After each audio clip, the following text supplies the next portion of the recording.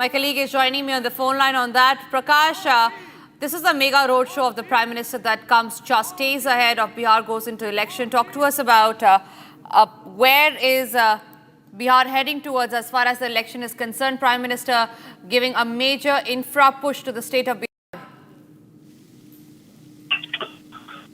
This is Prime Minister's fourth visit to Bihar recently, and today the rally is being held in Motihari, the district headquarters of East Champaran district, where the adjoining districts of East Champaran, West Champaran, Shivar, Sitamarhi, as well as people from Muzaffarpur would also gather to give a big election push ahead of the forthcoming assembly elections in Bihar. And there are several mega projects that has to be announced ahead of the Bihar elections, which includes power sector, rural areas, agriculture, road sector, as well as some trains, the inauguration of some train destinations will also be done. So Prime Minister will take on the opposition as well, and in the presence of Bihar Chief Minister Nitish Kumar and the host of Union Cabinet Ministers in the central government, and they will be taking head on the opposition as well. But meanwhile, under the scanner is the law and order situation in Bihar. Immediately after Prime Minister's rally, it is expected that Tejasvi Yadav will also attack the Prime Minister as well as the state government leaders. Back to you. Right, Prakash, also talk to us about the major developmental projects that Prime Minister is looking forward to inaugurate today. That's what I said. The PM will give a major and mega push in the push for the roads, road structure, agriculture sector. New trains will be inaugurated from Patna as well. Vande Bharat trains are being inaugurated, as well as electricity, big push in the electricity sector when it comes to solar power, irrigation facilities. Those push will be given, and to the tune of 8,000 crore rupees, developmental projects will be initiated and inaugurated as well. Right, Prakash. Thank you very much for sharing those details. On your screen are visuals of the Prime Minister, who's also with the Governor of Bihar, Arif Mohammad Khan. Chief Minister of Bihar, Nitish Kumar, is with him. Next up is Prime Minister's address to the public. With that, we move on to some other stories that we are tracking now. Almost 2 months after the dastardly Pahalgam terror attack, the United States has designated Lashkar's proxy, the TRF, as foreign terrorist organization. Today, the United States Department of State has added the Resistance Front as a designated foreign terrorist organization and specially designated global terrorist. They have given a major slap on the face of the Pakistan. Remember, this comes just days after Asim Munir had met Donald Trump over dinner in the United States. TRF's footprint, remember, is not just in Pahalgam, but it is in several other cases, from Pahalgam massacre to Riyasi bus ambush to Anantnag encounter. TRF had his hands on most of the major terror attacks that happened in Jammu and Kashmir. And today, after India had declared that TRF is a terror organization, the United States has given a stamp on it, saying that yes, TRF is a terror organization. It has been globally recognized as a terror organization now, and the bloodied hands of the TRF can no longer be washed away. It is undeniable now. Pakistan's hand in the Pahalgam terror attack has now been exposed, first by India and now globally.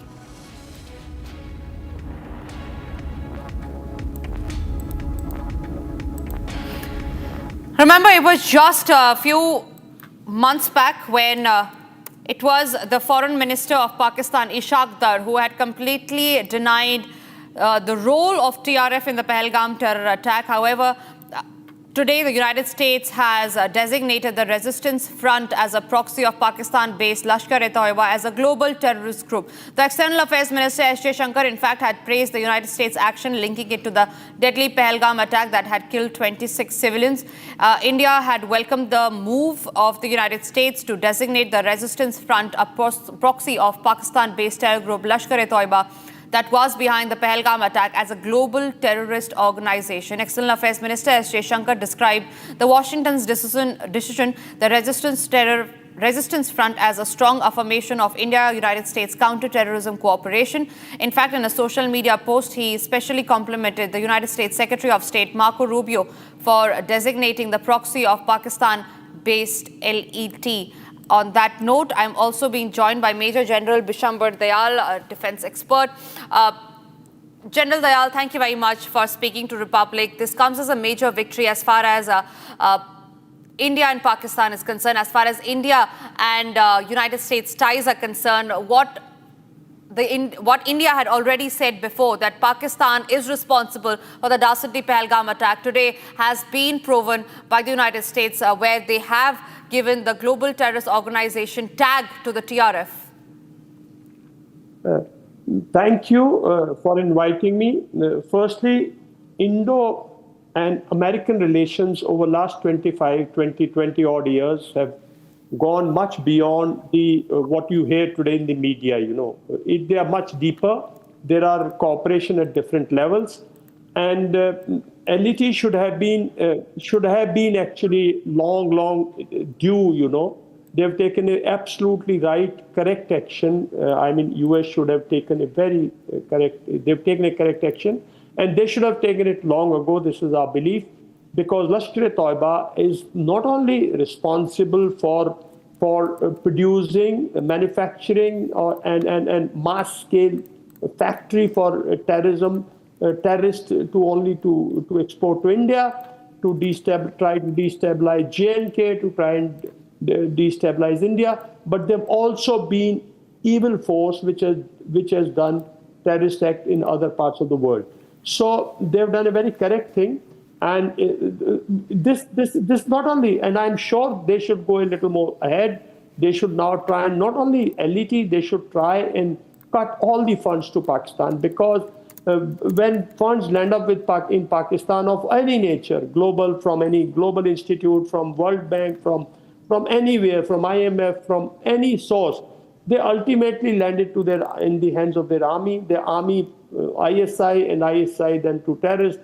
It's a factory actually. So we must compliment US, and it has come at the right time. People were doubting Indo-Russian relations.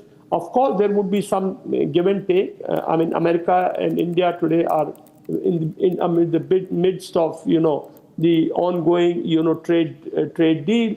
I'm sure, but this is the most LET, Hizbul Mujahideen. These are all terrorist organizations which needs to be obliterated. Actually, not only banned, and there needs to be, their leadership needs to be targeted. America should now join hands with India, with Indian forces, to target whatever remnants of LET and all these organizations are still there. Pakistan needs to. This is also in good. It's a very strong message. There needs to be. We need to take it further, because otherwise this area will never have peace. India will always, J&K will always be targeted by these outfits, right? They will try and further destabilize, I would say, Afghanistan. They will reach out again to different countries, because they sponsor, they export. They don't export goods. They don't export in general. They export these people. So we had already eliminated large number of people during Op-Sindoor from all the three outfits. But there are still remnants. There are still their leaders roaming around. So US, India, I think US done a very good thing, and I think we should all. This is time to applaud United States for taking a correct absolutely. Step. Like you were saying, in fact, it's a testament that Operation Sindoor is still continuing, and it's far from over yet. General Dayal, thank you very much for speaking to us on that note. Quickly moving across to some other breaking news that we are getting in. Now, Republic TV has accessed the CCTV video of the bike-borne gangsters with pistols near Patna's Paras Hospital. In this video, one can see how a schoolgirl in uniform with school bag walking on the road, perhaps going to school at counter 20. She sees the bike-borne gangster brandishing pistols. She returns back for a safe hideout. The moment she sees the second bike carrying the gangster crossing her way, she then sneaks to see if other bike carrying a gangster is also coming or not as she escapes. This tells the story about how law and order situation in the state capital has completely collapsed. There you see the girl is looking for a hideout as soon as she sees the bike-borne men. And this is the exact same footage of the bike-borne men who were seen inside the hospital in Patna brandishing guns openly without the fear of law and order. The little girl who sees the bike-borne assailants moving around freely, celebrating their crime that they have just committed, brandishing guns out in the open, then goes for a hideout. These are the three key CCTV footages that Republic has accessed.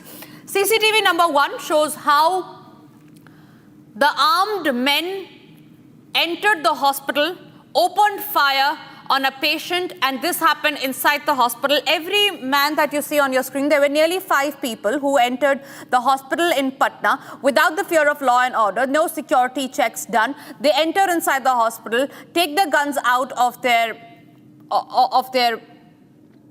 area, and now when they enter inside the hospital, they shoot a patient dead, after which is when they walk out freely. The second video is that of the celebration that we have.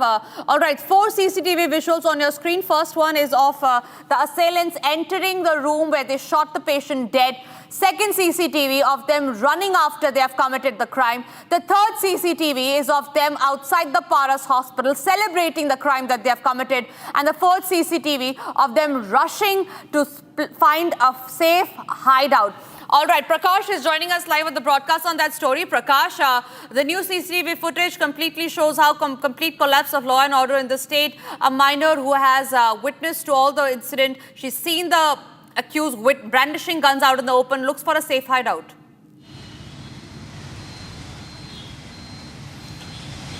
Well, this is this story. No other channel has carried out this story from this angle. We can see from the CCTV footage as the girl child looks for a safe hideout. She was going to school. Once she sees a bike-borne assailant, 3 assailants, then she looks for a safe hideout, and she knows that the other bike-borne assailants are also coming. Then she quietly sneaks in to see whether there are other assailants or not. And when she is confirmed that there are no other assailants, then she goes to school. So once the law and order situation, law and order was the USP of Bihar Chief Minister Nitish Kumar, and he used to openly propagate that his main task was to bring back the girl child to schools, and he provided school uniforms, bags. But this picture today tells you the story of the fear psychosis among the children as well, school-going children. And this narrates the whole story as to what kind of law and order situation prevails in the state capital, Patna. Remember, this murder took place as a part of the gang war. Chandan Mishra was a notorious criminal who was shot down by 5 assailants inside the Paras hospital.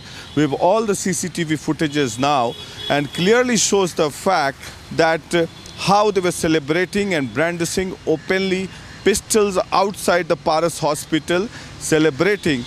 This goes to show that the level of confidence they have, because no police can catch them. That's what they want to show. And they were not wearing a mask as well.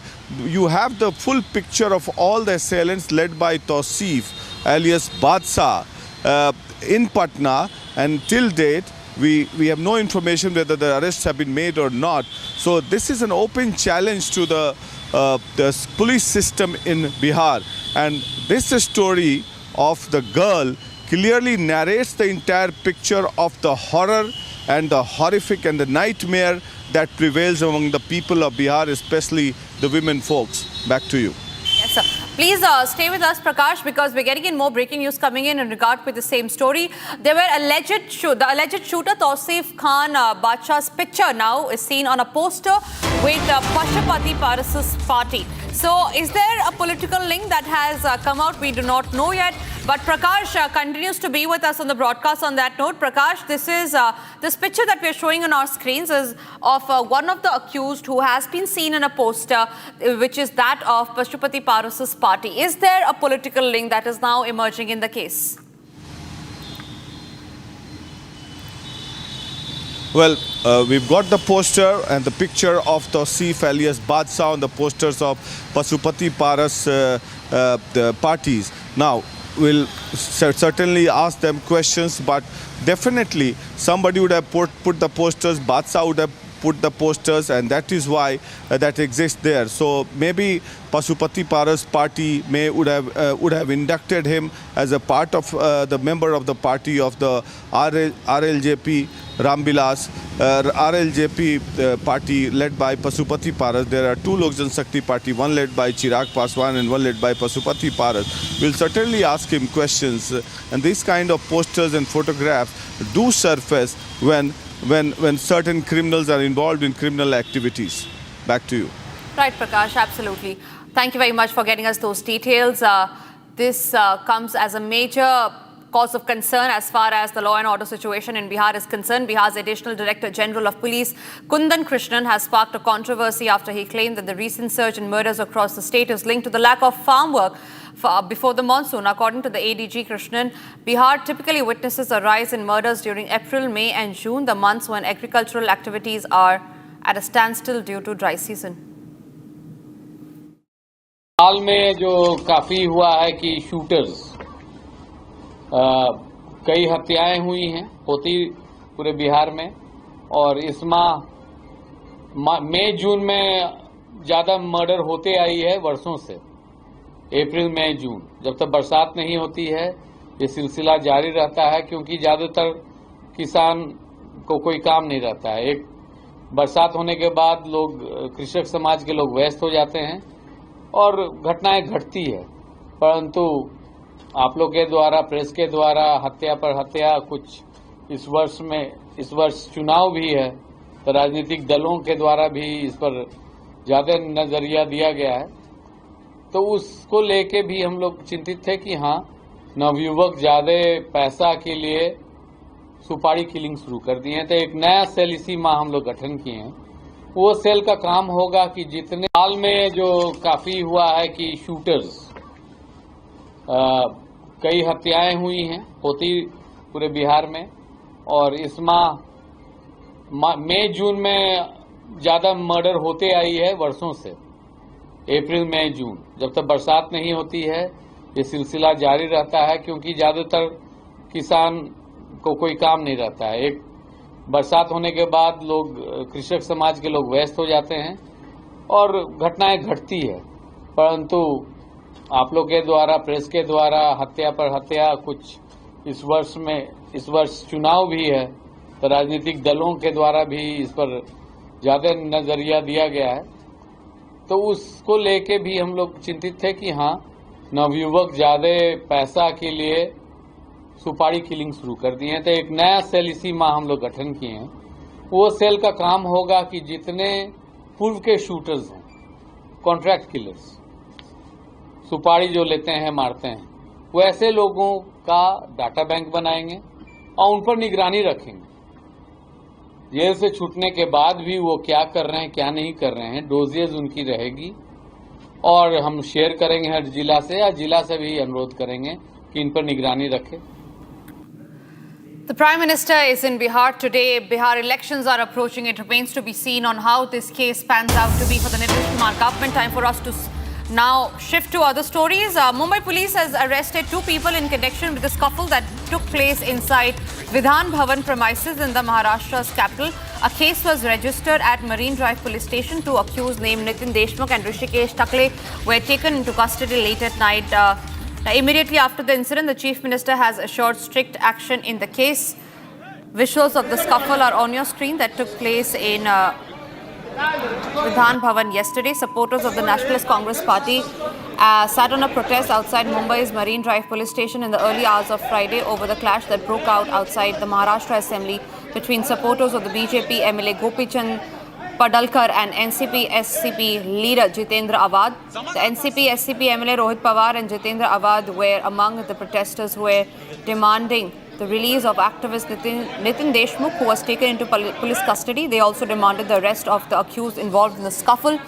Now, it was while speaking to the media where Pawar alleged that Awad had received a threat SMS on his phone after the scuffle.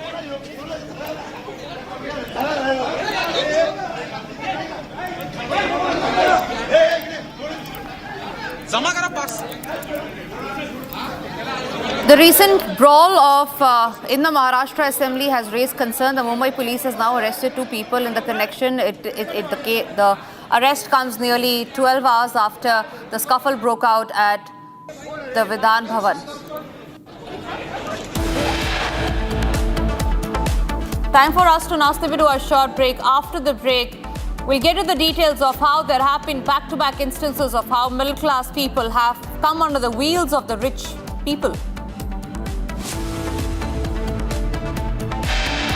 Also, after the break, India welcomes the United States' move to tag TRF as terror group says zero tolerance towards terrorism.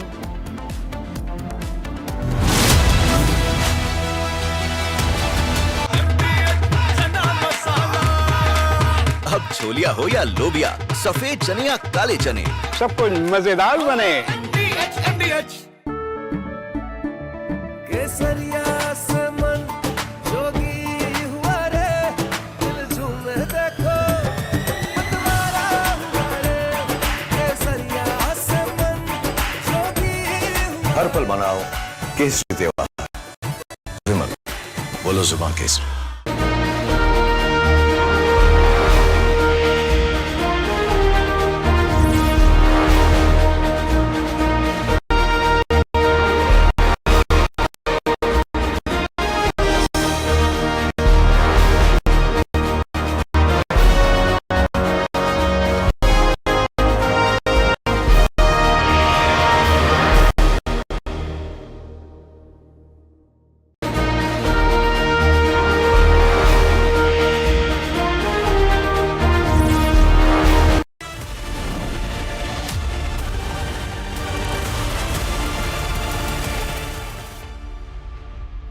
QSMTHE, the world's foremost university rankings organizations, have ranked Amity amongst the top 3% universities globally, making it among the very few Indian universities to be included in both rankings.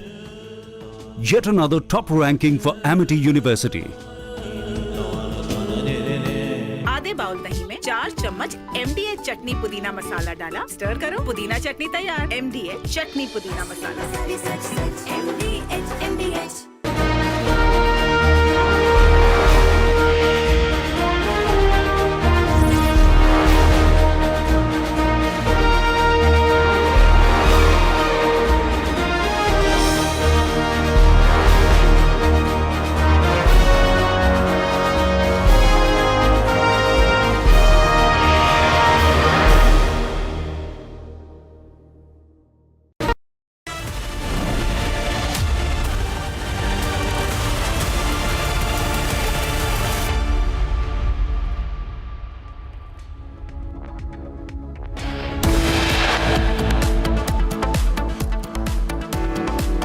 Supreme Court declines to entertain Lalu Yadav's plea against High Court order refusing a stay on trial court proceedings in the alleged Land for Jobs scam.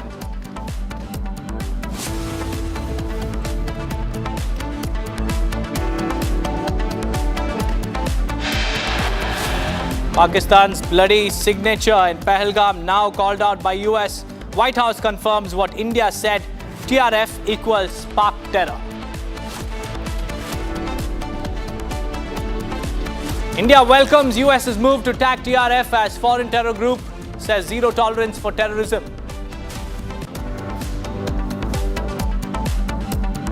Middle class run over by rich yet again. In Gandhinagar, BMW car kills one. Complete collapse of law and order in Patna. Accused who shot inside Patna hospital seen celebrating moments after the shootout. Republic crashes all landing channels, becomes India's #1 and most watched channel. Arnab is the primetime king once again, and Super Primetime Max breaches the 90% mark.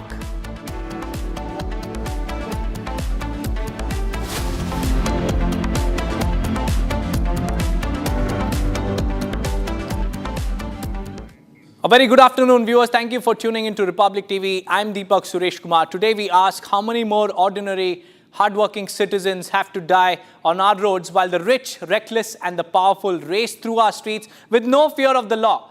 We say this because yesterday morning, in the quiet locality of Sargasan in Gandhinagar, a middle-aged man stepped out of his home. Just like every other day, he rode his humble Activa, maybe heading to work, maybe running an errand. We'll never know, because before he could reach his destination, his journey was ended brutally by a speeding BMW. Yes, a luxury car, a vehicle that costs more than what many earn in a lifetime.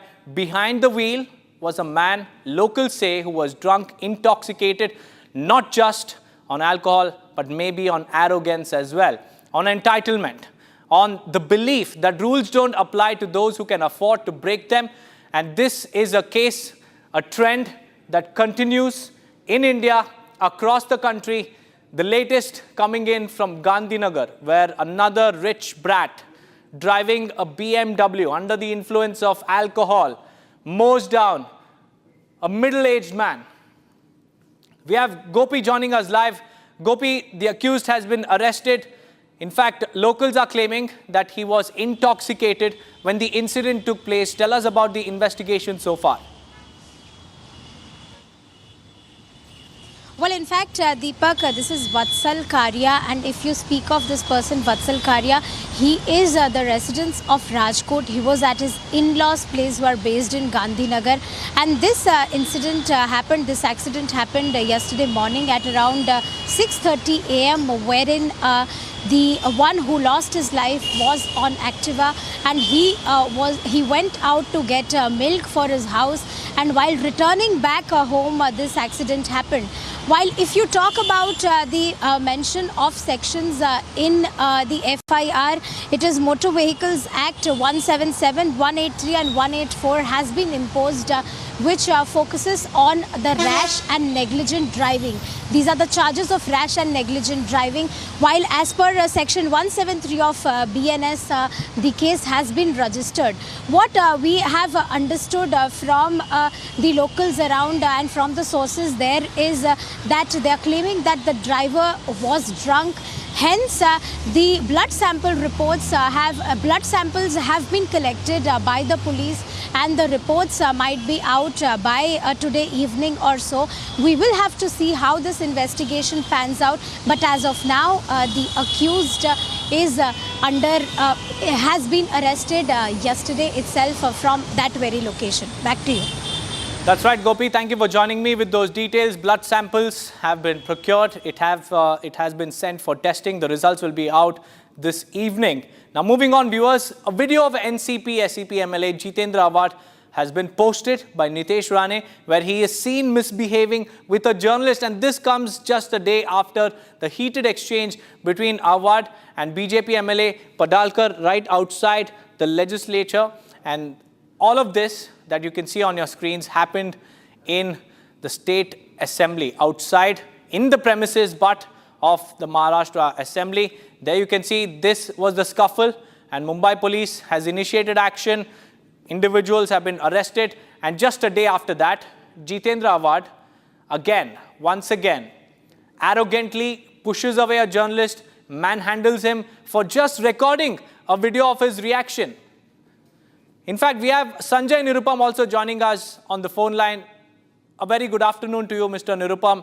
In Maharashtra, opposition leaders are time and again seen behaving arrogantly. MNS workers on the streets, assaulting shopkeepers for not speaking Marathi. And in the assembly premises, you have Jitendra Awad, NCP leader, manhandling a journalist. How do you look at the state of affairs?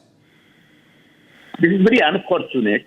And Mr. Awad is an MLA, और एक MLA को कम से कम संयम बरतना चाहिए, एक अच्छा व्यवहार करना चाहिए. जिस तरीके से ये पूरे दो MLA के कार्यकर्ताओं में मारामारी हुई है विधानसभा के प्रीमाइसेस में, वो बहुत ही अनफॉर्चुनेट है. मुझे समझ में नहीं आता कि इनके कार्यकर्ताओं को विधानसभा के प्रीमाइसेस में जाने कैसे दिया जाता है. कहीं ना कहीं इस पर रोक लगनी चाहिए. ज्यादा से ज्यादा एक MLA और उसके जो ऑफिशियल PA होंगे वो जा सकते हैं. लेकिन इसकी शुरुआत जो मैंने समझा कि जितेंद्र अवाड ने किया था, उसने बीजेपी के MLA के खिलाफ सरेआम बहुत ही बुरी बातें कही, और वो भी विधानसभा के फरमाइश. उसके बाद बीजेपी के MLA ने रिएक्ट किया, और उसके बाद कल ये सब हुआ. तो जो कुछ हो रहा है ये शोभा नहीं देता है. ये जो चुने हुए प्रतिनिधियों को कम से कम आत्मसंयम से पेश आना चाहिए और इस तरह की बातें अपने कार्यकर्ताओं के जरिए एक दूसरे पे हमला, उसके बाद जिस तरीके से अवार्ड ने पत्रकार पर हमला किया, एक पत्रकार क्या है बेचारा, वो एक संदेश वाहक है, एक मैसेंजर है, बेसिकली जो हो रहा है उसको रिपोर्ट करता है, लेकिन जिस तरीके से उसके ऊपर हाथ चलाया उन्होंने, वो वीडियो मैंने भी देखा है, बहुत ही गलत लगा और एक लोक प्रतिनिधि से इस प्रकार के आचरण की उम्मीद नहीं की जा सकती है, जिसकी निंदा करते हैं, निषेध करते हैं। Sanjay Nirupam ji, what is it that's driving this mindset? Is it arrogance or is it VVIP entitlement or is it the feeling, is it the mindset that, you know, they can do anything and everything and they will go unnoticed by law? What is happening in the Maharashtra opposition camp? This is arrogance. Out and out it is arrogance, and that gentleman from Mumra is basically a very arrogant person, and he always behaves with people very arrogantly. And that is why he just forgot that he is, first of all, he is a honorable member of Legislative Assembly, and he should behave properly with the people, whether they are from media side or anybody. So this kind of people, they don't have power, but the way they are behaving, and you can imagine if they get power, then how they are going to behave with the people. So we condemn it, and we must condemn it, and they should correct their behavior. That's right. बहुत धन्यवाद Sanjay Nirupam ji for those insights, and that was Shiv Sena leader speaking to Republic and also condemning the back-to-back incidents of NCP leaders. Now moving on, viewers, let's get you up to speed with the top stories that we are tracking from across the nation in Bharat in 1 minute. Bharat 1 Minute brought to you by Canara Bank. Together we can. A fire has broken out at a scrap warehouse in Gumidipundi Sipcot Industrial Estate located in Tiruvallur of Tamil Nadu. Operations to douse the fire are underway. One person died and 2 were injured after a portion of an abandoned school collapsed in Ranchi of Jharkhand. The school is located in the Piska More area. As per reports, 1 person has died and 2 have suffered injuries in the incident, and the injured have been admitted to the Sadar hospital. Some people took shelter in this abandoned building at night, and as per initial report, 3 people were inside the building when the incident took place.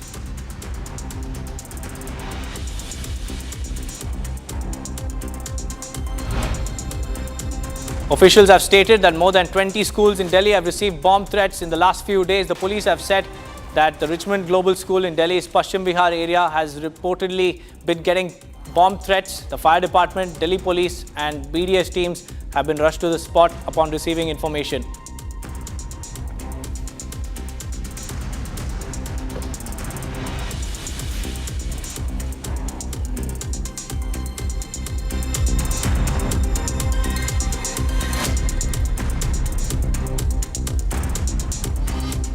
Viewers, elaborating on the bomb threats to schools in the national capital, over the last few days, over 40 schools in Delhi have received bomb threat emails, triggering swift response from Delhi police and the fire services. And this is the 4th consecutive day in which schools in the national capital continue to receive bomb threats. And the threat email marked to 45 different schools claimed that several explosives have been placed inside the classrooms and that he wishes no one survives. The sender, the source of these emails, the IP address and the location is all being probed by the Delhi Police's cyber cell. But what we understand is that the bomb threat emails have sparked panic and chaos across schools. Evacuation orders were issued and the schools were completely screened and sanitized. We have Akhil joining us live. Akhil, 4th consecutive day, over 40 schools receiving bomb threats. Delhi Police Cyber Cell is now trying to identify the IP address and the sender of these threatening emails. As far as the investigation is concerned, give us an update, Akhil. Well, that's right, Deepak. If you see for the last 4 days, what we have been seeing that the panic has struck among parents as well as students across several schools in the national capital. Because what we have been seeing that last night, even at around 10:52 p.m., one of the prominent schools in the national capital, Richmond Global School, has received a bomb-threatening email. A few moments back, I spoke to the principal of Richmond Global School, and she has confirmed this, that she have received that mail, and after that, they have informed the Delhi police team. A PCR call was made. After that, Delhi police team arrived over there. The Delhi Fire Service team also arrived over there. The bomb disposal squad, the dog squad also arrived over there. And after a thorough investigation and after the thorough combing process, they have found out nothing suspicious from the school premises. And if you see, Deepak, what we have been seeing, that not only Richmond Global School, apart from that, what we have been seeing, Navy School in Chanakyapuri, CRPF School in Dwarka region, St. Thomas School in Sector 19, Sardar Patel School, St. Thomas School in Vasant Vihar area, Vasant Valley School in Vasant Kunj, Mother International School in Haus Khas area. So these are the prominent schools that have received bomb-threatening emails. And what we have also seen, that one more college in Delhi University, which is St. Stephen's College, that has also received a threatening mail regarding bomb being planted into the college premises. So far what we have been seeing, that this morning more than 5 schools have initially got a mail regarding this very development. And overall, if you see the latest input that we have got from the Delhi police, that in the last 3 to 4 days, they have received over 40 different calls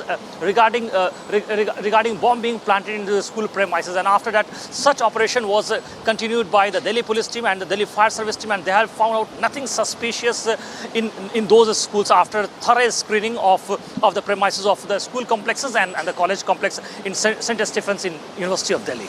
Back to you. Right, thank you, Akhil, for joining me with those insights. The lens is now on mischief mongers who are sending these threatening emails. The source and IP address of these mails are being ascertained. In yet another significant milestone, viewers, for our armed forces, India has successfully test-fired an upgraded version of its Akash missile defense system. The same defense system manufactured indigenously, and this was successful in repelling Pakistan's attempt to invade the Indian airspace in the wake of Operation Sindoor, taking down missiles and also drones launched by the enemy forces. The Ministry of Defense shared a post on its X handle confirming the landmark achievement. Here's a brief report.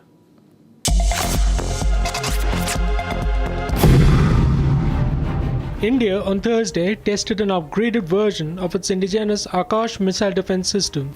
The successful test firing of the upgraded missile defense system marked another significant milestone for the Indian Armed Forces. The new Akash Prime variant of the homegrown missile defense system was tested in the heights of Ladakh. The Ministry of Defense shared a post on its official X handle saying that the new missile successfully took down 2 unmanned high-speed aerial targets, underlining its precision strike capability at high altitudes. A clip shared by the Defense Ministry showed the Akash Prime streaking the clear skies and striking its targets with pinpoint accuracy in the rugged heights of Ladakh. The Akash air defense successfully repelled Pakistan's attempts to invade the Indian airspace in the wake of Operation Sindoor, striking down missiles and drones launched by the enemy forces.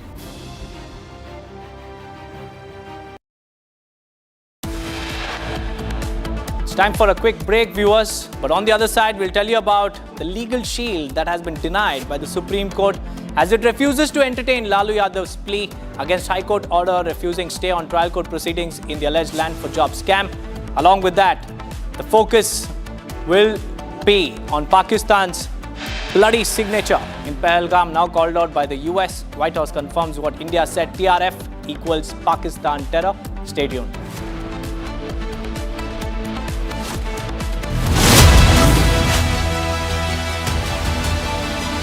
दादी के हाथों का जादू और खुशबू से महकता घर, माँ की मुस्कुराहट और खाने की सुगंध। MDH गरम मसाला, क्योंकि हर रिश्ता है स्वाद से जुड़ा।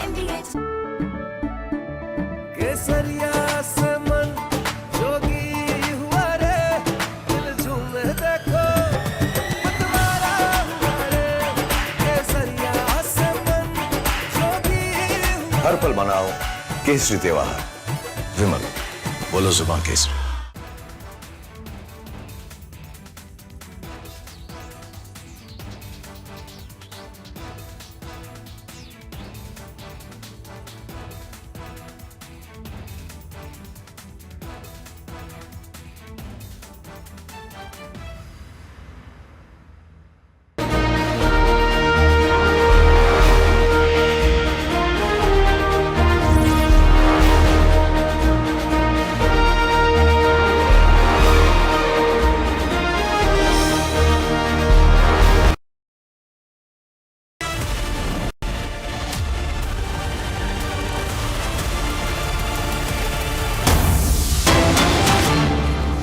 breaking news coming in, viewers. ED has arrested Bhupesh Baghel's son. This is the big breaking news that we are tracking. Former Chhattisgarh Chief Minister's son has been arrested by the probe agency, Enforcement Directorate. Remember, earlier today, Enforcement Directorate raided the premises of Baghel family, and just hours after the raid, now an arrest has been made. The Enforcement Directorate has arrested Bhupesh Baghel's son on charges of money laundering, because Enforcement Directorate probes PMLA cases, and this is a major crackdown on former Chhattisgarh Chief Minister's son, as it has now come to light that Enforcement Directorate has arrested Bhupesh Baghel's son. This is the big breaking news that we are tracking. Chaitanya Baghel has been arrested from his Bhilai residence, which was raided earlier today. And what we have to understand here is that these raids could possibly be linked to the liquor scam in Chhattisgarh. We are awaiting more information on the arrest made by Enforcement Directorate. And what we understand is that this is a major crackdown by the Enforcement Directorate. It carried out searches on the home of the Congress leader, the former Chief Minister, who shares the residence with his son Chaitanya Baghel, and he claimed that the action was taken to stop him from asking questions in the assembly. This after the Enforcement Directorate conducted searches at his home, and this particular house is shared by his son as well. And the raids were in connection with an alleged 2,000 crore liquor scam. The home in Durg district's Bhilai was being searched under the Prevention of Money Laundering Act based on the receipt of fresh evidence in the case. The central agency has alleged that the syndicate of government officials, politicians and others conspired to ensure the state-run company procured country liquor only from distributors who would pay a commission. In fact, our senior editor Aishwarya Kapoor is joining us on the phone line. Aishwarya, if you could help our viewers understand the circumstances of the arrest. Well, at this point of time, there are multiple cases in which Chaitanya Baghel and the former Chief Minister, his father, Bhupesh Baghel, is being questioned by the ED. We've seen several raids at the former Chief Minister's residence, but this time around, from his Bhilai residence, his son, Chaitanya Baghel, has been arrested. I repeat, from his residence, Chaitanya Baghel has been arrested by the ED from his Bhilai residence. This is in regard to, as you were just referring, Deepak, regarding the liquor scam. So from Delhi to Chhattisgarh, liquor scam seems to be the favorite as far as the leaders are concerned. But this time around, the chickens are coming home to roost. And the ED has just arrested Bhupesh Baghel's son just few minutes prior. Today in the morning at around 9:15, the ED team, which consisted of around 8 officers and 1 DCP level officer, entered the Bhilai residence of Bhupesh Baghel, where Chaitanya Baghel was present. They were tracking Chaitanya Baghel, and now Chaitanya Baghel at this very point of time is in ED's arrest. What we are being told, they will take him to the local ED office. From that, transit remand will be taken in, and then he will be brought in to Delhi soon enough for question. A senior level officer will be questioning, but at this point of time, the latest which is coming in is that Chaitanya Baghel, who's the son of the former Chief Minister, Bhupesh Baghel, and a senior Congress leader, has been arrested by the Enforcement Directorate in a corruption scam. Back to you. That's right, Aishwarya. The Enforcement Directorate has alleged a syndicate involving state officials, politicians, excise department personnel. They accuse them of setting up a parallel liquor distribution system between 2019 and 2022, allowing unaccounted liquor sales and evading official duty. Now, the Enforcement Directorate suspects that Chaitanya Baghel was a recipient of the proceeds of crime. That is, he allegedly received money generated from the illegal liquor operations. Searches on his Bhilai residence, also shared by his father, are based on new evidence recently obtained by the probe agency. Now, previously, the raids took place in March this year, and these were part of the ongoing PMLA investigation. All actions are being taken under the Prevention of Money Laundering Act, indicating that ED is now focusing on the money trail asset movement, proceeds of crime associated with liquor sale irregularities. Enforcement Directorate suspects that Chaitanya Baghel, who has been arrested now, was an alleged recipient of the proceeds of crime to the tune of thousands of crores. And Chaitanya Baghel may be formally named in the enforcement case information report. In fact, we have Bhupesh Baghel's reaction coming in. Let's listen in. पिछले समय 2023 में मेरे जन्मदिन में ED भेजा गया था। अब आज तो विधानसभा में अडानी का मामला उठना है और अपने मालिक को खुश करने के लिए मोदी और शाह ने ईडी मेरे घर भेज दिया है। हम लोग डरने वाले नहीं हैं, न झुकने वाले हैं। ये कितना भी ताकत लगा ले, भूपेश बघेल न टूटेगा न झुकेगा। लड़ाई लड़ेंगे, सत्य की लड़ाई है। पूरे देश में विपक्ष के नेताओं को ये टारगेट करके रखे हैं, दबाने की कोशिश, तोड़ने की कोशिश, प्रजातंत्र की हत्या करने की कोशिश इन एजेंसियों के माध्यम से। एक तरफ बिहार में इलेक्शन कमीशन के माध्यम से मतदाताओं को काटा जा रहा है, वहाँ मेरे ही कड़ा जाएगा प्रजातंत्र की चीरहरण कर रहा है, तो दूसरे तरफ विपक्ष के नेताओं को दबाने के लिए ईडी, आईटी, सीबीआई, डीआरए उपयोग कर रहे हैं।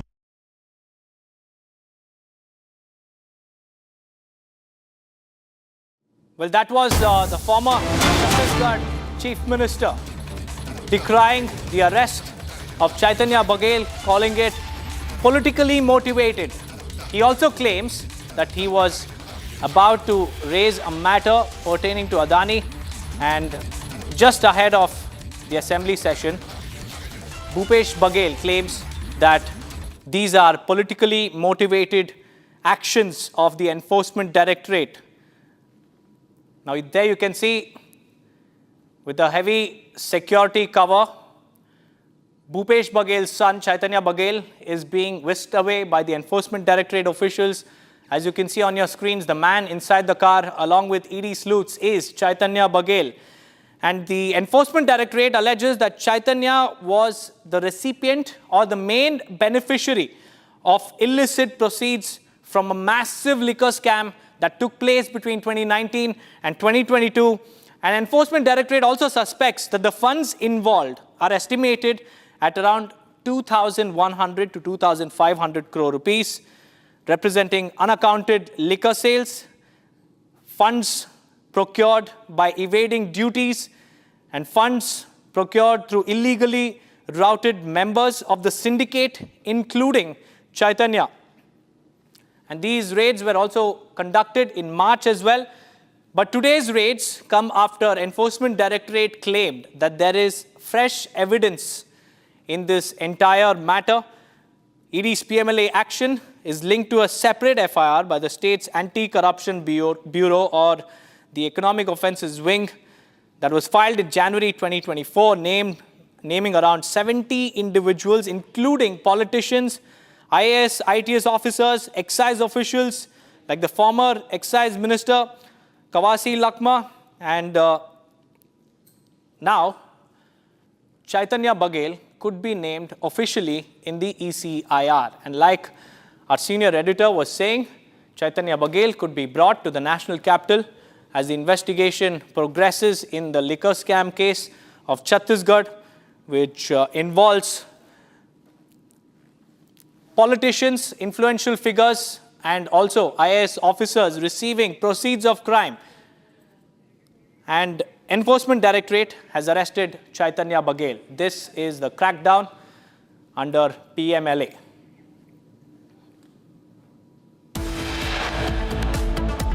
यही सोच थी कि कैसे गरीब के हक का पैसा लूट ले, लेकिन बिहार असंभव को भी संभव बनाने वाले वीरों की धरती है, परिश्रमियों की धरती है।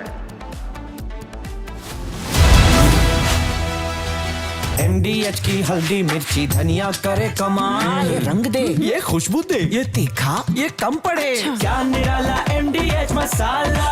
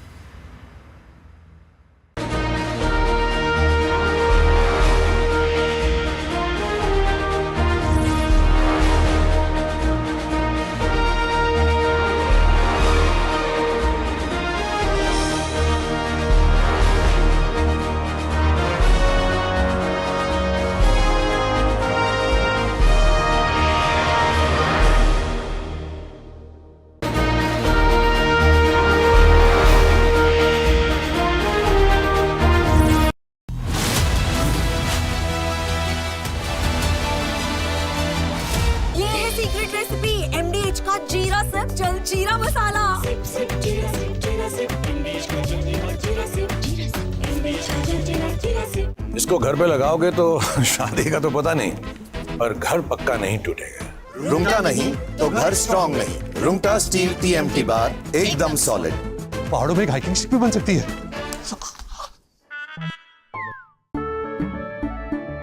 केसरिया से मन जोगी हुआ रे, दिल झूमे देखो मतवारा हुआ रे।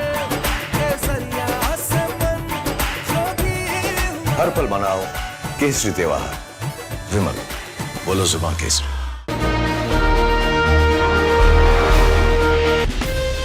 From Asia's largest news headquarters, setting the agenda for Bharat.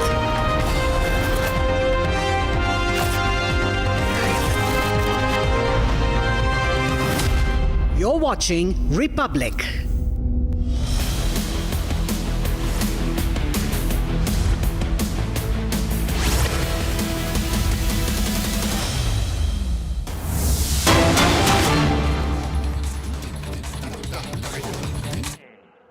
कि मकान मालिक को ही उठवा लिया जाएगा। ऐसे आरजेडी वाले कभी आपको पक्का घर नहीं दे सकते।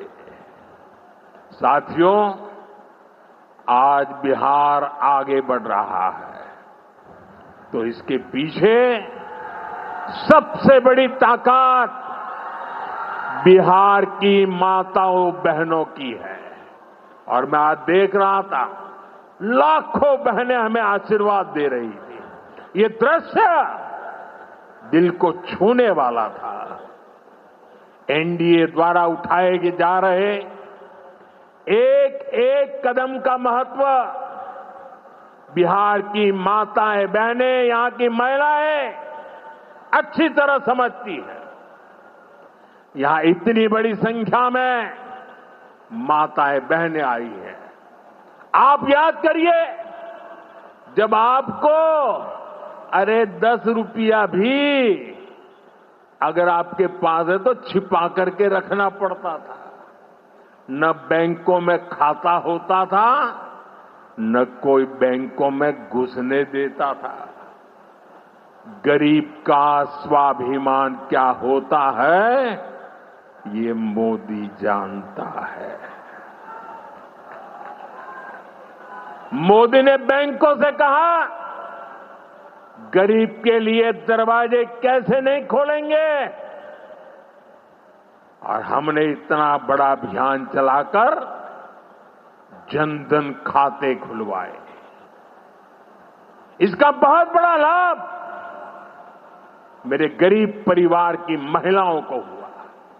बिहार में भी करीब 3.5 करोड़ महिलाओं के जनधन खाते खुले। इसके बाद हमने सरकारी योजनाओं का पैसा सीधा इन खातों में भेजना शुरू किया। अभी कुछ दिन पहले ही मेरे मित्र नीतीश जी की सरकार ने, और अभी घोषणा भी कर रहे थे, वृद्ध, दिव्यांग और विधवा माताओं को मिलने वाली पेंशन को 400 रुपये से बढ़ाकर 1100 रुपये महीने प्रति के हिसाब से कर दिया। ये पैसा सीधे आपके बैंक खाते में ही तो जाएगा।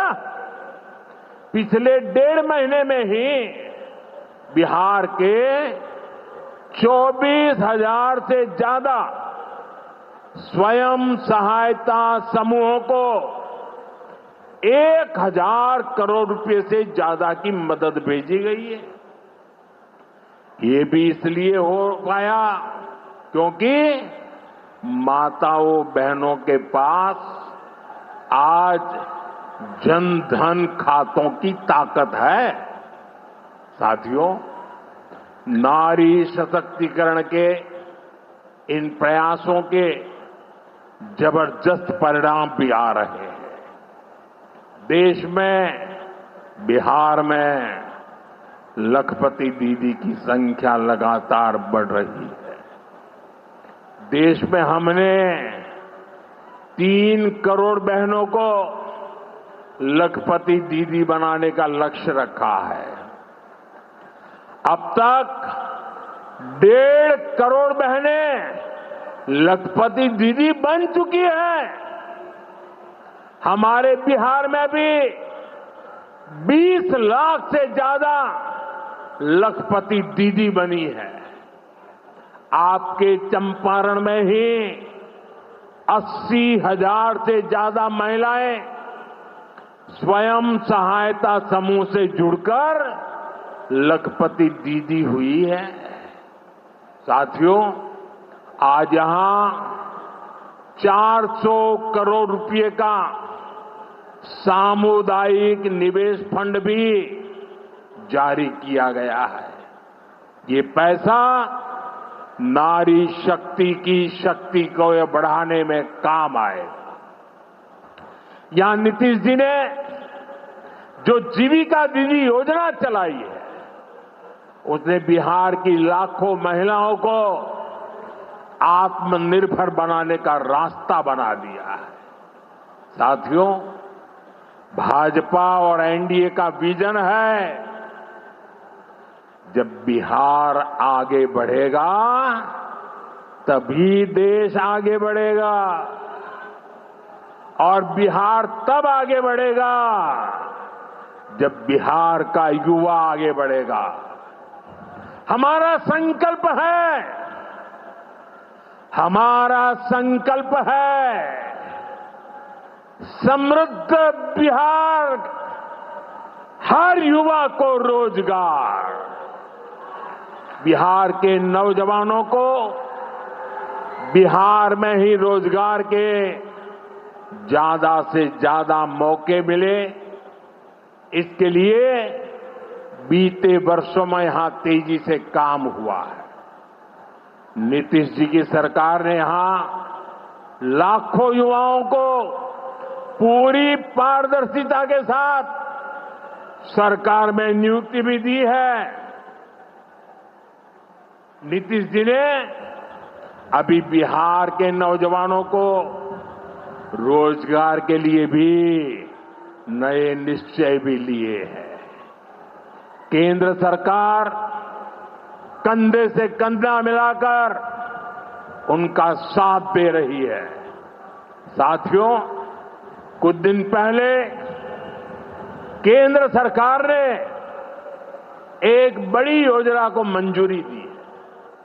इस योजना के तहत प्राइवेट कंपनी में पहली बार नियुक्त पाने वाले, जिसको पहली बार मौका मिलेगा, उसको 15,000 रुपया केंद्र सरकार की तरफ से दिया जाएगा। कुछ दिनों बाद 1 अगस्त से ही ये योजना लागू होने जा रही है। इस पर केंद्र सरकार 1 लाख करोड़ रुपया खर्च करने वाली है। नए नौजवानों को नया रोजगार, इसका बहुत बड़ा लाभ बिहार के नौजवानों को भी होगा।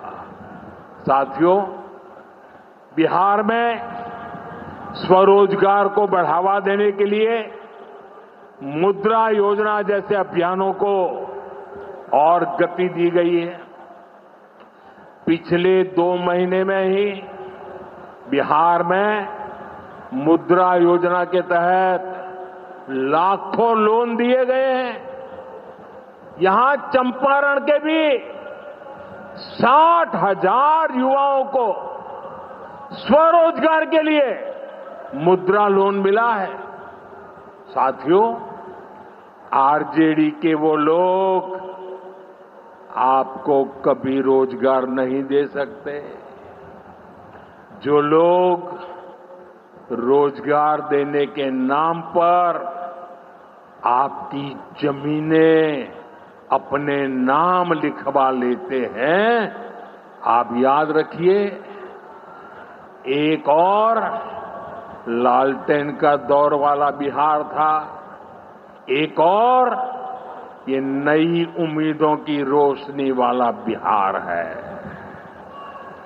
ये सफर बिहार ने एनडीए के साथ चलकर पूरा किया है। इसलिए बिहार का संकल्प अटल, बिहार का संकल्प अटल, एनडीए के साथ हर पल, एनडीए के साथ हर पल। साथियों, बीते वर्षों में जिस तरह बिहार में नक्सलवाद पर प्रहार हुआ है, उसका भी बहुत बड़ा लाभ बिहार के युवाओं को मिला है। चंपारण, औरंगाबाद, गया जी, जमुई जैसे जिलों को वर्षों तक पीछे रखने वाला माओवाद आज अंतिम सांसें गिन रहा है। जिन इलाकों पर माओवाद का काला साया था, आज वहां के नौजवान बड़े सपने देख रहे हैं। हमारा संकल्प है कि हम भारत को नक्सलवाद से पूरी तरह मुक्त करके रहेंगे। साथियों, ये नया भारत है। अब भारत मां भारती के दुश्मनों को सजा देने के लिए जमीन आसमान एक कर देता है। बिहार की इसी धरती से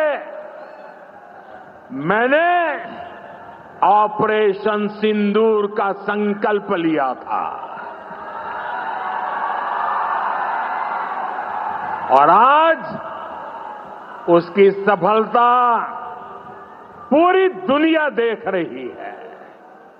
साथियों, बिहार के पास न सामर्थ्य की कमी है और न ही संसाधन की। आज बिहार के संसाधन बिहार की प्रगति का माध्यम बन रहे हैं। आप देखिए, एनडीए सरकार के प्रयासों के बाद से ही मखाना की कीमतें कितनी बढ़ी हैं, क्योंकि हमने यहाँ के मखाना किसानों को बड़े बाजार से जोड़ा। हम मखाना बोर्ड का गठन कर रहे हैं। यहाँ केला, लीची, मरचा चावल, कटारनी चावल, जर्दालू आम, मगही पान, अभी ऐसे कितने ही उत्पाद और हैं जो बिहार के किसानों को, बिहार के युवाओं को दुनिया भर के मार्केट से जोड़ेंगे। भाइयों बहनों, किसानों के उत्पाद और उनकी आय को बढ़ाना हमारी प्राथमिकता है। पीएम किसान सम्मान निधि योजना के तहत अब तक करीब 3.5 लाख करोड़ रुपया किसानों को दिए गए हैं। यहां अकेले मोतीहारी में ही 5 लाख से ज्यादा किसानों को 1,500 करोड़ रुपए से ज्यादा मिले हैं। साथियों, न हम नारों तक अटकते हैं, न हम वादों तक सिमटते हैं, हम तो काम करके दिखाते हैं। जब हम कहते हैं कि हम पिछड़ों, अति पिछड़ों के लिए निरंतर काम कर रहे हैं, तो ये हमारी नीतियों में भी, निर्णयों में भी नजर आता है। एनडीए सरकार का तो मिशन ही है हर पिछड़े को प्राथमिकता, हर पिछड़े को प्राथमिकता, चाहे पिछड़ा क्षेत्र हो या पिछड़ा वर्ग हो, हमारी सरकार की वो पहली प्राथमिकता है। दशकों तक हमारे देश में 110 से ज्यादा जिलों को पिछड़ा कहकर छोड़ दिया गया था। वो जाने, उनका नसीब जाने, ये हाल कर दिया था। हमने इन जिलों को प्राथमिकता दी, पिछड़े जिले के बजाय उन्हें आकांक्षी जिला बनाकर इनका विकास किया, यानी पिछड़े को प्राथमिकता। हमारे देश के सीमावर्ती गांवों को भी आखिरी गांव कहकर छोड़ दिया गया था। हमने इन आखिरी कहे जाने वाले गांवों को, वहां के विकास को प्राथमिकता दी और हमने नाम ही, व्याख्या ही बदल दी। वो आखिरी नहीं, वो देश का पहला गांव है, यानी पिछड़े को प्राथमिकता। दशकों तक हमारा ओबीसी समाज ओबीसी कमीशन को संवैधानिक दर्जा दिए जाने की मांग कर रहा था। ये काम भी हमारी ही सरकार ने किया। हमारे आदिवासी समाज में भी जो सबसे पिछड़े थे, सरकार ने उनके लिए जनमन योजना शुरू की। अब इनके विकास के लिए 25,000 करोड़ रुपए खर्च किए जा रहे हैं। इसलिए मैं कहता हूं, जो पिछड़ा है वो हमारी प्राथमिकता है। अब इसी भावना से एक और बहुत बड़ी योजना शुरू की जा रही है। 2 दिन पहले ही केंद्रीय मंत्रिमंडल ने प्रधानमंत्री धन धान्य कृषि योजना को मंजूरी दी है। इस योजना के तहत कृषि के मामले में सबसे पिछड़े 100 जिलों को चिन्हित किया जाएगा। ये ऐसे जिले होंगे जहां खेती से जुड़ी संभावनाएं तो भरपूर है, लेकिन पैदावार और किसानों की आय के मामले में ये जिले अभी भी पीछे हैं। इन जिलों के किसानों को इस योजना के तहत प्राथमिकता देकर मदद दी जाएगी। यानी पिछड़े को प्राथमिकता, इसका सीधा लाभ देश के करीब 2.25 करोड़ किसानों को होगा और इसमें बहुत बड़ी संख्या मेरे बिहार के किसान भाई बहनों के रहने वाली है। साथियों, आज यहां रेल और सड़क से जुड़ी हजारों करोड़ रुपए की परियोजनाओं का उद्घाटन और शिलान्यास हुआ है। इन परियोजनाओं से बिहार के लोगों को बहुत सुविधा हो जाएगी। देश के अलग अलग रूट पर अमृत भारत एक्सप्रेस को हरी झंडी दिखाई गई है। मोतिहारी बापू धाम से दिल्ली आनंद विहार तक भी अब सीधे अमृत भारत एक्सप्रेस चलेगी। मोतिहारी रेलवे स्टेशन भी अब नए रूप में नई सुविधाओं के साथ तैयार हो रहा है।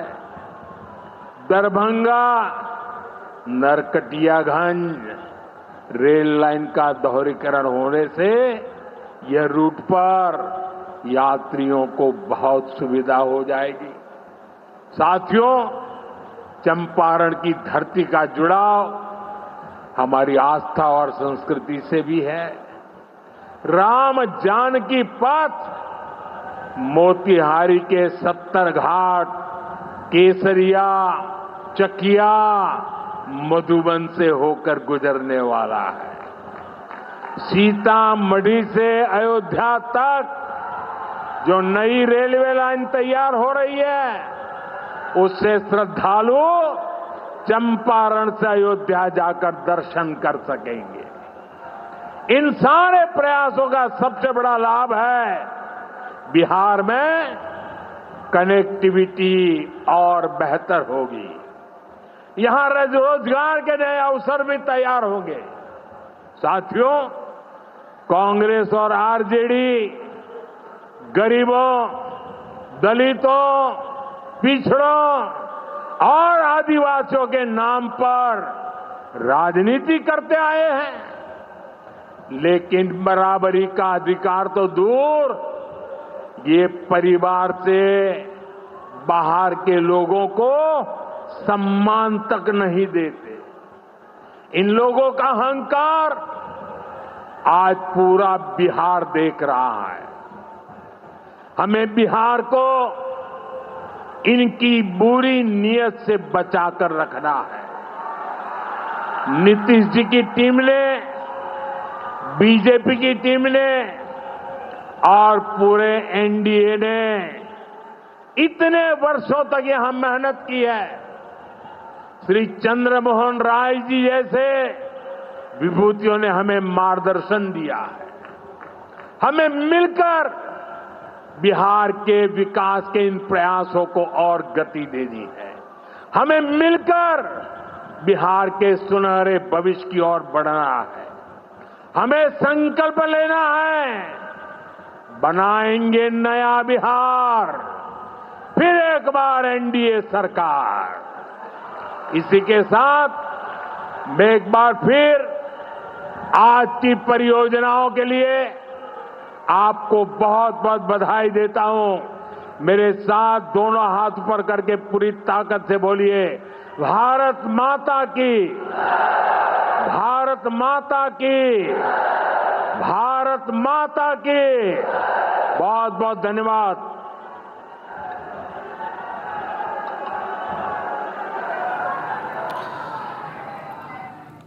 Well, that was PM Modi's poll bugle in Bihar's Motihari. This is one of his key visits before Bihar sees polls. In fact, he has made it very, very clear. He has said that RJD needs to watch out. NDA will come back. In fact, he has also said that Operation Sindoor was a massive success and that he sounded Operation Sindoor from the soils of the very state he is in right now. And remember, viewers, this is him sounding poll bugle in Bihar. He also held a mega roadshow which saw thousands of people participating in it. Thousands, scores of people came to witness PM Modi's mega roadshow in Bihar, which he held with the Chief Minister of the state. He has sounded his poll bugle. In fact, he has also said that how Operation Sindoor was a massive success and that the world witnessed India's undisputed might, India's formidable might.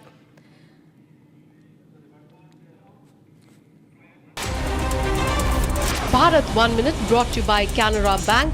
Together we can. A fire has broken out at a scrap iron storage warehouse in the industrial estate located in Tamil Nadu. The operations to douse the fire are currently underway.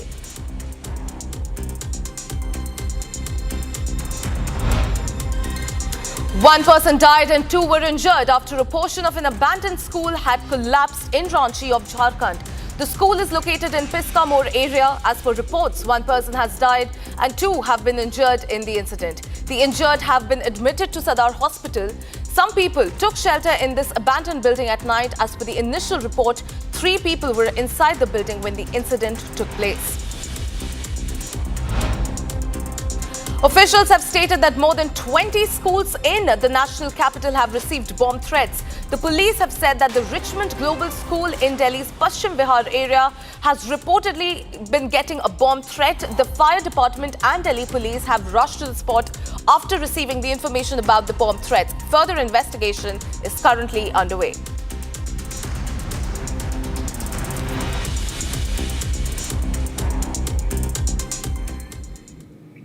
Shifting our focus to another story that we are tracking, ladies and gentlemen, a video of NCP SP MLA Jitendra Awad has been posted by Nitish Rane where he was seen misbehaving with a journalist. Now, this comes a day after heated exchange between Awad and the BJP MLA Padalkar outside the legislature complex. The video was shared by Nitish Rane, which is on your screen. He can be seen, Jitendra Awad can be seen misbehaving with the journalist.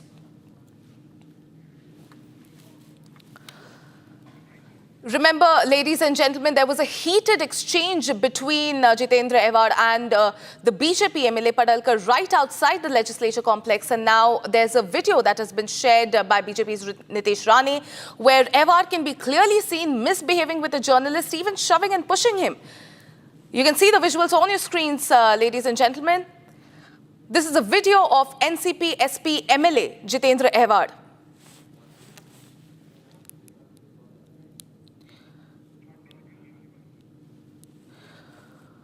All right, on your screens are the visuals of Awad and Padalkar crash. Remember, viewers, this was a brawl in Maharashtra Assembly where two were arrested after BJP and NCP supporters indulged in a fist fight. In fact, an FIR, ladies and gentlemen, has also been filed. An FIR has been registered and two people arrested in connection with the clash between the supporters of BJP MLA Gopi Chand Padalkar and NCP Sharad Pawar faction leader Jitendra Awad outside the Maharashtra Assembly on Thursday.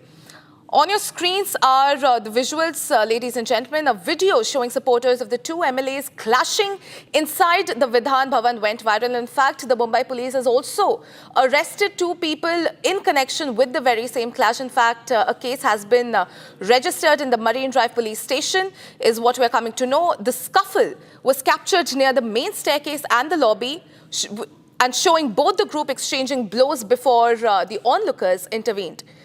Now remember, viewers, the incident came just a day after Padalkar and Awad were caught on camera in a heated argument outside the legislature premises. In fact, there was also an earlier video that showed two exchanging sharp words near the entrance, reportedly after Awad alleged that Padalkar slammed a car door at him.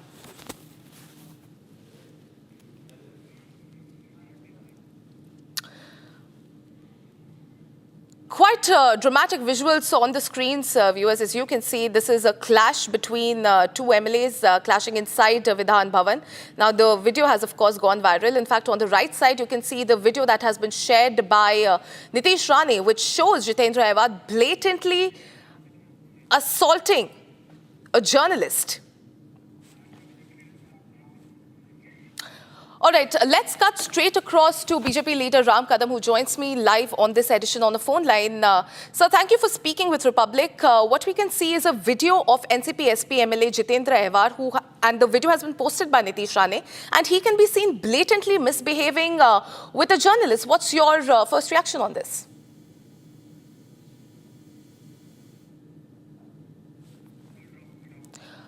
All right, while we try and connect back with Ram Kadam there, ladies and gentlemen, this is the video that has been shared by Nitish Rane. And of course, an FIR has now been registered. In fact, two people who have also been arrested in connection with the very same clash between the supporters of BJP MLA Gopi Chand Padalkar and NCP Sharad Pawar faction Jitendra Awad.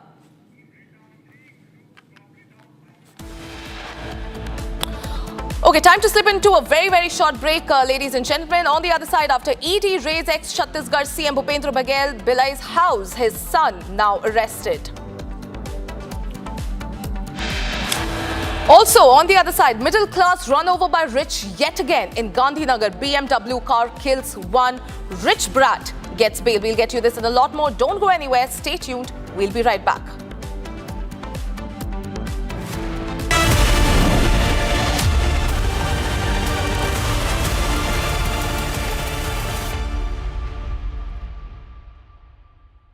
QS and THE, the world's foremost university rankings organizations, have ranked Amity amongst the top 3% universities globally, making it among the very few Indian universities to be included in both rankings. Yet another top ranking for Amity University.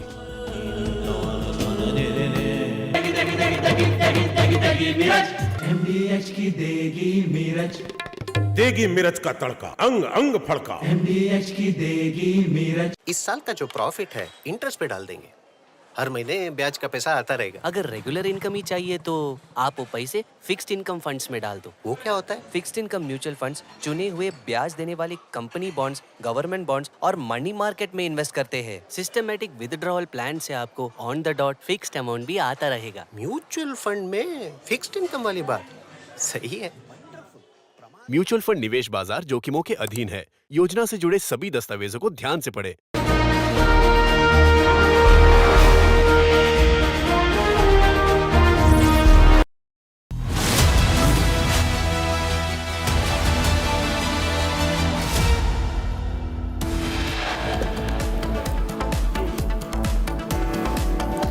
After ED raids ex-Chhattisgarh Chief Minister Bhupesh Baghel's Bhilai house, his son has been arrested.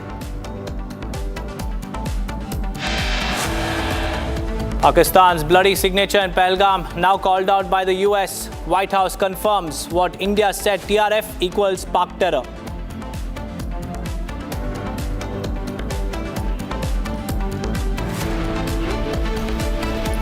Nitesh Rane posts video of NCP SCP MLA Jitendra Awad misbehaving with journalist.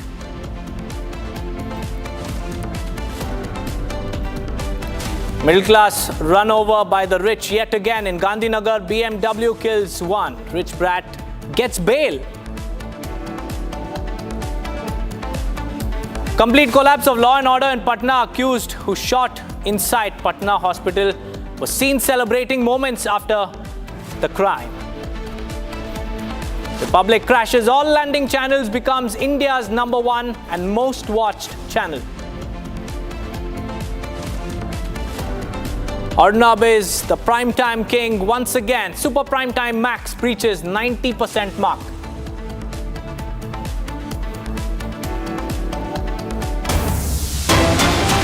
We have some big breaking news coming in, viewers. The rich brat who mowed down an innocent middle-class man has now been granted bail. The charges on Vatsal Karya were bailable. He was set free this morning, though the police is still investigating the matter and they have collected the blood samples of the accused, who is believed to have consumed alcohol. And even before the reports are out, you see the accused has been given bail.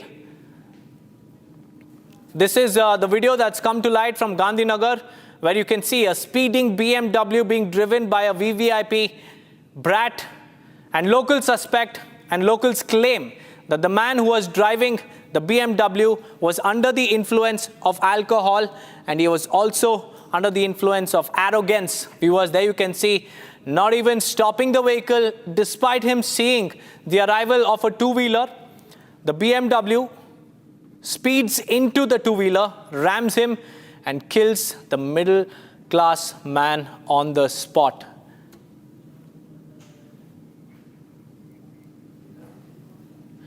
In fact, these are the two incidents that have sparked massive outrage. First one was the Pune posh case, in which a killer brat snuffed out the lives of two techies who were en route home. And this Gandhinagar incident that has come to light afresh is the latest in the series of how the rich are seen mowing down the middle class. Luxury wheels and murderous acts by the rich. We have Tanisha also joining us live from the newsroom. Tanisha, it's indeed very shocking and outrageous that the accused killer has been granted bail even before the blood sample reports are out. Well, absolutely, Deepak. It is a shocking case of how the rich man gets away easily, has not been even tried, and he gets a bail hours after he has committed a crime. He has run over his car, over a poor man, over a middle-class man. He gets away easily. And remember, this is not the first time that this case has happened.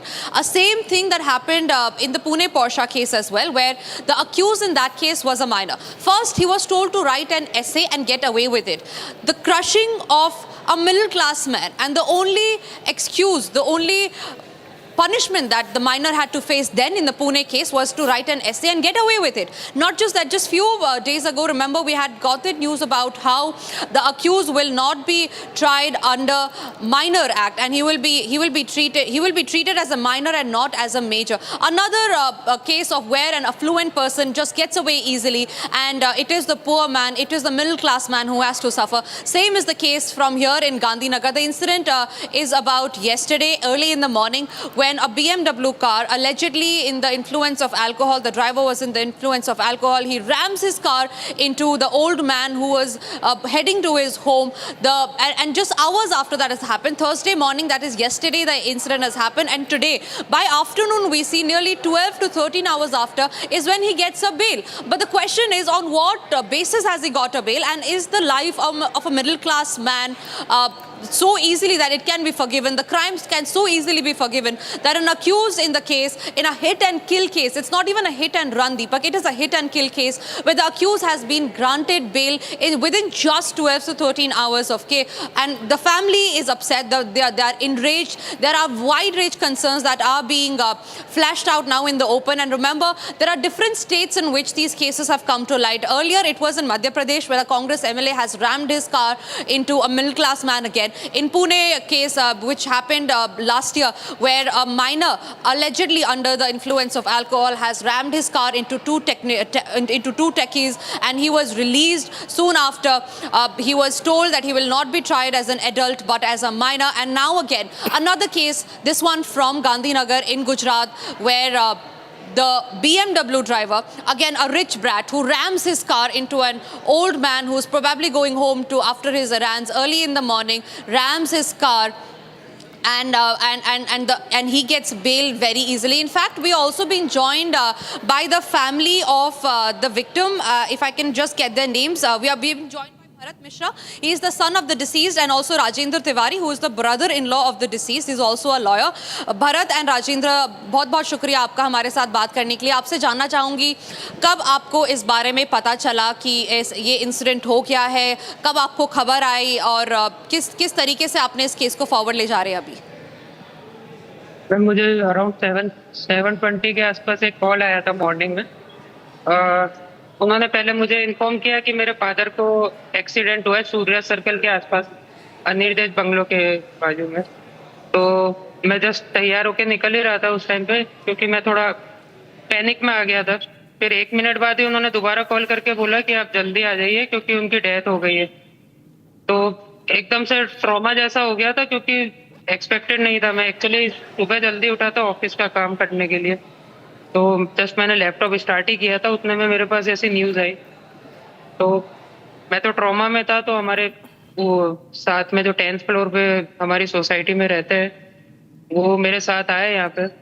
तो इधर सूर्य circle से जो turn आता है, वहाँ पे मैंने देखा कि मेरे फादर की डेड बॉडी यहाँ पे पड़ी हुई थी, एंड BMW की हालत बहुत खराब थी. मतलब वो पेड़ से बुरी तरह क्रैश हुई हुई थी, एंड उसका मतलब आगे का बोनट वगैरह एंड सब कुछ उड़ गया था, एंड सारे एयर बैग्स भी उसके खुले हुए थे उस टाइम पे. तो बहुत ही खतरनाक स्थिति थी. मतलब उसको देखा भी नहीं जा सकता, ऐसी स्थिति थी वो. और मेरे फादर की लाश इधर साइड में पड़ी हुई थी, यहाँ पे जहाँ पे मैंने देखा था उधर. और एक्टिवा को अगर मैं आपको दिखाऊं तो ये एक्टिवा की स्थिति है अभी. अगर आप इससे देखें तो चाबी वगैरह सब लॉक हो गई है, ये सब डैमेज हो गया है यहाँ पे. ये देखिए यहाँ से सब टूट गया है इसका. एंड जिन्होंने आसपास में इंसिडेंट देखा है, उनका कहना ऐसा है कि वो करीब 2 फुट हवा ऊपर उछले थे, उसके बाद गिरे थे. एंड आप समझिए उनका बॉडी वेट करीब 120-125 kg था. तो जब वो गिरे होंगे उसके बाद भी वो 5-10 मिनट तक तड़पे हैं उसके बाद. मतलब एक किसी की गलती ने हमारे घर पूरा उजाड़ दिया है. बिल्कुल समझ सकती हूँ आपका दुख भारत जी. हमें ये बताइए कि आपके जो पिताजी थे वो कितने वर्ष के थे, और वो कहाँ जा रहे थे जब आपको ये पता चला कि ये एक्सीडेंट हो गया? क्योंकि ये सामने आ रहा है कि ये जो खबर है वो सुबह, जैसे आप बता रहे थे, आपको सुबह की खबर मिली. कहाँ जा रहे थे वो, और वो उनकी उम्र कितनी थी? उनकी उम्र मैम 69 थी. और इधर ये सूर्य सर्कल के पास में एक शिव जी का मंदिर है. तो अभी सावन का महीना चल रहा है, तो वो बेलपत्र चढ़ाने जा रहे थे वहाँ पर. और उसके बाद इधर से वो यू टर्न मार के आ रहे थे, तभी अचानक से वो BMW आई और उनको क्रश करते हुए चली गई। जी भरत जी, जैसा आप दिखा रहे थे हमें आपकी वही पिताजी की स्कूटी, जो बहुत ही, जैसा हम देख सकते हैं अपने विजुअल्स में भी, बहुत ही गंदा इम्पैक्ट आया है उस स्कूटी पे। क्या आप फिर से हमारे दर्शकों को स्कूटी दिखा सकते हैं, क्योंकि ताकि हम ये दर्शकों को अपने दिखा पाए कि कैसे एक अमीर आदमी अपने अपने व्हील्स के अंडर किसी को भी कुचल के जा सकता है और वो उसको आराम से बेल भी मिल जाती है कुछ घंटों बाद। इनफैक्ट क्या आप फिर से वो स्कूटी की तस्वीरें दिखा सकते हैं हमें? ये देखिए मैम, इसका साइड पूरा डैमेज है, क्योंकि ये भी हवा में उछल के गिरी थी। यहाँ से आप देखिए तो इसका पूरा प्लास्टिक वगैरह सब खुल गया है। यहाँ से पेड़ दिखाओ। और आपको मैं पेड़ की स्थिति दिखाता हूँ। जिस तरह से पेड़ डैमेज हुआ है BMW से क्रश होके, आप उससे अंदाजा लगा पाएंगे कि वो मतलब कितनी सीवियर स्पीड पे क्रैश हुआ होगा उस BMW के साथ।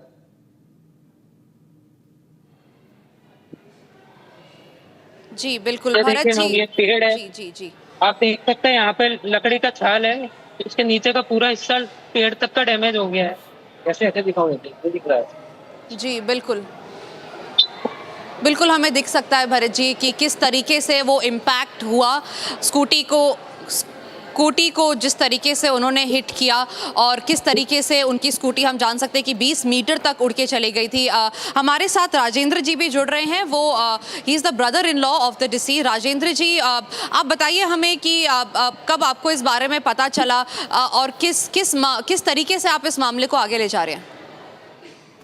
जी इमीडिएट जैसे ही उनके सन मिस्टर भरत को कॉल आया, उन्होंने नेक्स्ट मोमेंट मुझे फोन किया और I am residing about 20 minute away from here towards Ahmedabad. मैं और मेरी पत्नी तुरंत वहां से निकले और स्पॉट पे आए। स्पॉट पर से डेड बॉडी को तब तक ले जा चुके थे सिविल हॉस्पिटल पोस्टमार्टम नोट के लिए। तो हम लोग फिर सिविल हॉस्पिटल गए और दिन भर अंतिम क्रिया में लगे रहे। परंतु आई वुड लाइक टू से कि एक इररिस्पॉन्सिबल मल्टी मिलियनर लोगों के कार और एक्शन की वजह से वाज अ ड्रंक। मुझे ऐसा इंफॉर्मेशन आगे पीछे से मिला है कि वो नई गाड़ी थी, BMW नई परचेज करी थी, पासिंग भी नहीं हुआ था, उसका रजिस्ट्रेशन भी नहीं हुआ था और सारी रात कोई रिसोर्ट में पार्टी करके और वो लोग आ रहा था। यहाँ के लोगों का, स्थानिक लोगों का कहना है कि वो ड्राइवर जो था, लड़का जो चला रहा था गाड़ी का ओनर, उसको खड़े रहने के होश नहीं था, इतना दारू पिया हुआ था। इस परिस्थिति में उसको फिर यहाँ से ले जाया गया, हॉस्पिटलाइज भी किया गया और वो ये टॉवर्ड्स आप पीछे देख सकती हैं, ये रास्ता इतना चौड़ा और बड़ा रास्ता है कि जहाँ पे अकस्मात की कोई संभावना नहीं है। पूरा कोई ब्लाइंड एंड या ब्लाइंड कॉर्नर नहीं है, एक बड़ा चौड़ा मोर देन 100 फीट का रोड है। वहां से वन साइड से वो आया और जो कॉर्नर पे ये जो डिसीज्ड हैं, हमारे साले साहब थे, हमारे ब्रदर इन लॉ थे, वो ये जैसे बताया कि नजदीक के शिव मंदिर में बेलपत्र चढ़ाने सुबह जा रहे थे।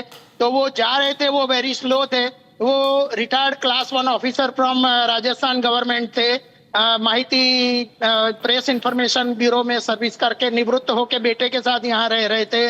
वो इतने नियमित व्यक्ति थे। आजू बाजू वालों का, ये फ्रूट्स वालों का कहना है कि दायां या बायां हाथ बताए बगैर वो कभी टर्न नहीं होते थे, रोज ये लोग देखते थे जी। परंतु ये इररिस्पॉन्सिबल ड्राइविंग का और खास करके जो ये लग्जरी कार्स हैं उनके ओनर्स और ड्राइवर्स का ही रोल है, इररिस्पॉन्सिबिलिटी ऑफ ड्राइविंग है कि जिसकी वजह से आखिरी 2 साल में ये ट्विन सिटी अहमदाबाद गांधीनगर है, रास्ते अच्छे हो जाने की वजह से आखिरी 2 साल में कम से कम ऐसे 10 इंसिडेंट बने हैं जिसमें एक से लगा के 10-10 लोगों की मृत्यु हुई है। परंतु आई वुड से कि it is an irresponsible administration of the police department, traffic department also, कि इसमें कोई गंभीर दृष्टि से काम नहीं किया जा रहा। आगे PM फॉरेंसिक एंगल से भी PM हुआ है और अभी यहाँ पे पंचनामा वगैरह भी सभी अच्छे से किया गया है। लुकिंग टू ऑल, उसको बेल आउट नहीं किया गया है अभी, he is not bail out, hospitalise है। उसको जो अकस्मात में चोट आई उसकी वजह से वो हॉस्पिटलाइज है ड्राइवर, और आगे पुलिस अपनी कार्रवाई कर रही है और आई एक्सपेक्ट कि कोर्ट भी गंभीरता से सीरियसली इसको केस को लेके और अपना न्याय निर्णय करेगी, उसको सजा देगी, पनिशमेंट देगी। यही हमारी अपेक्षा भी है और ये समय की जरूरत भी है। Rajendra ji, there are two contrasting pictures here. On one hand, you have a middle-class man. Early in the morning, he's woken up early, he's gone to the temple, and little did he know that on his way back home, such a dastardly incident would take place. On the other hand, you have a rich VVIP brat who was under the influence of alcohol, probably heading back home from a party. And it looks like that because locals have suggested, like you clearly mentioned, that he was completely drunk out of his mind. How do you take this case forward and what are your demands? मेरी न्याय तंत्र से और police department से सिर्फ एक ही है कि हमने तो अपना आदमी खो दिया, हमने तो अपने फैमिली के एक एल्डर पर्सन को खो दिया है। परंतु आने वाले समय में मैं एक बात और कहूंगा, इसी स्पॉट पे रोज स्कूल जाने वाले बच्चे भी सुबह कम से कम 25 से 50 बच्चे समय समय पे यहाँ खड़े रहते हैं बस पिकअप करने के लिए। ईश्वर की कृपा रही और हम ये समझते हैं कि हमने तो एल्डर पर्सन खो दिया, परंतु उनने अपनी शहादत देके अपना भोग देके और उन बच्चों को बचा लिया। अगर ये एक्सीडेंट ना हुआ होता तो बच्चों को क्या नुकसान होता ईश्वर ही जान सकता है। हमारी डिमांड तो खैर ठीक है, परंतु न्याय की अपेक्षा ये है कि ऐसे ड्राइवर्स को ही सिर्फ नहीं परंतु ऐसी कार के ओनर्स को, उनके माता पिता को भी और Elder person of the family को भी पनिशमेंट होनी चाहिए from the society, from the department, कि दे आर ऑल्सो रिस्पॉन्सिबल के रात को बच्चे लग्जरी कार लेके कहाँ जाते हैं, क्या करते हैं। ये ड्राई स्ट्रेट में अगर दारू पी के आखिरी 2 साल में 10 अकस्मात हो चुके दारू पीने वाले बच्चों की वजह से, तो what the police department is doing in the night way. Right, Rajendra Tiwari ji. And the administration also. Rajendra Tiwari ji and Bharat Mishra, thank you for joining us, and we express our serious condolences to you and your family members. It's a void that can never be filled, but it's the rich and reckless that escape scot-free, and this is a classic example of that. And the family's only demand is to take stringent action against not just the driver, but also the family members. Let's now move on, viewers, because the Enforcement Directorate has arrested the son of former Chhattisgarh Chief Minister Bhupesh Baghel's son, Chaitanya Baghel, in the liquor scam linked money laundering case. The Enforcement Directorate conducted searches at the residence of his son, and this particular residence is also shared by the former Chief Minister. In March, the probe agency had conducted similar raids at his residence, at this particular residence, and the raids that were conducted early this morning were also based on fresh evidence, as claimed by the Enforcement Directorate. Now, Chaitanya Baghel has been arrested by the ED on charges of allegedly receiving proceeds of crime from the illicit liquor trade to the tune of 2,000 crore rupees. We also have a reaction coming in from Bhupesh Baghel. Let's listen in. सब लोग बोल चुके हैं, नेता प्रतिपक्ष बोलने के बाद और कुछ बचता नहीं है। सदन में भी कहा कि अडानी के जो पेड़ कटाई चल रहा है इसके विरोध में पूरे कांग्रेस पार्टी लड़ाई लड़ रही है और दबाव पूरे सरकार में है, प्रशासनिक तंत्र में है और विपक्ष को दबाने के लिए ये रणनीति अपनाई गई है, जिसके कारण से आज नेता प्रतिपक्ष ने विधानसभा में ये घोषणा की कि हम इस कार्रवाई के विरोध में दिन भर के सदन की कार्रवाई बहिष्कार करते हैं। 81 लखमा भी टारगेट किया, देवेंद्र यादव को टारगेट किया, अभी मेरे बेटे को टारगेट कर रहे हैं। इसका मतलब ये है दबाने की कोशिश कि कोई आवाज़ अडानी के खिलाफ ना बोल सके। Moving on to more breaking news coming in. It's a big setback for the Indie bloc because Aam Aadmi Party has officially and formally quit. The opposition grouping Sanjay Singh says AAP is no longer part of the Indie bloc. The Indie alliance was limited to just Lok Sabha elections, and in the aftermath of the poll drubbing, we have the Aam Aadmi Party now officially quitting the Indie bloc. It's a major setback for the opposition grouping, with Aam Aadmi Party, one of the key constituents of the Indie bloc, now exiting this particular fold. It was the anti-Modi bloc that they had formed, but after the Lok Sabha elections now, Aam Aadmi Party has formally quit from the Indie alliance. It was a decision that was on expected lines, but it has come late. has come almost a year after the Lok Sabha elections. The Aam Aadmi Party has now formally announced that it is no longer part of the Indy alliance, saying that the alliance was only for Lok Sabha polls. It's a big setback for the alliance, for the grouping, as now a key partner of this particular grouping has officially quit the Indy fold.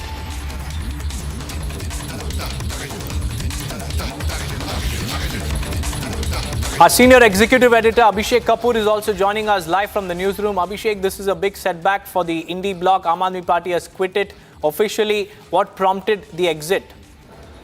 Well, you see, this is essentially a reiteration of an earlier position of the Aam Aadmi Party. Remember, the alliance had seen fracture right there in the Haryana elections itself last year, and then we saw how in the Delhi elections early this year, again, the two parties, the Congress and the Aam Aadmi Party, couldn't come together.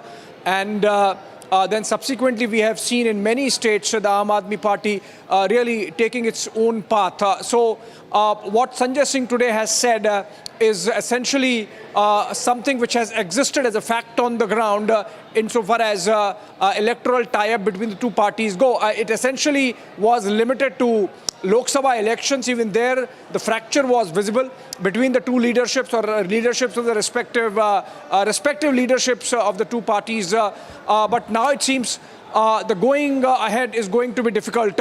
Remember, there is no major election as such coming in where Aam Aadmi Party is relevant. But the fact that Sanjay Singh has made this statement just a week before the beginning of the monsoon session of Parliament, it does not look good going ahead for the Indy bloc. Also remember, we have seen similar statements coming in, for example, in Maharashtra from Shiv Sena of Uddhav Thackeray, the Shiv Sena UBT, where they have said that insofar as the local body polls are concerned, and the most significant one being of the BMC, the Brihan Mumbai Municipal Corporation, there is no tie-up or the MVA does not exist effectively, making Uddhav available for example, a tie-up with the MNS of his cousin Raj Thackeray. And, you know, even a wink there coming in from Chief Minister Devendra Fadnavis there a couple of days back in the Maharashtra Assembly. So I think the portents do not look good for the Indy bloc. Even otherwise, it was always at best a fractured alliance and coming together of varied interests where in the respective states. So for example, in Bengal, Mamata Banerjee would want no truck with the Congress or the CPM, even as there would be some kind of loose understanding for their alliance at the national level, which obviously, so far as the Congress is concerned, does not mean anything if it does not get any share in the pie in Bengal, and similarly in other states. So in Kerala, for example, the Congress and the CPM would continue to contest tooth and nail against each other, but then some kind of alliance existing at the national level, it just gets reduced to some kind of floor coordination in the parliament. That's why this development by itself might not be big in terms of electoral politics of the opposition Indy bloc, but coming as it does ahead of monsoon session of Parliament, obviously it's an embarrassment for Indy. Just a day also, remember Deepak, before the coordination committee of the opposition alliance meets in Delhi to plan how they will conduct themselves during the monsoon session. That's right. Abhishek, I kindly request you to stay on with us as we play out Sanjay Singh's response, his announcement of AAP's exit from the Indy bloc. देखिए, इसमें निमंत्रण आने ना आने का कोई प्रश्न ही नहीं उठता। सवाल ये है कि भाई इंडिया गठबंधन लोकसभा चुनाव के लिए था, उसके बाद हमने हरियाणा का चुनाव अकेले लड़ा, हमने दिल्ली का चुनाव अकेले लड़ा, हम बिहार में चुनाव अकेले लड़ने जा रहे हैं, हमने पंजाब और गुजरात का उपचुनाव अकेले लड़ा। तो आम आदमी पार्टी ने अपनी स्थिति स्पष्ट कर दी है, और जहां तक विपक्ष की भूमिका की बात है, एक सशक्त विपक्ष की भूमिका आम आदमी पार्टी हमेशा निभाती रही है, और पार्लियामेंट का जो सेशन अगला चलेगा वहां भी हम उठाएंगे तमाम मुद्दे। In fact, we have BJP MP Praveen Khandelwal also joining us on the phone line. A very good afternoon to you, sir. Do you think this is the beginning of the end of the Indy bloc? Do you think more regional parties could reassess their position in the grouping and exit after Aam Aadmi Party? Well, from the very beginning, we have been regularly saying that whatever this indie bloc is, it is a bloc of great opportunism. Whenever these different parties find convenient, they join hands together, and when it is not convenient for them, they face against each other. This is our constant stand since a long time. So therefore, this is an unholy alliance. And whatever Sanjay Singh is saying right now, that it was up to Lok Sabha elections, let me remind the statements of Arvind Kejriwal and other people in the beginning when this indie bloc was formed, and it was made very categorically clear that the bloc has been formed to oppose Prime Minister Narendra Modi and BJP both in Parliament and outside Parliament. Today, because it is not suitable for Sanjay Singh and Aam Aadmi Party, that is why they are declaring that now they are not part of indie bloc. So it is totally... That's right, sir. Please kindly stay on with us because we also have Shazia Ilmi joining us live on this broadcast. A very good afternoon to you, Shazia Ilmi. Do you think that the ideological differences between the constituents of the Indie Alliance led to the exit of Aam Aadmi Party? Because we had seen the Aam Aadmi Party not agreeing with the Congress on various issues and vice versa across the country in different elections. Do you think this will now force the BJP to change its election strategy? Not at all. I mean, it just goes on to show once again what Aam Aadmi Party is about, what India Bloc stands for. India Bloc is actually a blot of, opportunism, greed and political expediency. And this has been proven once again. This is hardly a surprise because now we're looking at elections in Punjab. And obviously, the main contenders there in Arvind Kejriwal's mind is Aam Aadmi Party and Congress. So I can say, ye to hona hi tha, aur ho gaya. And somebody like me has been predicting this all along. So the whole India Alliance was a bit of a joke to start with. And it has been proven yet again just how opportunistic Kejriwal is and just how gullible the rest of this India Alliance partners are. I don't know whose purpose has served, but people of India, citizens of Punjab and Delhi have really been taken for a big ride. Because if you remember, Arvind Kejriwal was the person who was part of the Anna Hazare movement, and Anna Hazare Andolan, as we all know, was against the corruption of UPA 2. So first things first, let's go back to basics. Entire Anna movement against UPA 2 corruption, Manmohan Singh and Sheila Dikshit Center. It gave birth to this Andolan, this big movement, and out of that movement came along Aam Aadmi Party. That's right. And it was the opportunity, the political opportunism that you were mentioning, Shazia Almi, that led to the creation of Aam Aadmi Party with Kejriwal entering politics. But thank you for joining us with your insights. The BJP surely believes that this is the beginning of the end for the Indie bloc. It's time for us to slip into a short break. On the other side, we'll tell you about US's major action on Pakistan by designating TRF as a foreign terror organization.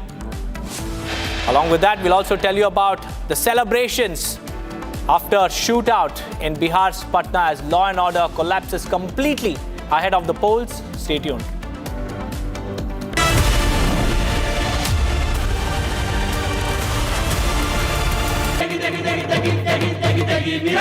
MDH की देगी मिर्च, देगी मिर्च का तड़का, अंग अंग फड़का। MDH की देगी मिर्च। केसरिया से मन जोगी हुआ रे, दिल झूमे देखो मतवारा हुआ रे। केसरिया से मन जोगी हुआ। हर पल मनाओ केसरी त्योहार। विमल, बोलो जुबान Kesari.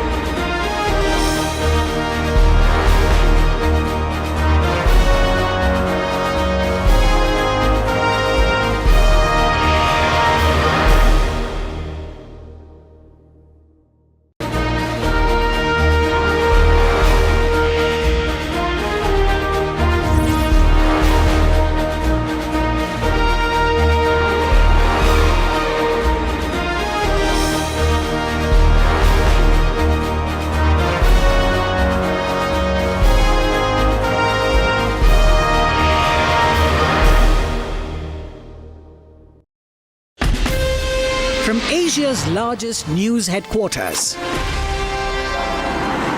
setting the agenda for Bharat.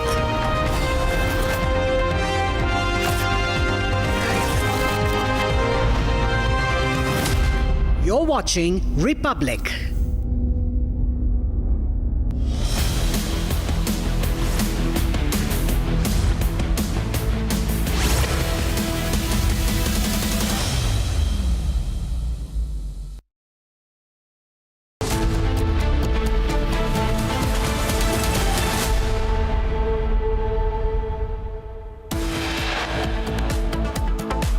After ED raids ex-Chhattisgarh Chief Minister Bhupesh Baghel's Bhilai house, his son now arrested in liquor scam.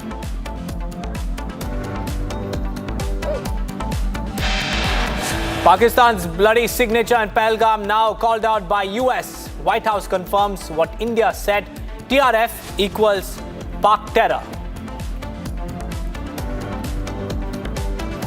Aam Aadmi Party formally quits Indie bloc. Sanjay Singh says alliance was only for Lok Sabha polls.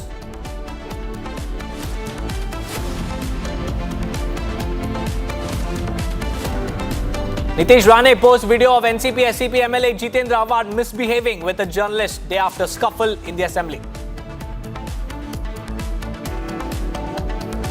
Middle-class man returning from temple run over by rich yet again in Gandhinagar. BMW car driver kills one. Rich brat gets bail.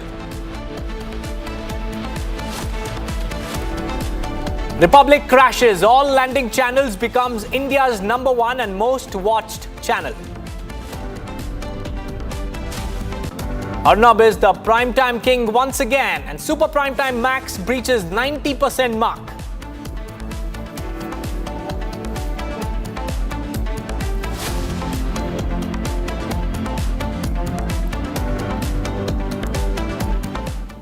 A very good afternoon, viewers. It's 2 p.m. and you're watching Republic TV. I'm Deepak Suresh Kumar. Exactly almost 2 months after the dastardly Pahalgam terror attack, the US has designated Lashkar-e-Taiba's proxy TRF as foreign terror organization. And today, it was a big move announced by the Department of State by adding the TRF in the designated terror organization list, and it has named it Specially Designated Global Terror Group. Today, the US Department of State is adding TRF to this designated global terrorist list. It is a Lashkar-e-Taiba front and a proxy claimed responsibility for the April 22nd Pahalgam attack, which killed 26 civilians. This was the deadliest attack on civilians in India since 2008. Mumbai attacks conducted and orchestrated by LET. TRF has also claimed responsibility for several attacks against Indian security forces, targeted killings in Kashmir Valley, and the most recent one, the attack against security forces, was in 2024. We have Major General Rajan Kochar, a defense expert, joining us live on this broadcast. Major General, it's a big win for India's diplomatic efforts in taking the message of terrorism to the world. And finally, the world is now acknowledging, with US now designating TRF. Very heartening news we just heard. And, it's a great development in our crusade against terrorism, because India has been fighting this battle and trying to make the world powers realize the importance of declaring Pakistan a terrorist state. So what are the implications of this order? We need to understand this first. Under Section 219 of the Immigration and Nationality Act of the United States, the Resistance Front has been declared as a foreign terrorist organization. Executive Order 13224 has been signed, which calls it as a specially designated global terrorist. And one important aspect of this is that it links the Resistance Front to Lashkar-e-Taiba Lashkar-e-Taiba is a known proxy terrorist organization of Pakistan. So now a link has been fully, you can say, established, recognized that Pakistan is sponsoring terrorist activities in India. So the implications are all the assets of this organization, if anywhere in the United States, are going to be freezed. Criminal penalties are going to be imposed on any nation or organization who is dealing in logistics or any financial or material support to this organization. And it should actually create an opportunity for India now to project to the world organizations like the United Nations to bring Pakistan back into the FATF grey list, and also the financial funding of Pakistan should be immediately stopped. The IMF and the World Bank have to take cognizance of this, and I think India should also go to the United Nations Security Council sanctions regime, and it is important to sanction this organization in the United Nations as well. So I think it's a very, very welcome step, and subsequent related activities need to be carried out by our government. Right. Thank you so much for joining us on the broadcast. And we continue, viewers, with the other story that we're tracking for you. Viewers, in fact, there are multiple reactions that have come in right now. Even, remember, Pakistan has been time and again talking about support for the TRF. Ishaq Dar, in fact, he's the Deputy Prime Minister of Pakistan. He had acknowledged support for the TRF, a group that is a proxy for Lashkar-e-Taiba, viewers. We'll get you more reactions. We continue to keep showing you what does it really mean. And take a listen into what Ishaq Dar had said. Jammu and Kashmir में एक forum बना जिसका नाम है the resistance forum, और उस पे उसको कंडेम किया गया, उसको जिम्मेदार ठहराया गया उस प्रेस रिलीज में। तो मुझे आई, मैंने देखा, मैंने कहा ये एक्सेप्टेबल नहीं। पहलगाम के साथ आपको लिखना पड़ेगा जम्मू एंड कश्मीर। मुझे बड़े बड़े कैपिटल से कॉलें आई कि देखें इस वक्त मैं कहा जी नथिंग डूइंग, ये नहीं हो सकता, पाकिस्तान विल नॉट एक्सेप्ट। वो कहते हैं आप पे ब्लेम आएगा, प्रेस रिलीज नहीं हुई, इतना बड़ा वाकया हुआ, आपके जाबर एक्सप्रेस भी ये आई थी, कंडेमनेशन की, टेररिस्ट एक्टिविटी को कंडेम किया गया था। मैंने कहा we are ready, but please you have to put in Jammu and Kashmir and have to delete this TRF. Ms. Sikri, US has announced that it will be designating, it has designated TRF, the group which was behind the Delhi Pahalgam terror attack, as FTO. How do you see this? I think this is a great victory for Indian diplomacy. For India's very quiet and calm, yet very determined diplomacy, especially in the field of counterterrorism. And right from the first day, April 22nd, when the attack took place on innocent tourists in Pahalgam, it was known that TRF, the Resistance Front, which is a proxy or an alternative for the Lashkar-e-Taiba, they had taken claim for this. So that was known from the very first day. And certainly we would have given all the facts and figures, all the evidence that we had gathered to the USA, to the UK, to all the other countries who are interested in it. And we've seen the result of it today when the American government has designated the TRF as a foreign terrorist organization and also as a especially designated global terrorist. So I think that two things have happened. First of all, the TRF has come on the map. It is not, it cannot be dismissed anymore as an unknown or some new organization, number one. Number two, the Americans have also said that they have revisited their, review of the Lashkar-e-Taiba, which is the parent organization of the TRF, and they have redetermined that the Lashkar-e-Taiba continues to be a foreign terrorist organization, and there's no question of taking them off the list or anything like that. Has clearly been implicated over here, but remember there has been a very different sort of approach from United States. It's the same United States that invites Asim Munir and hosts them for dinner at the White House, and then after some days we see that the same United States calls out TRF. Remember, Pakistan has not been named there, but yes, the fact that the Pahalgam, that the group behind Pahalgam terror attack has been named is a big win for Indian diplomacy. India's efforts, the diplomatic mission India, of course, had set out on post-Pahalgam, post-Operation Sindoor. And TRF, viewers, is a front of the Lashkar-e-Taiba.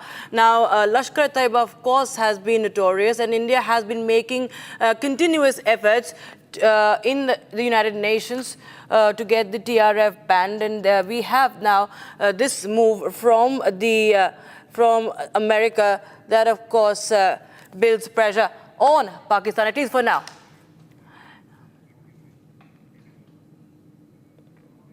And in fact, viewers, we have reactions of the families of the victims of the Pahalgam terror attack. Republic TV spoke to the family of Saurav Dwivedi. Listen in. Dwivedi, he is the kin of Shubham Dwivedi, one of the victims who was killed in the Pahalgam terror attack. Thank you very much, Saurav, for speaking to us. This comes as a major, major victory. What India had always said, that Pakistan is a terror state, that it is Pakistan that has sponsored terrorism, and that was a result of Operation Sindoor also. Operation Sindoor is still continuing, Saurav, and it comes as a major victory, especially as a justice for those who were killed in the Pahalgam terror attack. Your first reaction as a member of the family who lost their loved ones? So I got this news through Republic only today morning, and believe me, it feels like a personal victory, although this is a nationwide victory for us, where the delegations which were sent by the Prime Minister to different countries, I'm glad that the world is listening, the world is acknowledging what happened there in Pahalgam on 22nd April. So what we have lost is never going to come back, but the world recognizing Pakistan's act, the world recognizing that Pakistan is a terror, sponsored state, and Pakistan is always involved in any terrorist activities that happens in our country. So this is a major victory. I would like to thank the government, the all-party delegation that went to different countries to tell them about the Pahalgam terror attack. And yes, it is a victory. I would also like to thank all the armed forces, all the armed personals who are still carrying out Operation Sindoor for us. Absolutely, Shubham. In fact, Ambassador Sajjanar is also joining us on the broadcast along with Gursimran. But Shubham, I would like to stay with you today. And Ambassador Sajjanar, it is in fact a huge victory as far as the diplomatic ties between India and the United States is concerned. And Saurabh, on that note, I would come to you again. What is it that you're demanding from the government again? Because no matter what you say, no matter what you do, the loss is irreparable. You can never get your brother back. And it is, in fact, a huge shock that the nation had to go through on April 22nd. Saurabh, what is it that the family is demanding from the government? So, from the next day after the attack on 23rd, since that day we are demanding the government to attack terrorism on all fronts, be it economically, diplomatically, on the borderlines, through the armed forces, and also ideologically. So when we are fighting the wars on all fronts, I believe that is the only way we can eradicate terrorism. The only demand that family is making is to give recognition to all the 26 people who were martyred there, on 22nd April in Pahalgam. So we just want some recognition as a sign of respect, which the culture was not there in this country.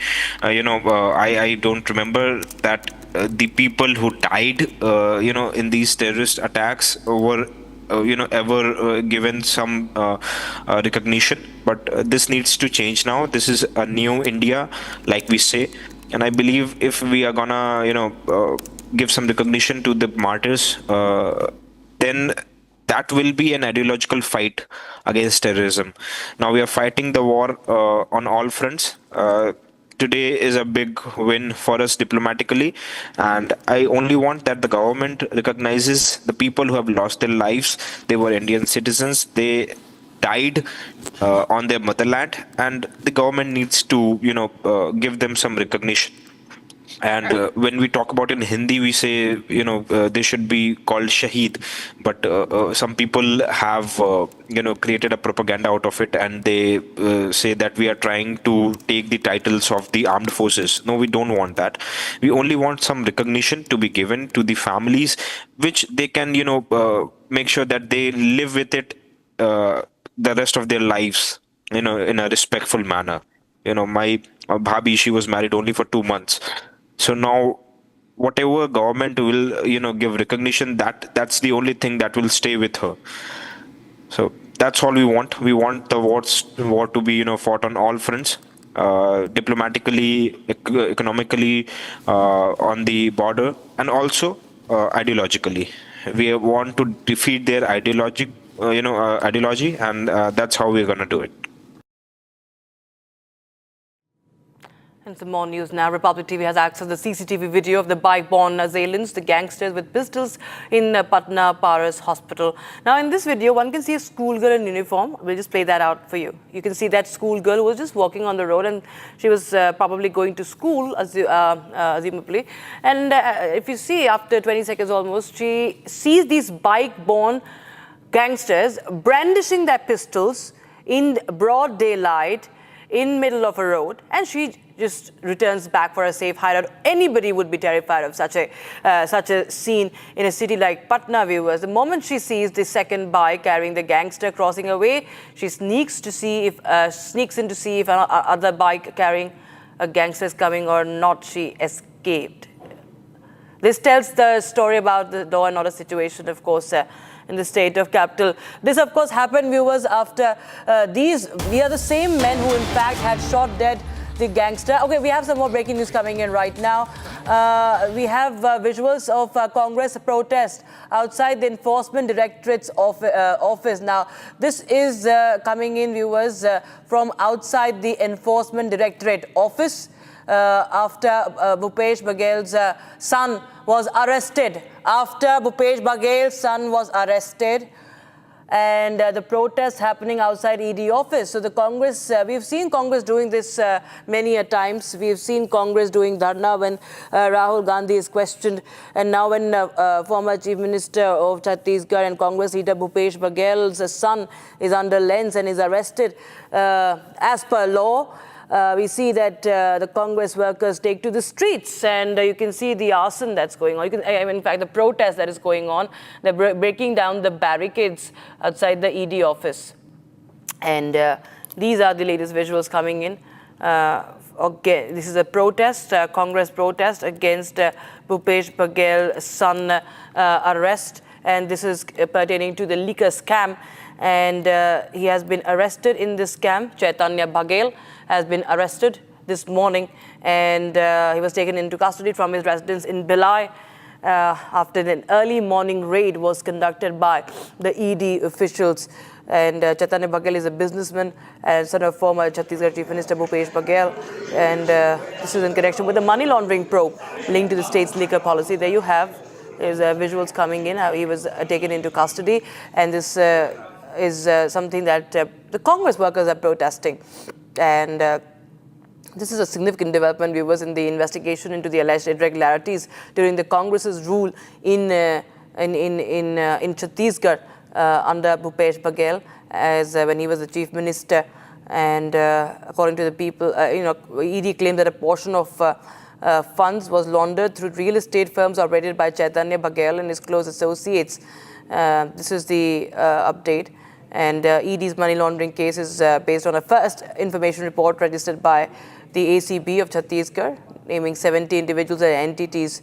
That includes former Excise Minister Khawasi Lakhma for their alleged role in corruption related to state's liquor policy. So just as he's arrested, we see the Congress workers taking to the streets, and as you can see the tire being burned outside the Enforcement Directorate office. And that's the breaking news we are getting in right now. ED conducted raids this morning on Bhupesh Bagel's son's house, property, premises. And Congress workers are now staging protests or outside the office of the Enforcement Directorate. And Bhupesh Baghel, in fact, has also strongly criticized the central government now for this and says that it's an attempt to silence the opposition. So this is the update we are getting in from from outside the ED office. Viewers, ED has arrested Bhupesh Baghel's son, Chaitanya Baghel, and after an early morning raid. And of course, there are agencies that are being now accused by. We see that Bhupesh Baghel is criticizing central government for using this, for allegedly misusing the agencies. And this is the update we are getting you. These are the visuals. Congress workers staging protest against the arrest of Bhupesh Baghel's son.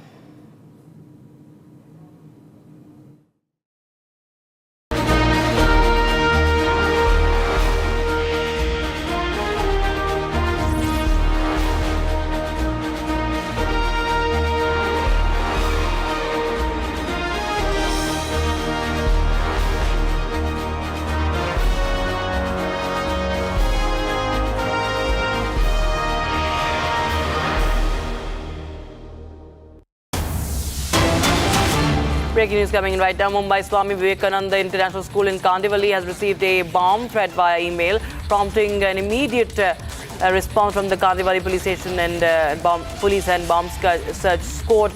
However, no suspicious objects have been found during the thorough search of the premises.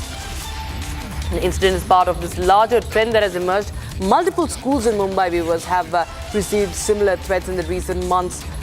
In June, the Kanakya International School, also Ryan International School in Mumbai, had received bomb threat emails, which were later deemed as a hoax threat. Now, the police are investigating these incidents, trying to trace the origin of these emails and identify the culprits behind these threats. So, this is the update from Mumbai. We are now shifting our focus, viewers, to other stories. More than 40 schools, meanwhile, in Delhi, too, have received bomb threats via email, triggering swift response from Delhi police and fire services. This is the fourth such day this week that we see schools in the capital city have received bomb threats. The threat email marked to 45 schools claimed that several explosives have been placed in classrooms, and the bomber, the one who had mailed, says that he wishes that no one survives. This is part of that email. And this is a trend, viewers, that was witnessed last year as well, if you remember. And again, we see a similar trend emerging, a pattern emerging rather. And 40 schools in the national capital, 3 schools in Mumbai receiving bomb threats. You can see these are visuals where after the schools were in fact sanitized, they were evacuated, and thorough checks were conducted by the bomb disposal squad and in the national capital, in Mumbai as well. And this is, they're trying to identify and reach the source of the email as to who is spreading these this scare in the schools.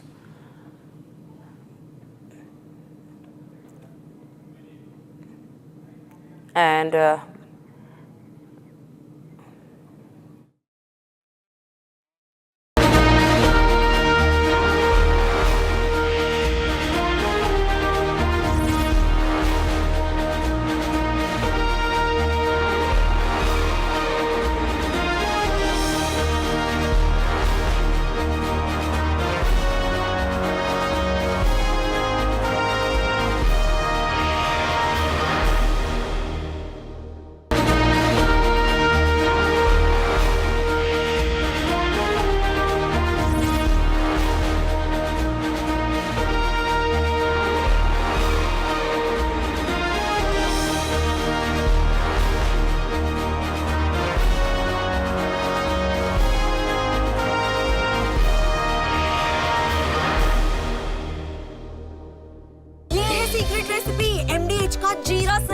जीरा मसाला SIP SIP जीरा SIP इंडिश का जल्दी और जीरा SIP इंडिश का जल्दी और जीरा SIP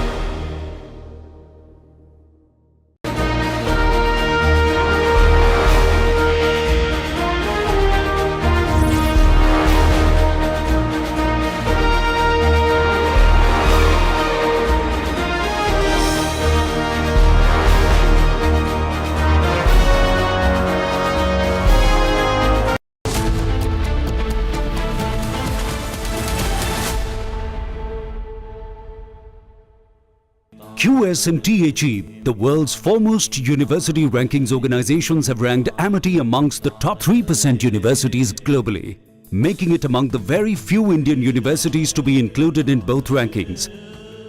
Yet another top ranking for Amity University. MDH की हल्दी मिर्ची धनिया करे कमाल, ये रंग दे, ये खुशबू दे, ये तीखा, ये कम पड़े, क्या निराला MDH मसाला। केसरिया से मन जोगी हुआ रे, दिल झूमे देखो मतवारा हुआ रे। केसरिया से मन जोगी हुआ। हर पल मनाओ केसरी त्योहार। विमल, बोलो जुबान Kesari.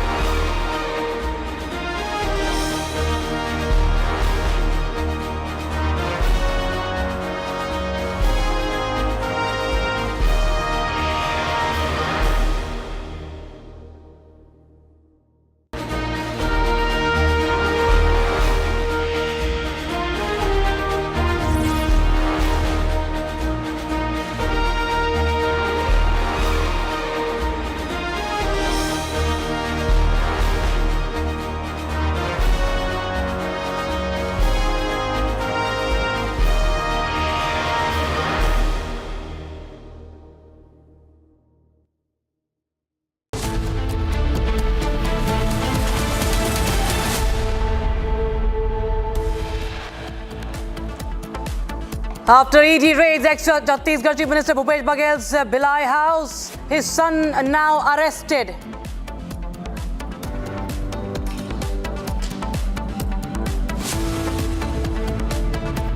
Pakistan's bloody signature in Pahalgam now called out by the United States. White House confirms that India said that TRF is equal to Pakistan terror. It takes a major action on the TRF, that is the front of the Lashkar-e-Taiba, behind the Pahalgam terror attack. Aam Aadmi Party formally quits the Indie bloc. Sanjay Singh says alliance was only for Lok Sabha polls. Nitish Rane posts a video of NCP SCP MLA Jitendra Awad misbehaving with journalists.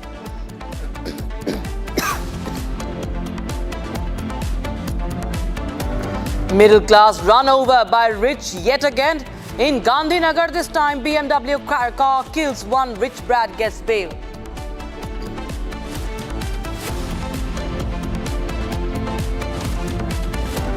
Hoax bomb threat issued to total 60 schools in Delhi, Bengaluru and Mumbai.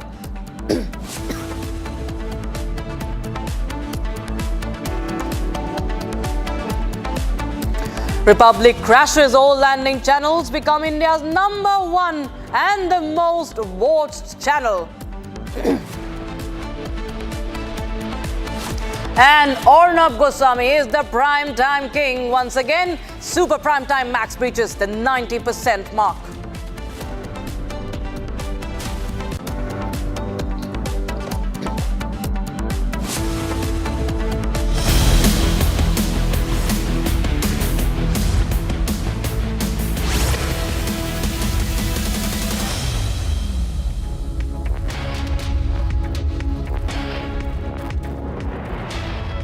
A very good afternoon, viewers. You're watching Live and Breaking, and I'm Rakshita Mishra with you. We start with the big news that we're tracking for you. It's another case of hit and run. The rich have hit and again they have, this incident involves the rich, and this time it's a BMW driver accused in the Gujarat hit and run case has been granted bail You've heard of such cases before, and yes, he's let off on bail again. The charges are on Vatsal Karya.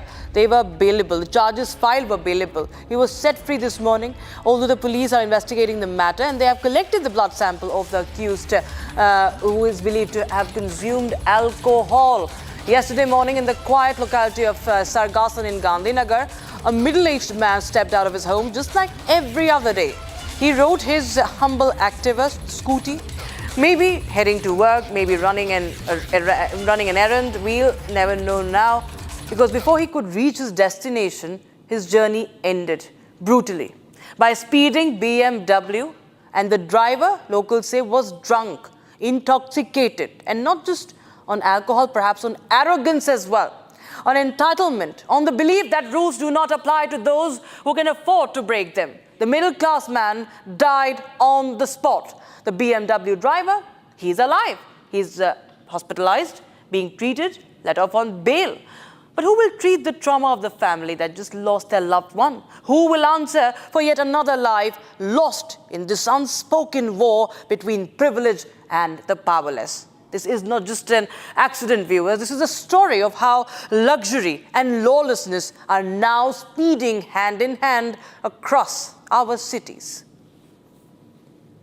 You can see the visual, viewers, to the right side of your screens. This is the Gandhinagar case. You can see this front, you can see this entire body in the front has been mangled. You can see the windshield, the screen has also been smashed. And imagine the impact on the individual that it hit. A scooter rider has been killed. He was on a two-wheeler. He did not have any safety equipment. It was not a luxury bike at all. It was a scooty, a humble scooty. And this BMW, worth lakhs and lakhs of rupees, rammed into it. And this man behind the wheels is let off on bail. He was drunk. He was in an inebriated state. He is now let off on bail. And why? Why these are different laws? This reminds us of the Pune car crash. The minor who continues to be, dealt as a minor and tried as a minor by the JJB, not taking even account of the law that remains.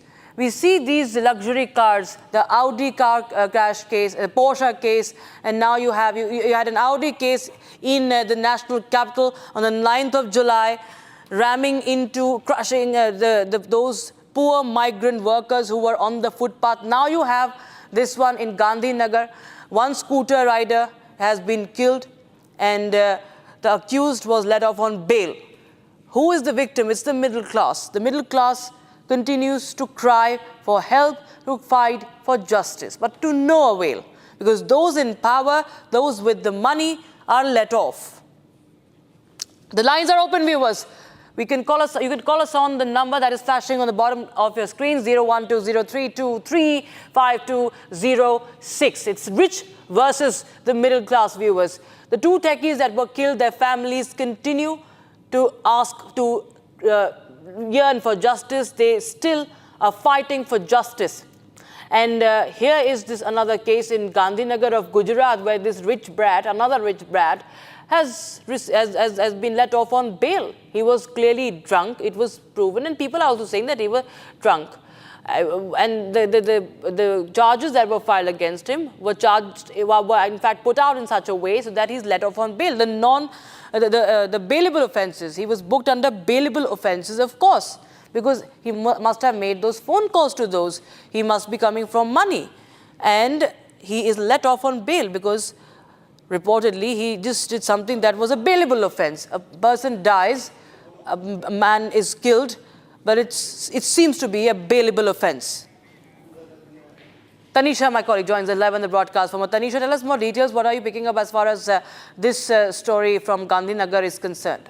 Absolutely, Rakshita. Like you were just telling it to our viewers, how it is the affluent people, the influential people who quickly get bail.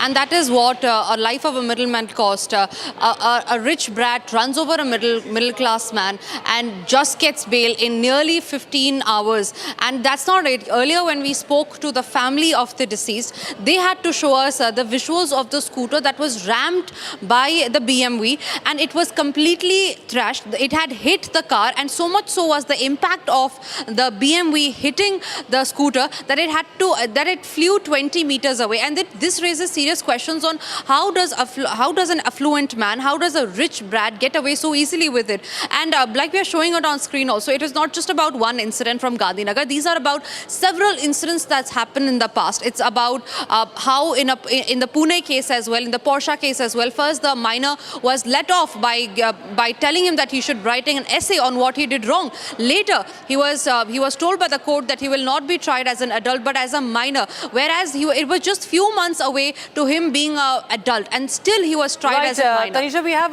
many people actually can understand what's really happening, and people are really enraged about this. We have Murthy from Chennai joining us on the phone line. Mr. Murthy, please go ahead with your thoughts.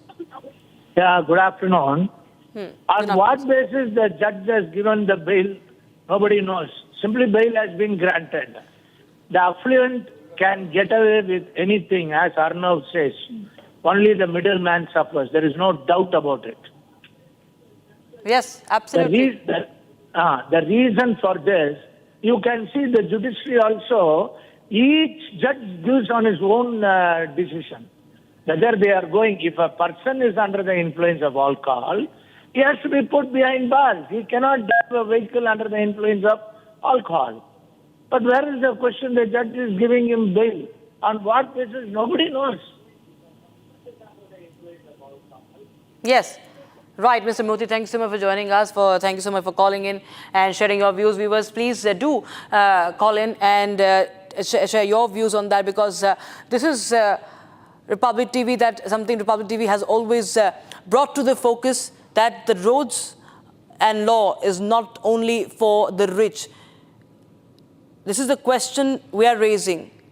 It's a Republic campaign. The luxury murders should stop. The luxury murders should stop, because time and again, these people behind hit-and-run cases are the rich, come from money, they come from power, they are let off, the cases continue for years and years and years, but the victim's family, they grow old fighting for their loved ones, but to no avail. And this has happened just recently, last year in Pune, the Porsche case, 2 techies were killed, 2 young lives in their 20s were lost.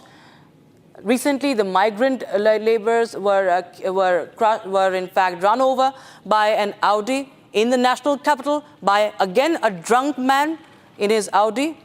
Now this is a BMW in Gandhinagar of Gujarat. 1 scooter rider has been killed. And the man who was intoxicated, he was behind the wheel, he is let off on bail, because it seems he just made there was just a bailable charge against him. Why was it so? We ask. How did he get bail? We ask. That is the big that's the big story that we are tracking for you, viewers. And you can call in with the number flashing on the bottom of your screen.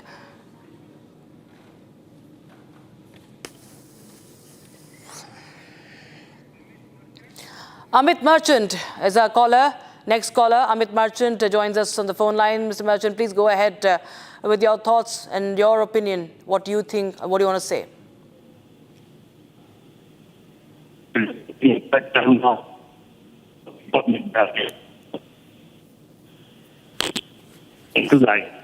Sir, please go ahead.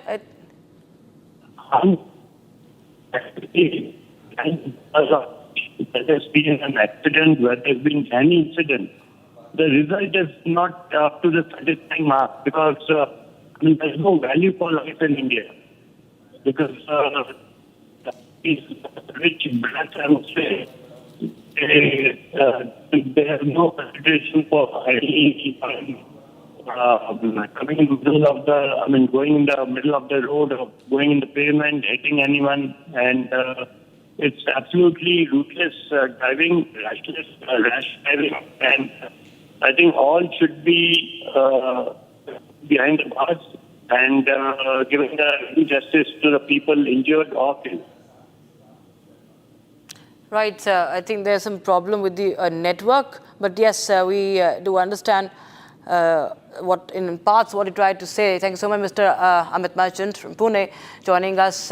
We will, of course, continue to receive more calls, viewers, and you can always share your thoughts and what you feel, because this is something that has been happening for years, viewers. Not about this, it's not about Pune Porsche case. It's been happening for years, and we, of course, as a nation, needs to stand together, stand united for each and every person, each and every innocent that is killed on the road and continues to await justice. Because the driver in this latest case in Gandhinagar has been granted bail, and he's said to have been inebriated. Okay, we have Ajay from Siliguri joining us on the broadcast. Please go ahead. Yeah, thank you for hearing me. Ma'am, what I'd like to say here is there are a lot of incidences of, the luxury cars, hitting people and then, mowing them down, most of them turning fatal. So the government has to do something about it. We just can't, the authorities just can't sit like a lame duck.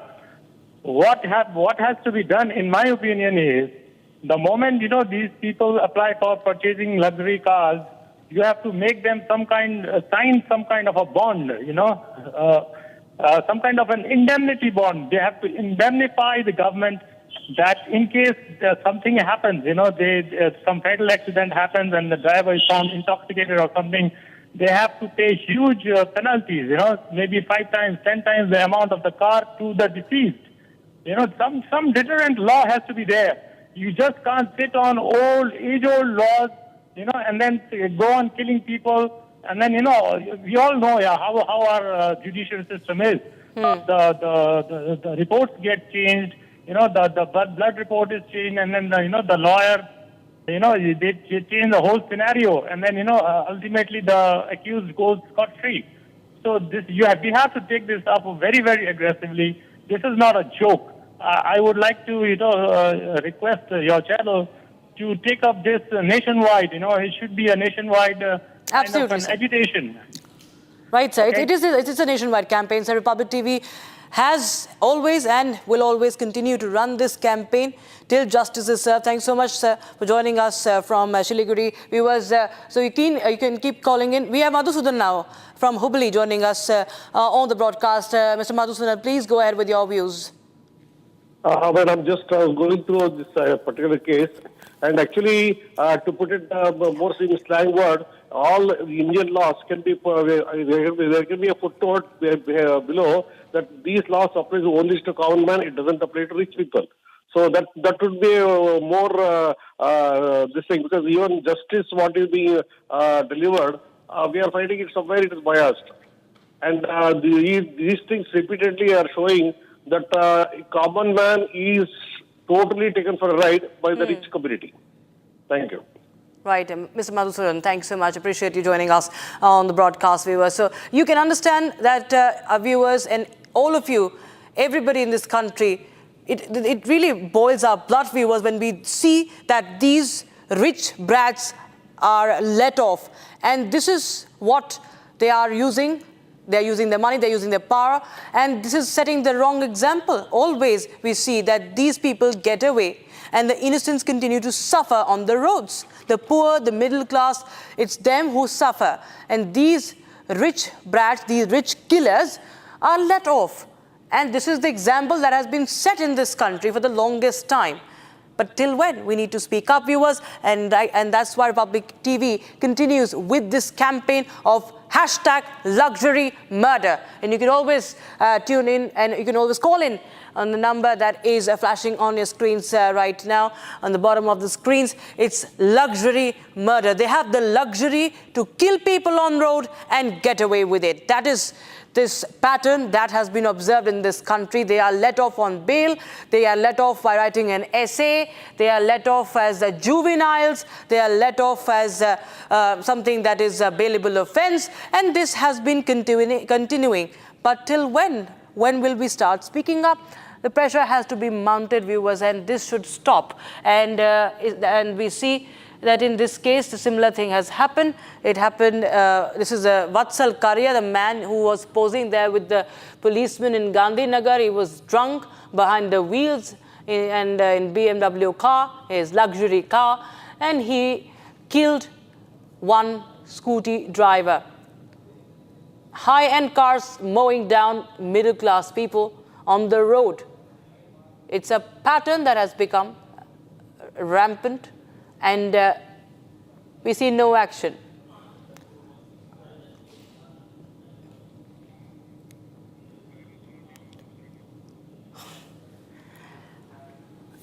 So this is, viewers, that Republic TV is continuing to cover.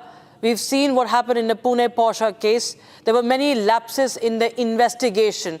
There was a lot of lapses in that investigation, right from collection of blood samples to him being tried. Until date, the JJB, the Juvenile Justice Board, says that it was a serious offense, but not a heinous offense. And now you see in this case also, it was a bailable offense. It seems killing a scooty driver was a bailable offense in Gandhinagar, because this was a man who was riding a BMW, who was driving a BMW, and he's let off. He's let off, and he is right now relieved. The charges were bailable, and he was set free this morning after he was arrested yesterday. Police are investigating the matter, they say, matter. They've collected the blood sample now, and what happened was, viewers, if I would just revisit the entire case, it happened in the quiet locality of Sargasan in Gandhinagar, and it was a middle-aged man who had stepped out of his home on his Activa, on his scooty, and before he could reach his destination, his life ended, viewers, and this is the man who was behind that. You can see, you can understand from that impact the gravity of the situation, viewers. You can see how hard this car has been hit. It struck that man, it hit that man, and then it rams into the car. There you have the CCTV. There you have. It's really a disturbing image, viewers, but you see this man coming from the other side, and he's driving away. He's driving away, and he does not stop his car.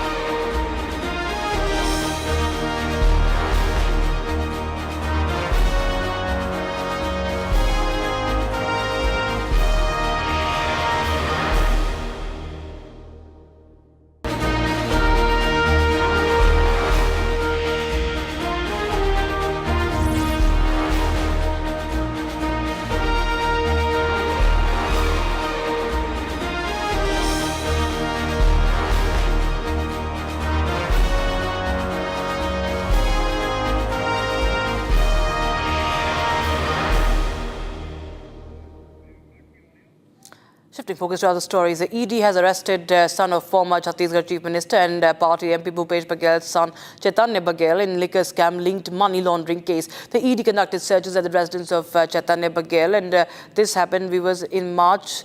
Federal Probe Agency had conducted similar raids at his residence. Congress MP Bhupesh Bagel has cried witch hunt, and an attempt by the centre to muzzle the voices in opposition were raised against industrialist Gautam Adani. Meanwhile, the Congress has upped the ante, protesting outside the ED office in Raipur. So visuals of the arrest. Chaitanya Bagel has been arrested. In fact, just listen in to former Chief Minister of Chhattisgarh Bhupesh Bagel after his son is arrested. सब लोग बोल चुके हैं, नेता प्रतिपक्ष बोलने के बाद और कुछ बदला नहीं है। सदन में भी कहा कि अडानी के जो पेड़ कटाई चल रहा है, इसके विरोध में पूरे कांग्रेस पार्टी लड़ाई लड़ रही है और दबाव पूरे सरकार में है, प्रशासनिक तंत्र में है और विपक्ष को दबाने के लिए ये रणनीति अपनाई गई है, जिसके कारण से आज नेता प्रतिपक्ष ने विधानसभा में ये घोषणा की कि हम इस कार्रवाई के विरोध में दिन भर के सदन की कार्रवाई बहिष्कार करते हैं। कवासी लखमा भी टारगेट किया, देवेंद्र यादव को टारगेट किया, अभी मेरे बेटे को टारगेट कर रहे हैं। इसका मतलब ये है दबाने की कोशिश कि कोई आवाज़ अडानी के खिलाफ ना बोल सके। All right, viewers. So we have RP Singh, Sardar RP Singh of the BJP, joining us on the phone line. Mr. Singh, we have Congress workers protesting outside the ED office after the arrest of Mr. Baghel's son. Mr. Baghel, meanwhile, has said that this is, targeting. It's a witch hunt by the centre, and that they're trying to just muzzle the voices of the opposition. Well, they are saying in Hindi, "Chor machaya shor," but this case is much before our government came in. And this is about the excise policy, liquor policy. There is a big corruption happened in that, and then that's why ED is pursuing the case. If they have anything against ED, they can go to court. They tried going to court and get it quashed, but it didn't happen because ED has enough evidence to prosecute a person to take the case forward. But as Congress is, they always play a victim card. When they are caught, they always play a victim card. Best is they should seek a legal recourse. We have Udit Raj of the Congress. Udit Raj, sir, you just heard Mr. RP Singh. He also saying that Congress is only playing victim card as Bhupesh Baghel accuses the centre of misusing the agencies. Mr. Raj. Hello. Yeah, it's a completely misuse of agency, and those who are corrupt up to the neck. And Honorable Prime Minister named Mr. Ajit Pawar that he had embezzled 70,000 crore rupees, and he is made Deputy Chief Minister. Where is the law for it? All corrupt people joining BJP are not only free, but they are being given prime position and all dignity. See, it's only to harass and discourage the opposition. However, we are not going to cow down. And this is completely misuse of ED. Right?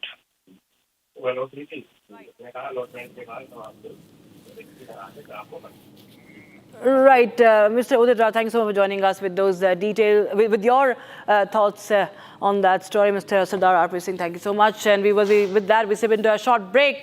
But on the other side, Republic TV continues to closely track the top stories for you. And in a short while from now, we'll be right back.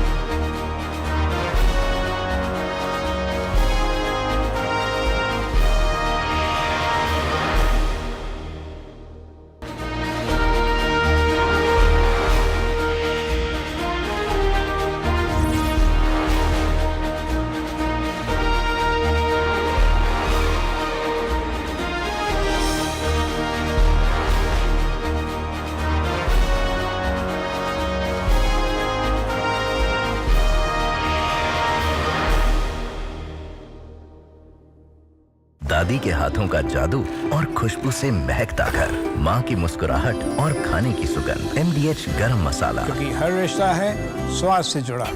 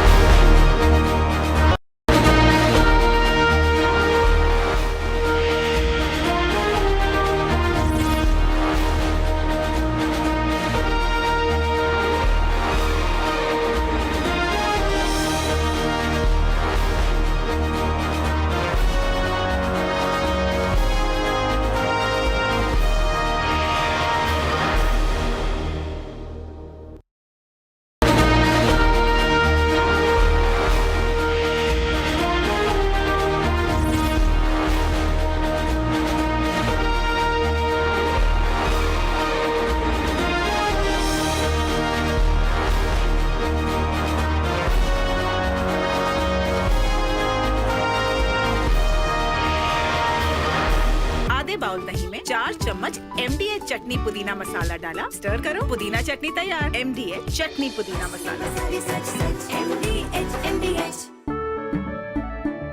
केसरिया से मन जोगी हुआ रे, दिल झूमे देखो मतवारा हुआ रे। केसरिया से मन जोगी हुआ। हर पल मनाओ केसरी त्योहार। विमल, बोलो जुबान केसरी। MDH की हल्दी मिर्ची धनिया करे कमाल, ये रंग दे, ये खुशबू दे, ये तीखा, ये कम पड़े, क्या निराला MDH masala.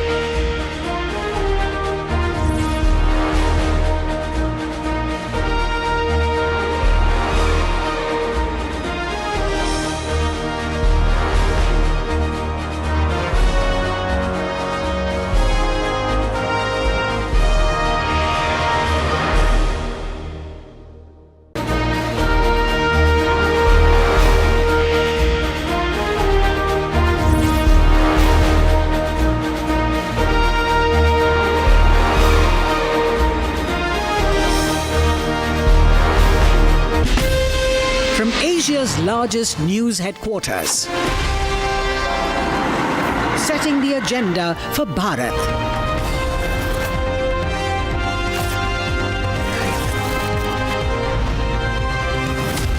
You're watching Republic.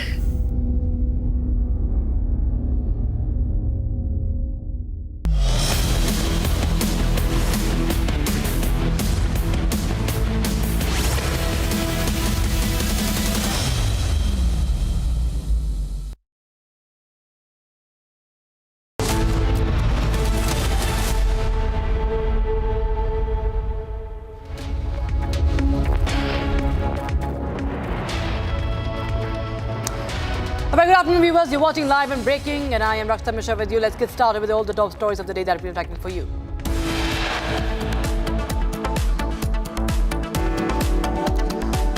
Bhupesh Baghel's son arrested by the ED in the liquor scam, and after the raids and the arrest, Bhupesh Baghel cries vendetta.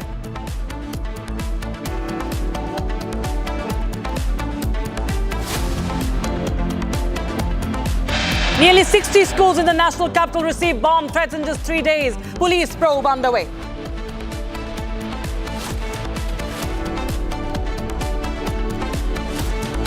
Middle class run over by rich yet again in Gandhinagar. BMW car kills one rich brat, gets bail.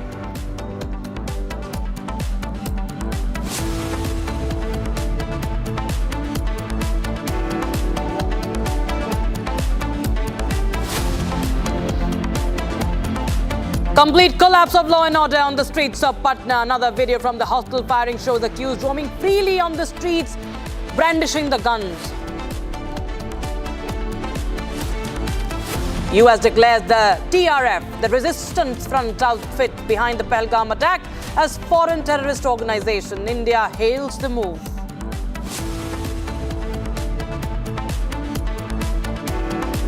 Nitish Rane posts video of NCP SCP MLA Jitendra Awad misbehaving with the journalists.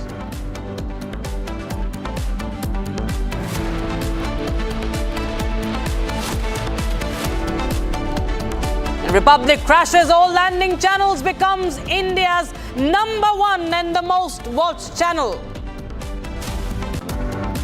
Arnab Goswami is the primetime king once again, and Super Primetime Max reaches the 90% mark.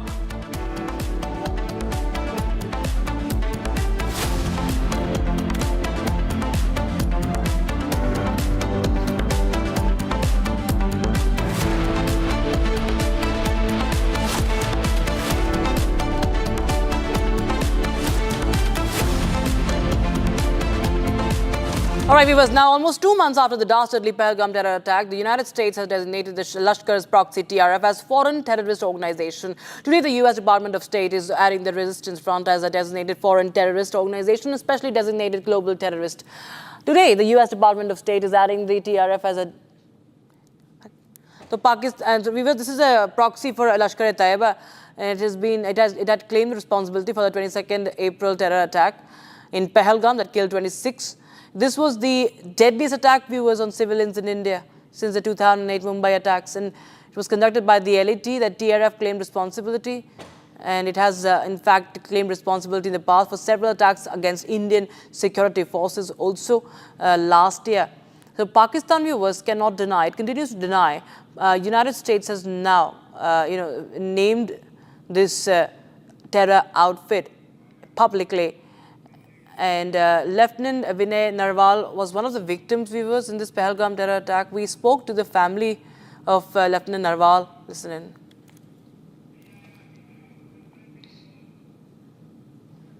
Rajesh ji, बहुत बहुत धन्यवाद आपका हमारे साथ बात करने के लिए। आज यूनाइटेड स्टेट्स ने एक बहुत बड़ा कदम उठाया है। टीआरएफ, वही टेरर आउटफिट जो रिस्पॉन्सिबल था पहलगाम टेरर अटैक के लिए, उसको एक टेरर आउटफिट डेजिग्नेट कर दिया है। It's a huge diplomatic win for India. Sir, आपका क्या कहना है इस बारे में?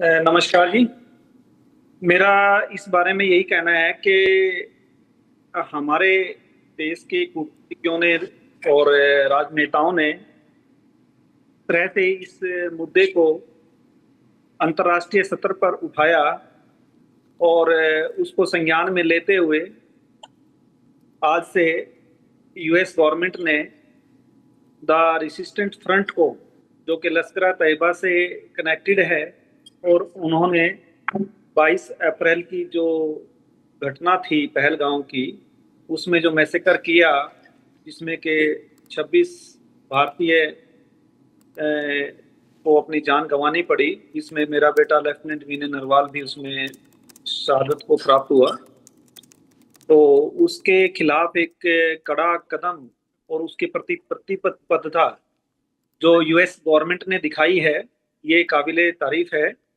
और एक अच्छा कदम है। इससे इस तरह के संगठनों पर, इस तरह की कार्रवाई पर अंकुश लगाने का ये कार्य है।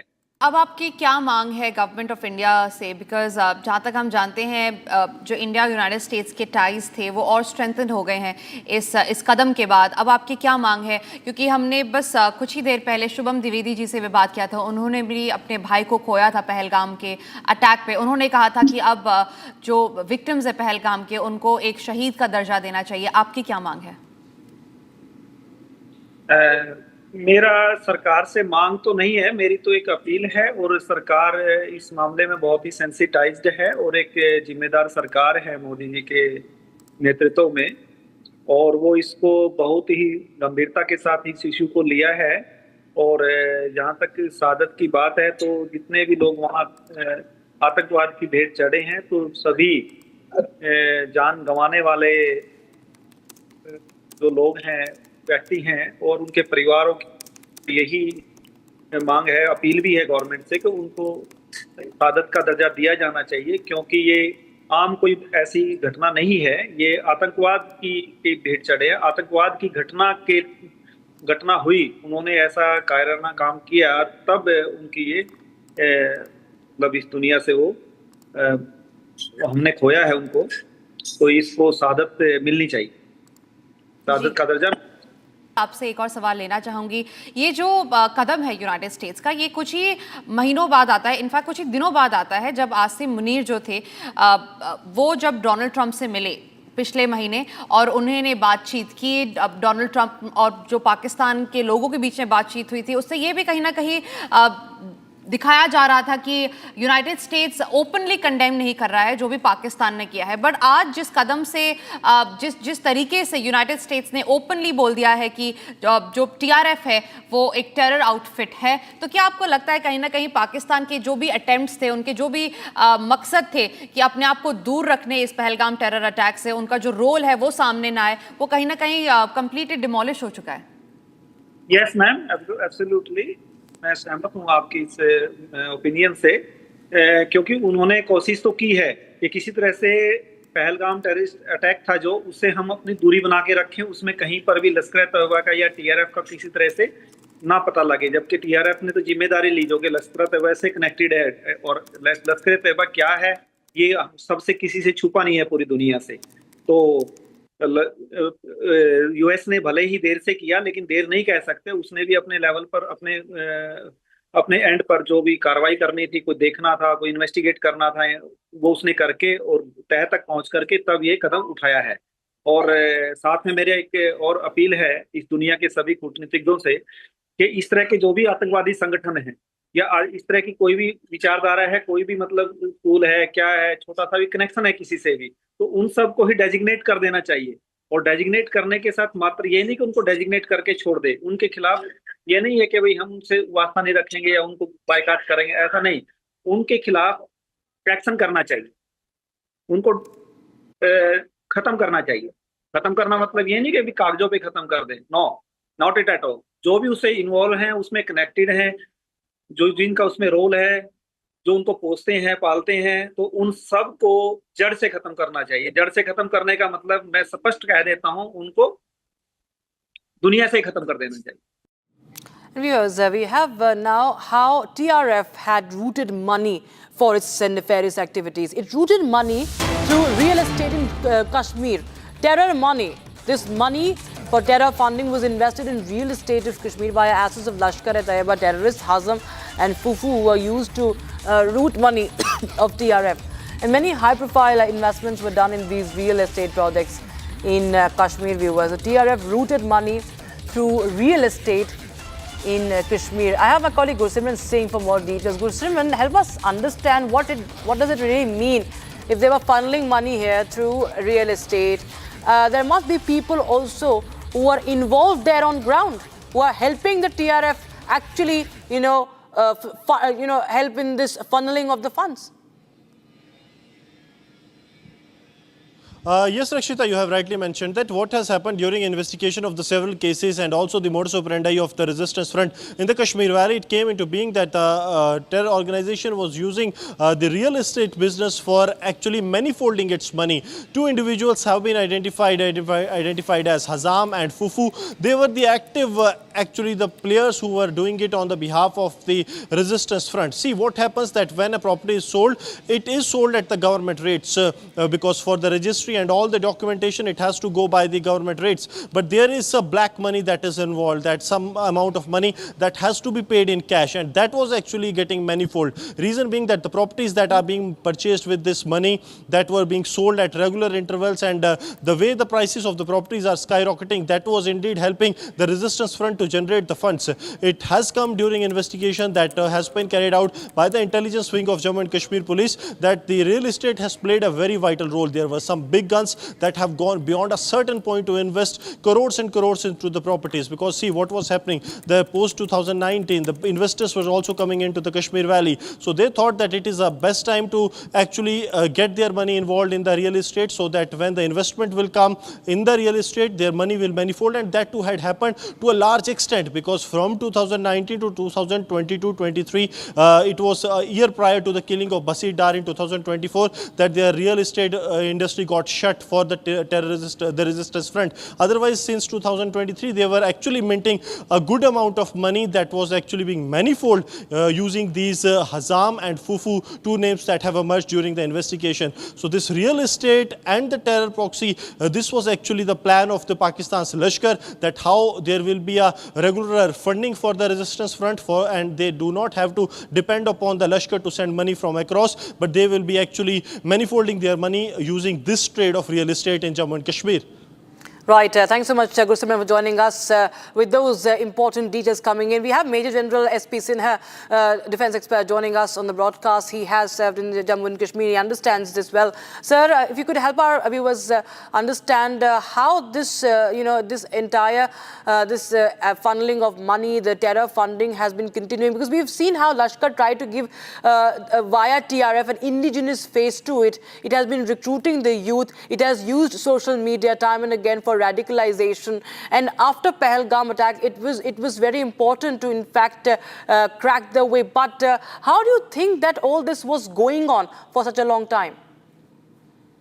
You see, first of all, I would like to compliment Modi government that it is the decision of United States of America is a diplomatic, our political, moral victory for India. And down the line, I feel that America has started realizing that it cannot play truant with India, and it has to resort to measures which are likely to please India. And that is why such a belated action on the part of this Pahalgaon incident happened months back. Why America is reacting now? Yes. Aren't the intelligence agencies aware that TRF was involved? Why so much of delay? That means this delay, first of all, they entertain General Field Marshal Munir. They give him, he has lunch with him. Yes. And now you're trying to declare TRF. The question is, this action on the part of America is inadequate. It does not satisfy me. America has to take a bold action. Who is the author? Who is the script writer for all these terror activities? It is Pakistan government. It is the Pakistan army. It is Pakistan army chief. What action has been taken by United States of America against these people, these organizations, these individuals? Nothing. You give him lunch, and now you say that TRF is a terrorist organization. Why can't you hold Pakistan army chief and Shahbaz Sharif responsible for these actions? Isn't it a fact that when the dead bodies had to be honored, these people, the government officials, army people, they were there to honor him? So involvement of Pakistan government and army is very clear. The chap who is the director, the individual who is the director, you don't do anything about him. And you name the organization. And this is just an eyewash. I personally feel it is an eyewash. It means nothing for me.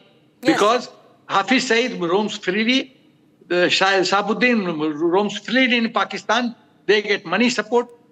Now with regards to organizing terror activities, let me tell you, there are many ways in which these terror organizations raise money. Real estate, drugs, mafia, all this, they have special NGOs.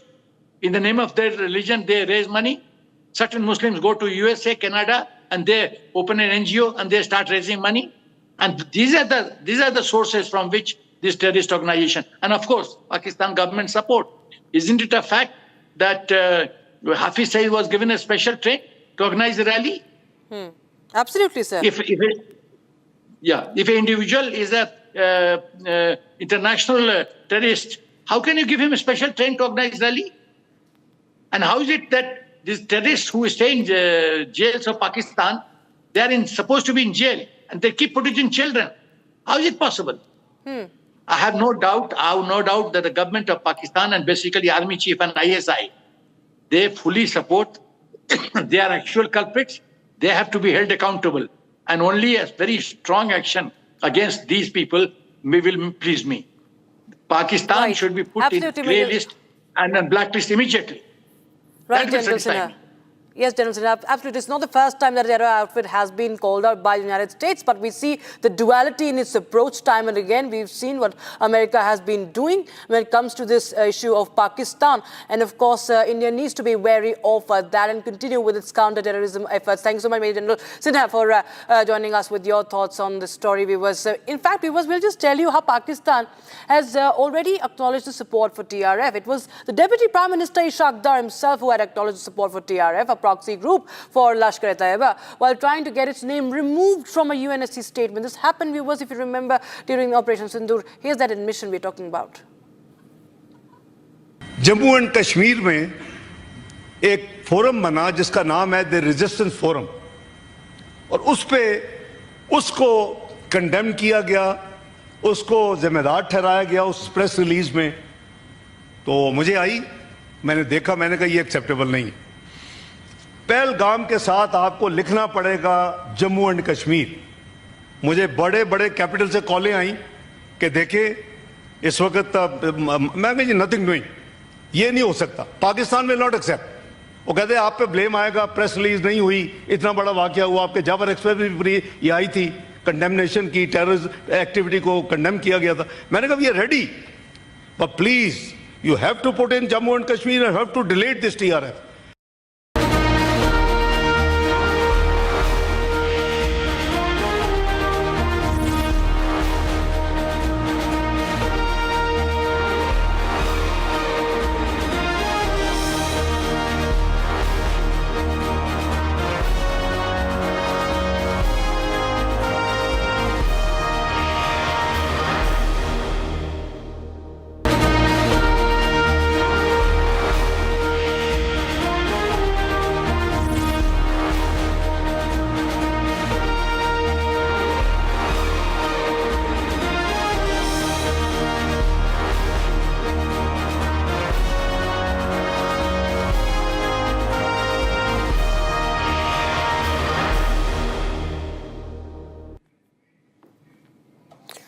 because Republic TV got you the story of, in fact, the CCTV footage from inside the hospital, the firing that happened in Paras Hospital. Today we get you the CCTV footage of how those gun-wielding men had in fact exited the hospital after committing the murder, and they were in broad daylight brandishing this gun, as you can see, on the road. Sort of a victory march, it seems. It's a free run for the gangsters, viewers, in Patna, in the state of Bihar. These are bike-borne gangsters with pistols. They were exiting the Patna's Paras Hospital, and you can see a girl who was there, school girl in uniform with a school bag. She was going to walk down the road, but she just got scared of this scene.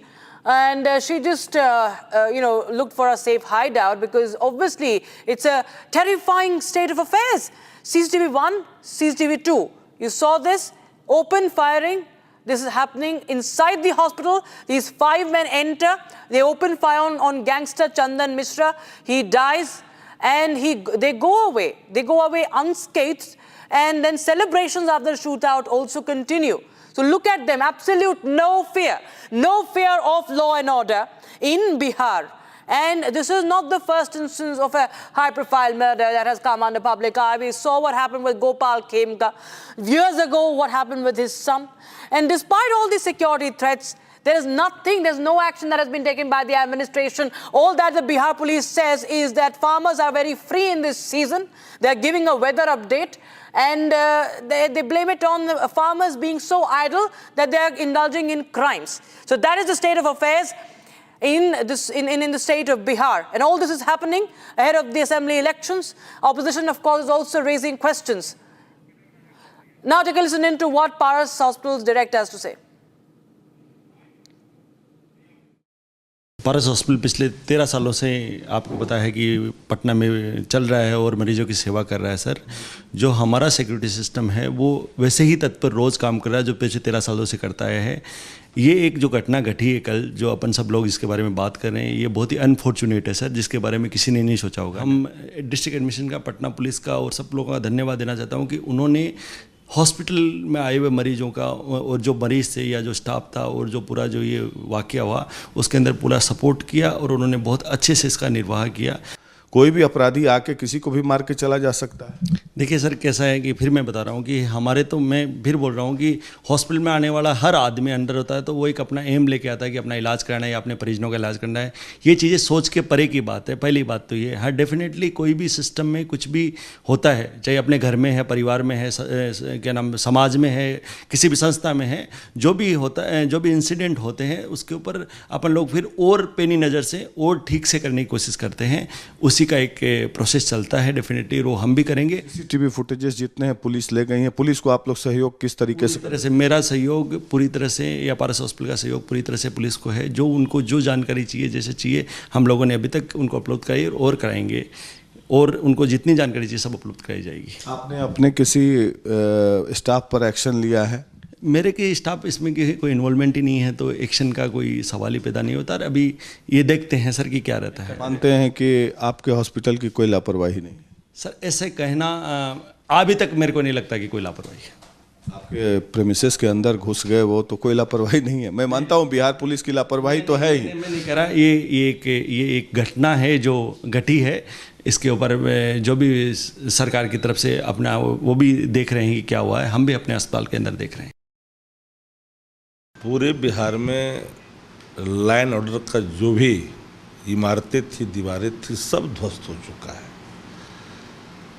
तंत्र पूरी तरह से एकदम घुटना take दिया है और अपराधी सत्ता के संरक्षण प्राप्त करके वो विजय बन गए हैं, और इस कदर विजय बने हैं कि सम्राट की भूमिका में अपराधी आ गया है। सत्ता का संरक्षण जो है, खेमका की मौत ने पूरे पटना वासियों के जेहन में खौफ पैदा कर दिया। किसका ग्रहण लग गया है? माननीय नीतीश कुमार जी अचेत हैं, ये बात स्वीकार लेनी चाहिए। मेडिकल बुलेटिन लोग नहीं जारी कर रहा है क्योंकि चाहता है कि इसको किसी तरह से बरसात हम निकाल दें, लेकिन हर व्यक्ति जो राजनीति का हल्का सा ज्ञान रखता है उसको इस बात का आभास है कि नीतीश कुमार अचेत है। Once upon a time there was Nitish Kumar, ना उभेर जी नीतीश कुमार। गैंग वार जो हुआ है, आपको क्या लगता है ये क्या संदेश दे रहा है? गैंग वार हॉस्पिटल में आम आदमी भी इलाज कराता है वहाँ, उसके बाद ओपनली बंदूक लहराया जा रहा है, बच्चियाँ डरी हुई, अधिकारी बेलगाम, प्रशासन बेलगाम, अपराधी बेखौफ। अब अपराधियों का जब खौफ पुलिस में दिखा जाए तो कानून का राज स्थापित नहीं हो सकता है। जब तक पुलिस बलों का खौफ अपराधियों में नहीं दिखेगा, लॉ एंड ऑर्डर को कोई दुरुस्त नहीं कर सकता है। इन दिनों अपराधियों का खौफ पुलिस पर है। All right, time for a short break, but we get you the story from Chhattisgarh. ED has raided ex-Chief Minister Bhupesh Bagel's son house in Bhilai. Chaitanya Bagel now arrested. And the middle class run over by the rich yet again. This time the case from Gandhinagar. BMW car kills one, the rich brat gets bail.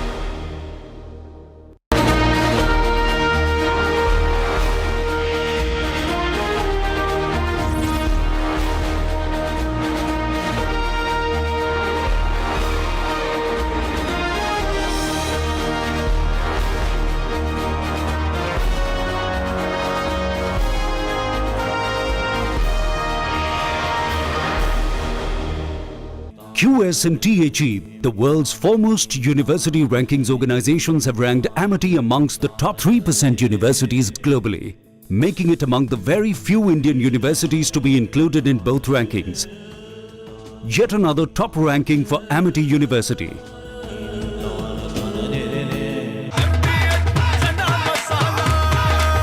अब छोलिया हो या लोबिया, सफेद चने या काले चने, सब कुछ मजेदार बने।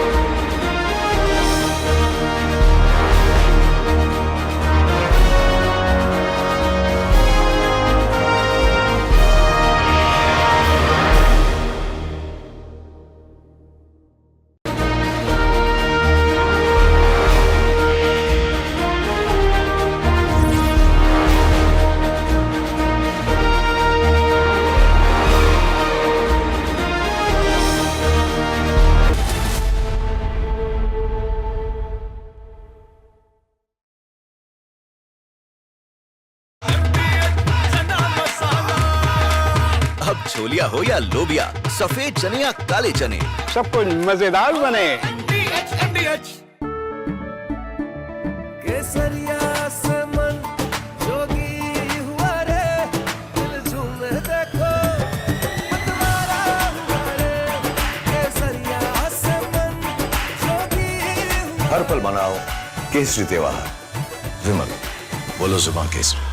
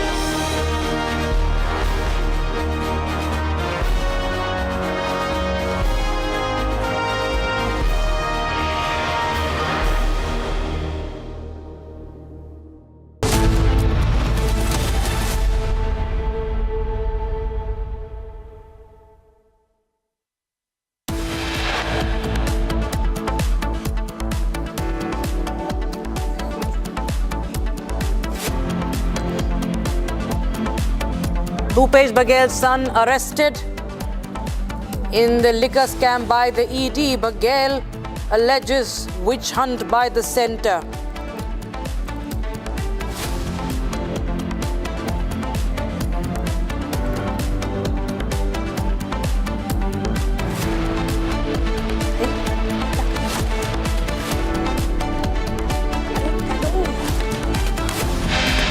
Nearly 60 schools in the national capital received bomb threats in just 3 days. Police probe underway.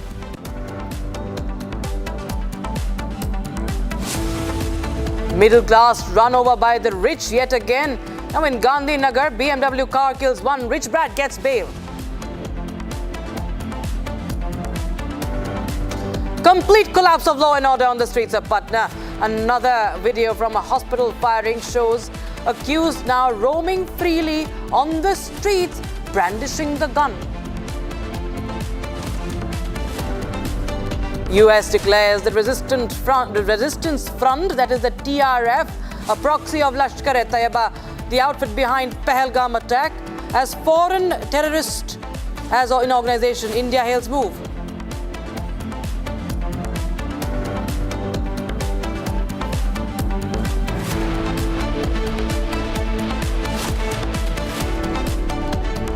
Nitish Rane posts a video of NCP SCP MLA Jitendra Awar misbehaving with journalists.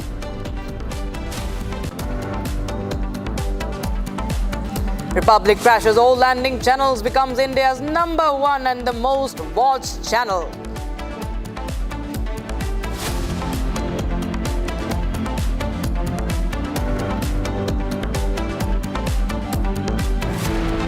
And Arnab is the primetime king once again. Subhatra Primetime Max reaches the 90% mark.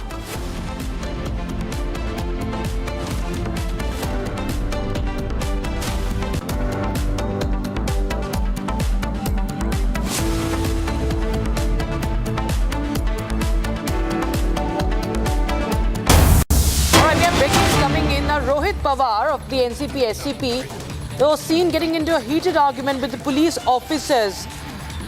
This happened at Mumbai's Azad Maidan police station. Viewers, the confrontation occurred when Rohit Pawar, accompanied by the supporters, visited the station seeking information about Deshmukh's whereabouts. Now, frustrated with the lack of clear answers, Rohit Pawar's exchange with the police sub-inspector escalated, and visibly he's upset. He gets upset. He wants the officer to lower his voice and not raise his hand. Visual of that altercation on your screens as Rohit Pawar allegedly threatens the police officers. We'll try and listen in. That's a footage of the high voltage drama that unfolded at the Azad Maidan police station. NCP, SCP, MLA threatening the cops openly. Rohit Pawar there threatening the police at Azad Maidan police station. Huge ruckus unfolding at the police station, Mumbai's Azad Maidan police station. Rohit Pawar there. You can see when he's speaking to in fact, he's not speaking, he's threatening the cops there. You can see him raising his finger, telling him to lower his tone, lower his voice, and not raise his hand. Then there's another policeman who comes in, who intervenes there. And this is a scene from a police station. NCP Sharad Chandra Pawar party leader, Rohit Pawar, his relative, of course. And I have... all right, viewers. So the NCP SCP MLA, all right, this is NCP SCP's Rohit Pawar, who got into a heated argument, and he said that don't raise your hand, lower your voice, and he's unable to get clear answers.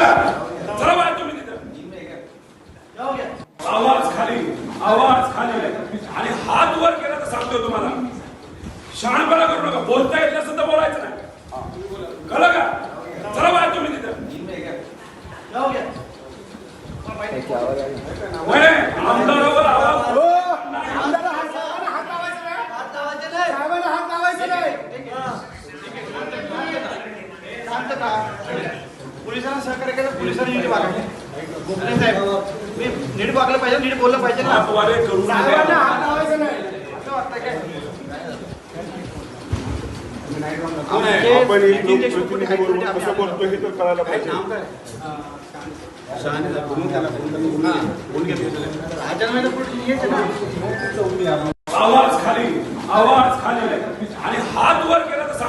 That unfolded, the high voltage drama that unfolded at Mumbai Azad Maidan police station, and it's Rohit Pawar, the NCP SCP MLA, that who was there threatening the cops openly, and this footage is going viral. We see that there were Pawar was accompanied by his supporters, and tensions of course peaked there, and the police sub-inspector was literally threatened, if you can see in that footage. Rohit Pawar in that in that video from police station, he is clearly saying that lower your voice and don't raise your hand, and that is the visual that is emerging from the police station, and matter of the scuffle that is begun. In fact, there was a scuffle earlier inside the assembly premises where Deshmukh, a known associate of Awar, was allegedly assaulted, and there's a background to it, viewers. And now you see that high voltage drama unfolded. Rohit Pawar being at the center of it, he confronted Mumbai police over the detention of party worker Nitin Deshmukh.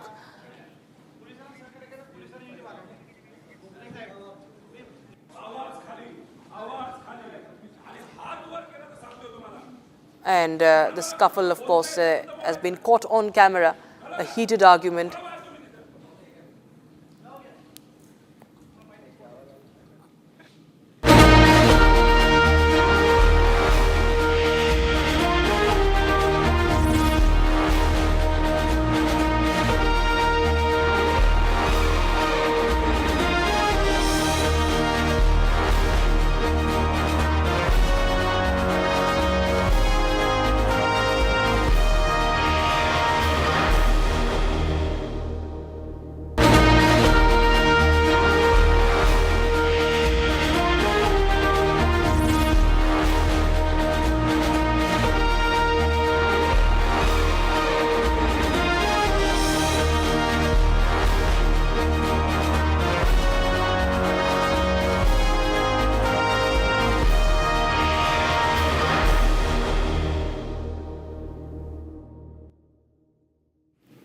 A video of NCP SCP MLA Jitendra Awadh has been posted by Nitish Rane, where he is seen misbehaving with a journalist. This comes a day after heated exchange between Awadh and BJP MLA Padalkar outside the legislature complex.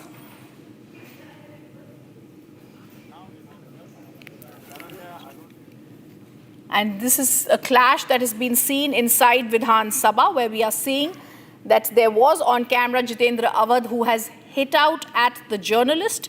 It is shocking, this kind of display of arrogance that has been caught on camera.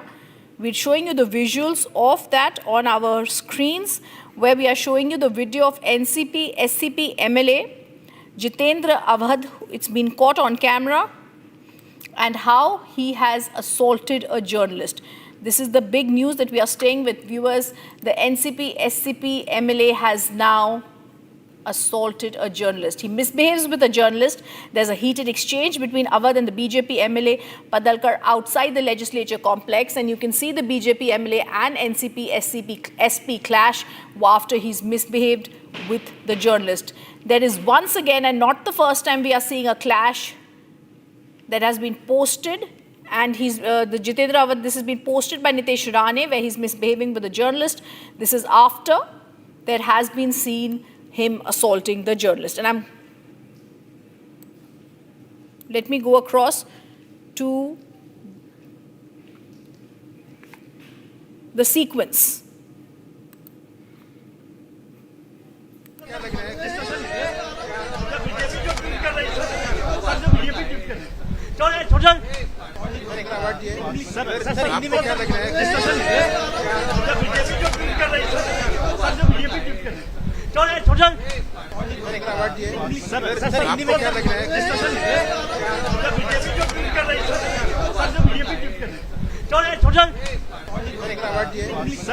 Hindi में क्या लग रहा है?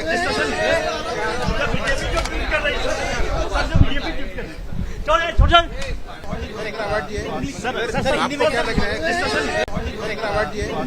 Sir Hindi में क्या लग रहा है?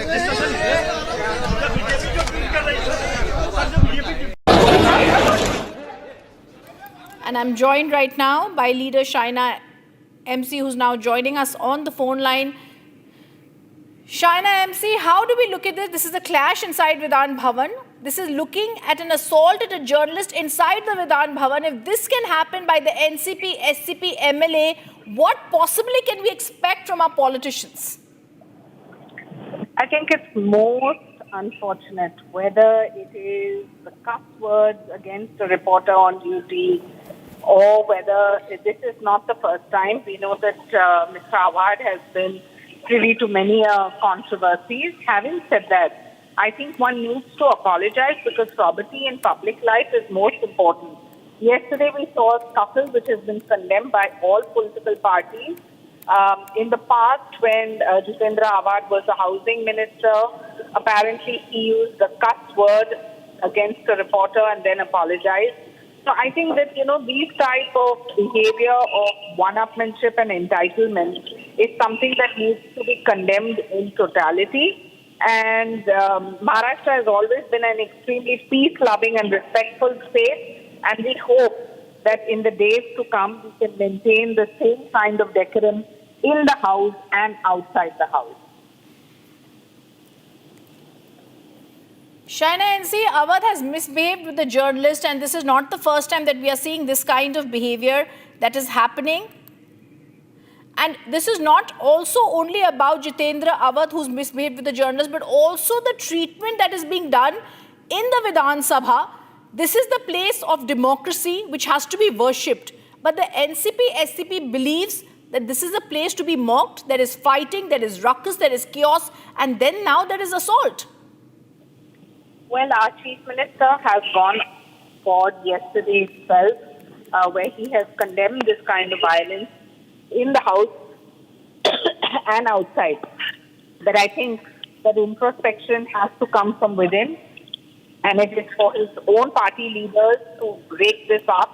I hope that in the days to come, Maharashtra is able to see peace and respect coexist, because that has been the meaning of this great state of ours that, emboldens people on the basis of how they conduct themselves in public life with a certain kind of sanskriti and sabhyata.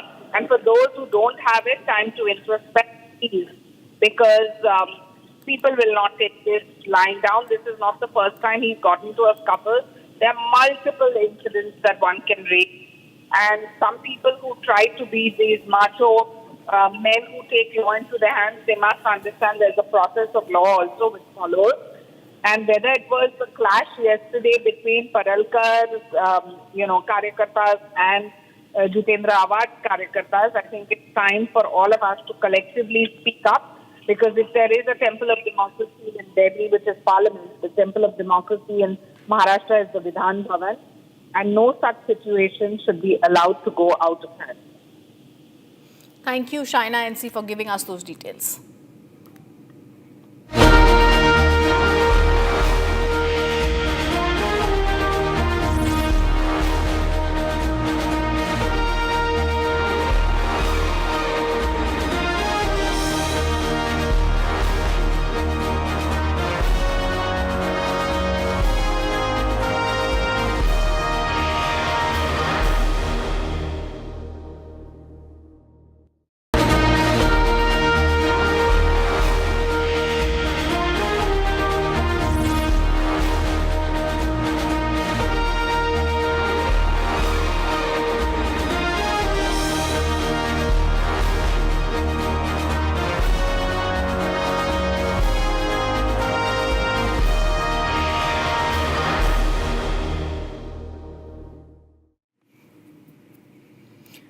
Viewers, the accused in the Gujarat hit-and-run case has been granted bail. The charges on Vatsal Karia were bailable. He was set free this morning. Though the police are investigating the matter, they have collected the blood sample of the accused, who's believed to have consumed alcohol yesterday morning in the quiet locality of Sargasan in Gandhinagar.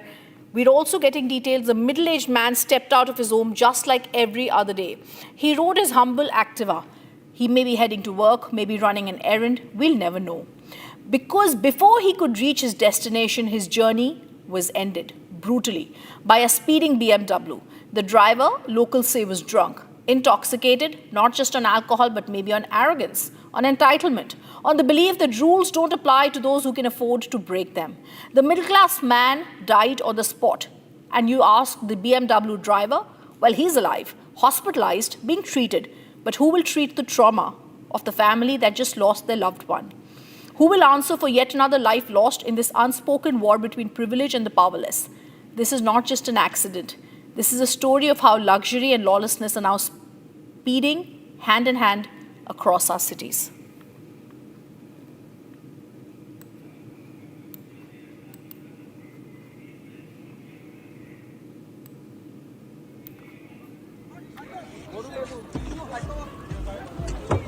Your volume today is low. Please make it high. He is the son of the deceased and also Rajendra Tiwari, who is the brother-in-law of the deceased. He is also a lawyer. Bharat and Rajendra, बहुत-बहुत शुक्रिया आपका हमारे साथ बात करने के लिए. आपसे जानना चाहूँगी, कब आपको इस बारे में पता चला कि ये इंसिडेंट हो क्या है, कब आपको खबर आई और किस तरीके से आपने इस केस को फॉरवर्ड ले जा रहे हैं अभी? मैम, मुझे अराउंड 7:20 के आसपास एक कॉल आया था मॉर्निंग में. उन्होंने पहले मुझे इन्फॉर्म किया कि मेरे फादर को एक्सीडेंट हुआ है सूर्या सर्कल के आसपास, अनिर्देश बंगलो के बाजू में.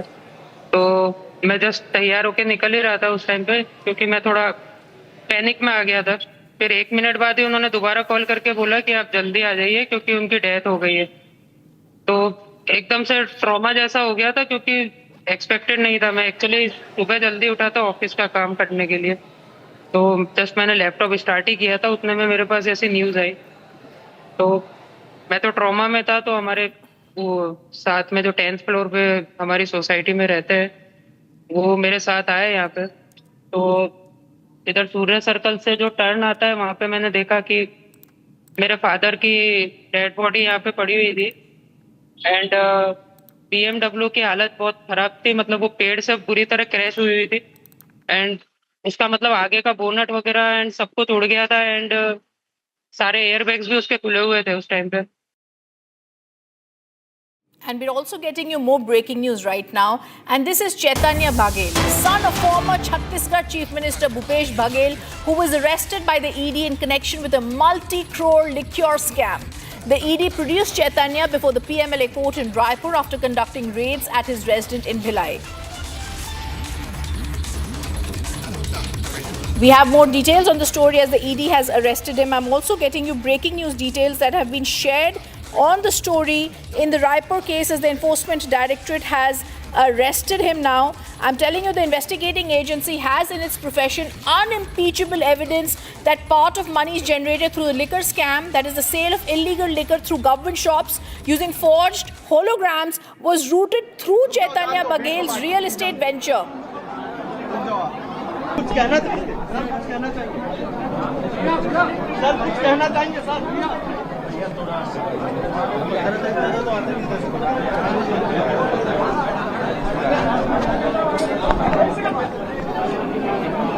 आराम से आराम से आराम से.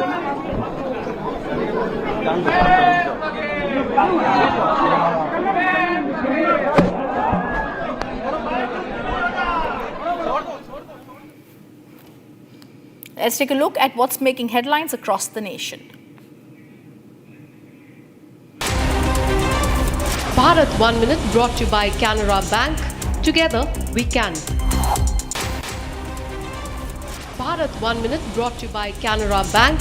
Together we can. Bharat 1 Minute.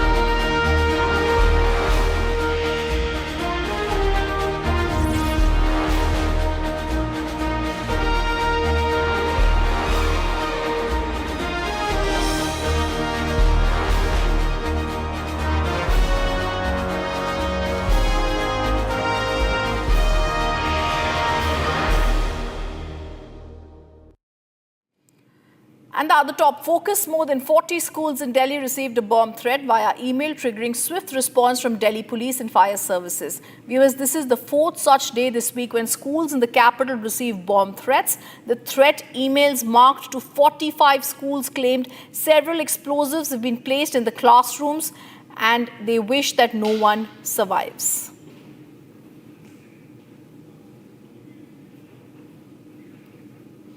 I'm showing you the graphics of the email which says I have placed several explosive devices within the classrooms and the explosives are skillfully hidden in black plastic bags.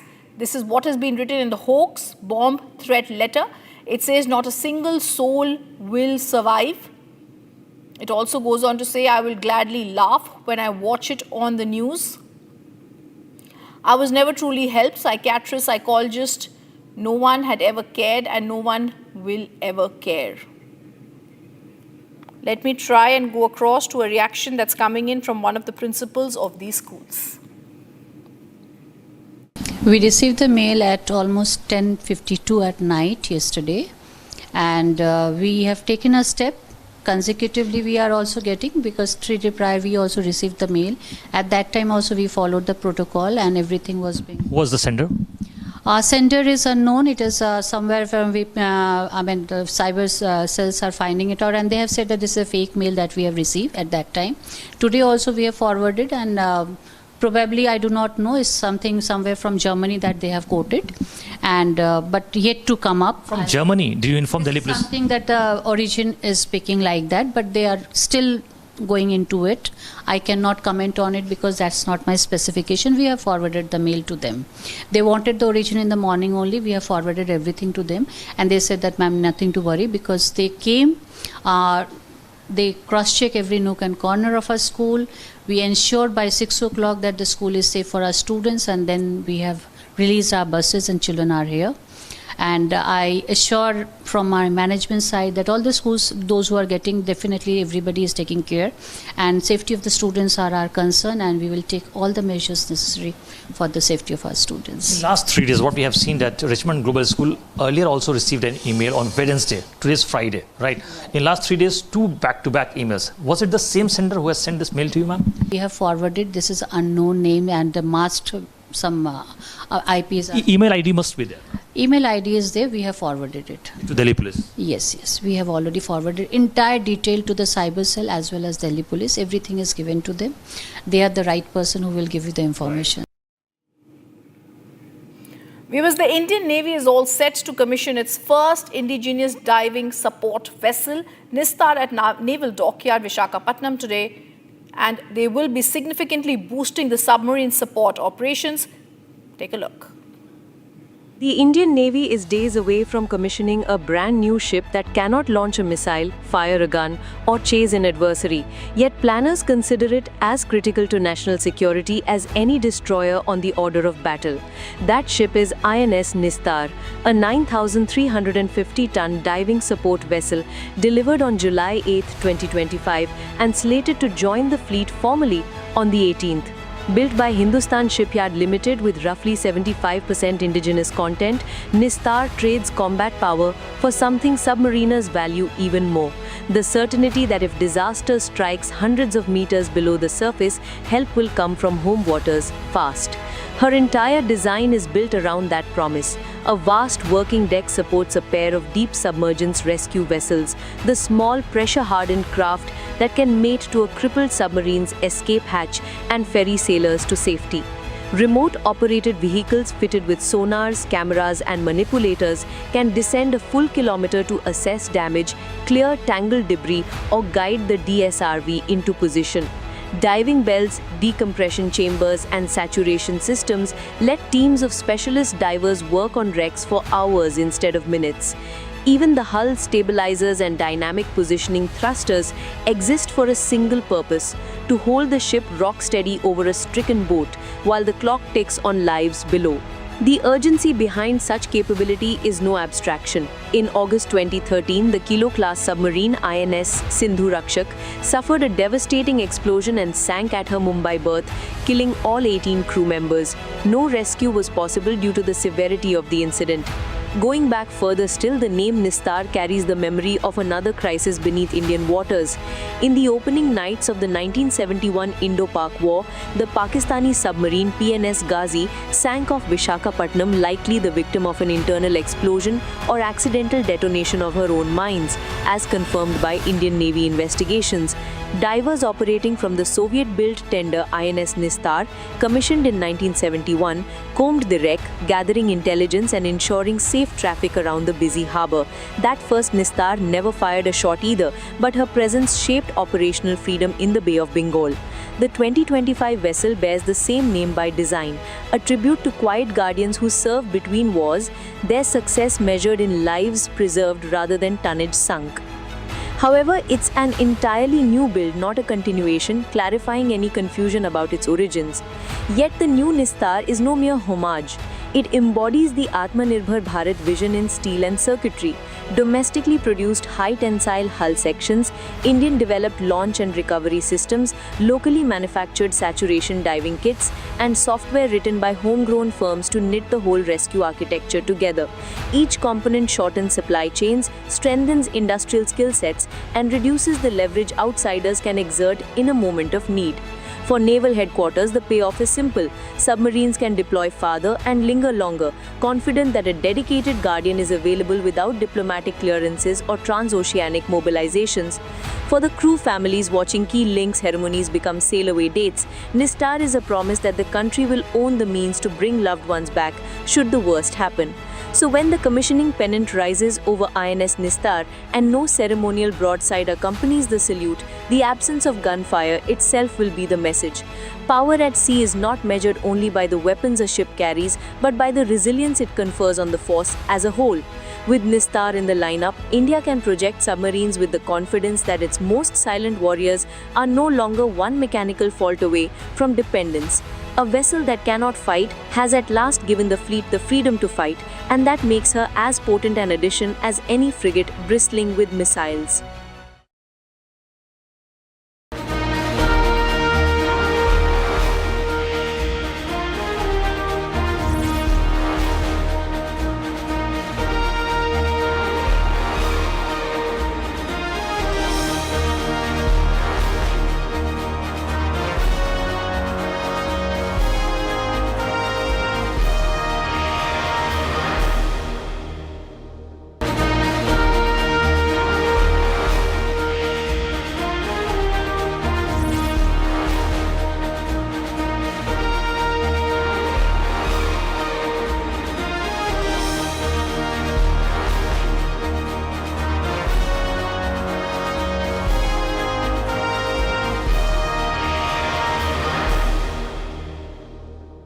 आधे bowl दही में 4 चम्मच MDH चटनी पुदीना मसाला डाला, stir करो, पुदीना चटनी तैयार। MDH चटनी पुदीना मसाला।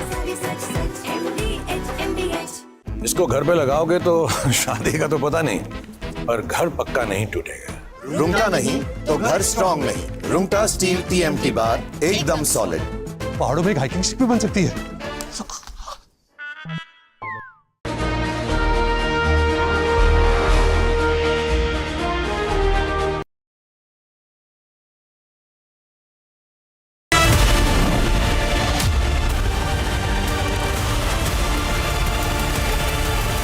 QS&THE, the world's foremost university rankings organizations, have ranked Amity amongst the top 3% universities globally, making it among the very few Indian universities to be included in both rankings.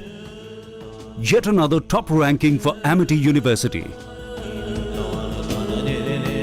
दादी के हाथों का जादू और खुशबू से महकता घर, माँ की मुस्कुराहट और खाने की सुगंध। MDH गरम मसाला, क्योंकि हर रिश्ता है स्वाद से जुड़ा। केसरिया से मन जोगी हुआ रे, दिल झूमे देखो मतवारा हुआ रे। केसरिया से मन जोगी हुआ। हर पल मनाओ केसरी त्योहार। विमल, बोलो जुबान Kesari.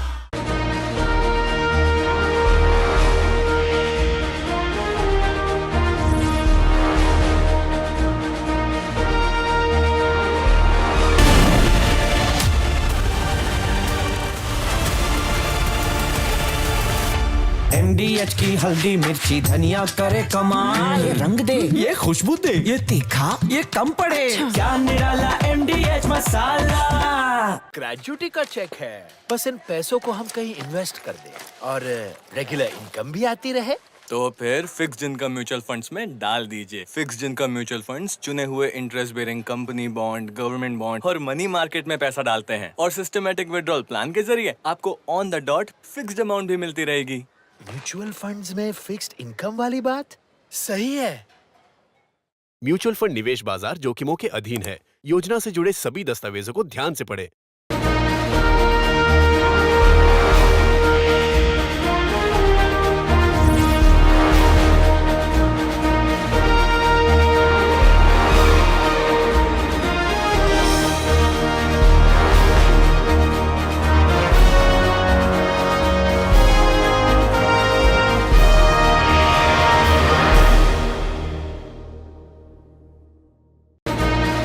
From Asia's largest news headquarters, setting the agenda for Bharat.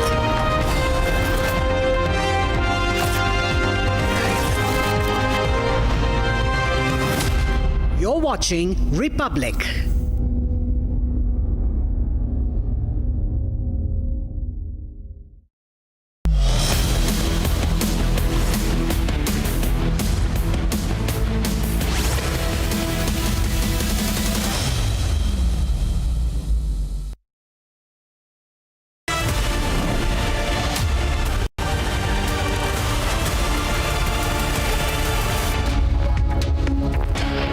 It's 4 p.m. and you're watching live and breaking with me, Shavan Sen. TRF has now been banned by the United States of America. Evidence provided by India. Over the next couple of minutes, we're going to take you through all the details that we've gathered so far. But up first, let me take you through the headlines we're tracking at this hour. NCP Sharad Pawar legislator Rohit Pawar gets into a heated argument with police officers at Mumbai's Azad Maidan police station. Republic confronts NCP SCB MLA Jitendra Awad after he hits a journalist. After Enforcement Directorate raids ex-Chief Minister of Chhattisgarh Bhupesh Baghel's Bhilai house, his son has now been arrested.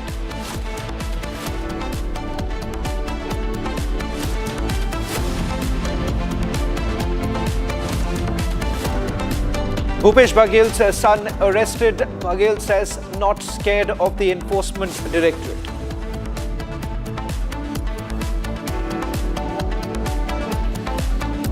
Middle class run over by rich yet again. In Gandhinagar, BMW car kills one rich brat, gets bail.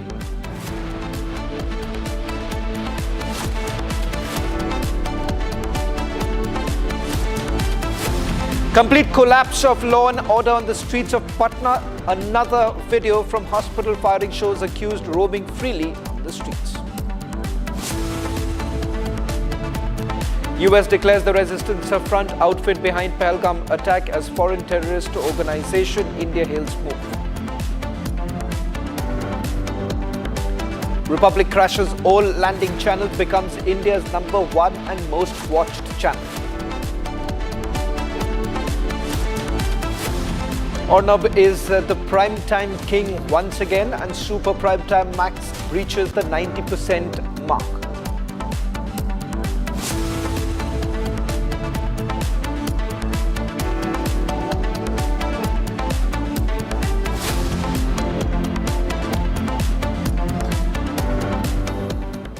Starting this edition with some breaking news now coming in. Earlier today, raids were being carried out by the Enforcement Directorate at former Chhattisgarh Chief Minister Bhupesh Baghel's residence in Bhilai. In fact, Enforcement Directorate has now arrested his son Chaitanya Baghel, who has been sent to 5-day custody. Enforcement Directorate has made the arrest in the liquor scam case. The details that we are now getting from the court as he has now been produced. We'll try and also go across to our legal editor, Rhythm Anand Bhardwaj, who's getting us the latest details. The Enforcement Directorate had to say that they have unimpeachable evidence that part of the monies that were generated through the liquor scam, sale of illegal liquor through government shops, were being using forged holograms. was routed to Chaitanya Bhagel's real estate venture. In fact, a liquor businessman accused Trilok Singh Dhillon has also been connected to this particular case. Let me also bring in our legal editor who's joining us on this broadcast. Rhythm, with regards to this particular case, which was registered just days before Chhattisgarh went to elections, in fact, the former Chief Minister says that there is nothing but political vendetta. As far as evidence that has been gathered by the Enforcement Directorate, what is it that they had to reveal in the court? Well, the ED has searched the residence even earlier of the Chhattisgarh former Chief Minister and the other political counterparts. This is not something new, Shavan, but as you would yourself know, as someone who follows the investigative agencies very closely, they've been raiding over 3 dozen places in Jharkhand, Chhattisgarh in connection with the money laundering related case or the liquor scam case for the longest number of time. Dhillon's name has been coming up for the longest number of time. So has Bhupesh Bagel's political advisor Vinod Verma's name been coming up. There have been 34 places that were earlier raided. Now that we are seeing that a final arrest has been made, what we have to understand from this is that they have got the complete details and the evidence. This means that the lawyers for the Enforcement Directorate who are present in the court are telling the court that they have clear direct evidence that part of the money that has been generated through the liquor scam, that is the illegal liquor scam that happened in the government shops, was routed through Chaitanya Bhagel's real estate venture through, like we said, liquor-based businessman and accused Trilok Singh Dhillon. So things are looking quite bad for the former Chief Minister Bhupesh Bagel and his son as links are very clearly coming out. Well, in fact, he has now been produced in the court is what we are being told. In fact, Rhythm, as you're getting us more details, this is the first big arrest that has been made in the liquor scam, which is being probed by the Enforcement Directorate. In fact, multiple locations where the raids were carried out. Talking specifically about the Chief Minister's son's role, what is it that the Enforcement Directorate had to tell the court, and why do they believe that there is a direct link between Chhattisgarh Chief Minister, former Chhattisgarh Chief Minister's son, with that of some of the businessmen who were part of this entire alleged racket?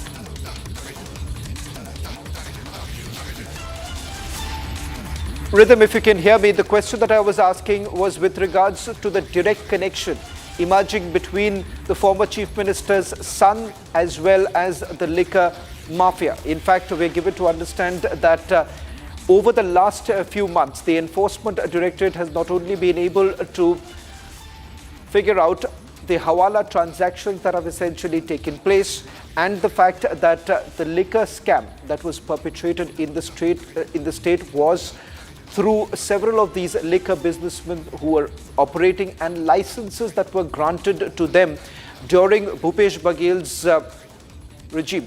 In fact, it turns out that all of it was being routed through real estate venture. This real estate venture, we are once again given to understand, has been linked to the former Chief Minister's son.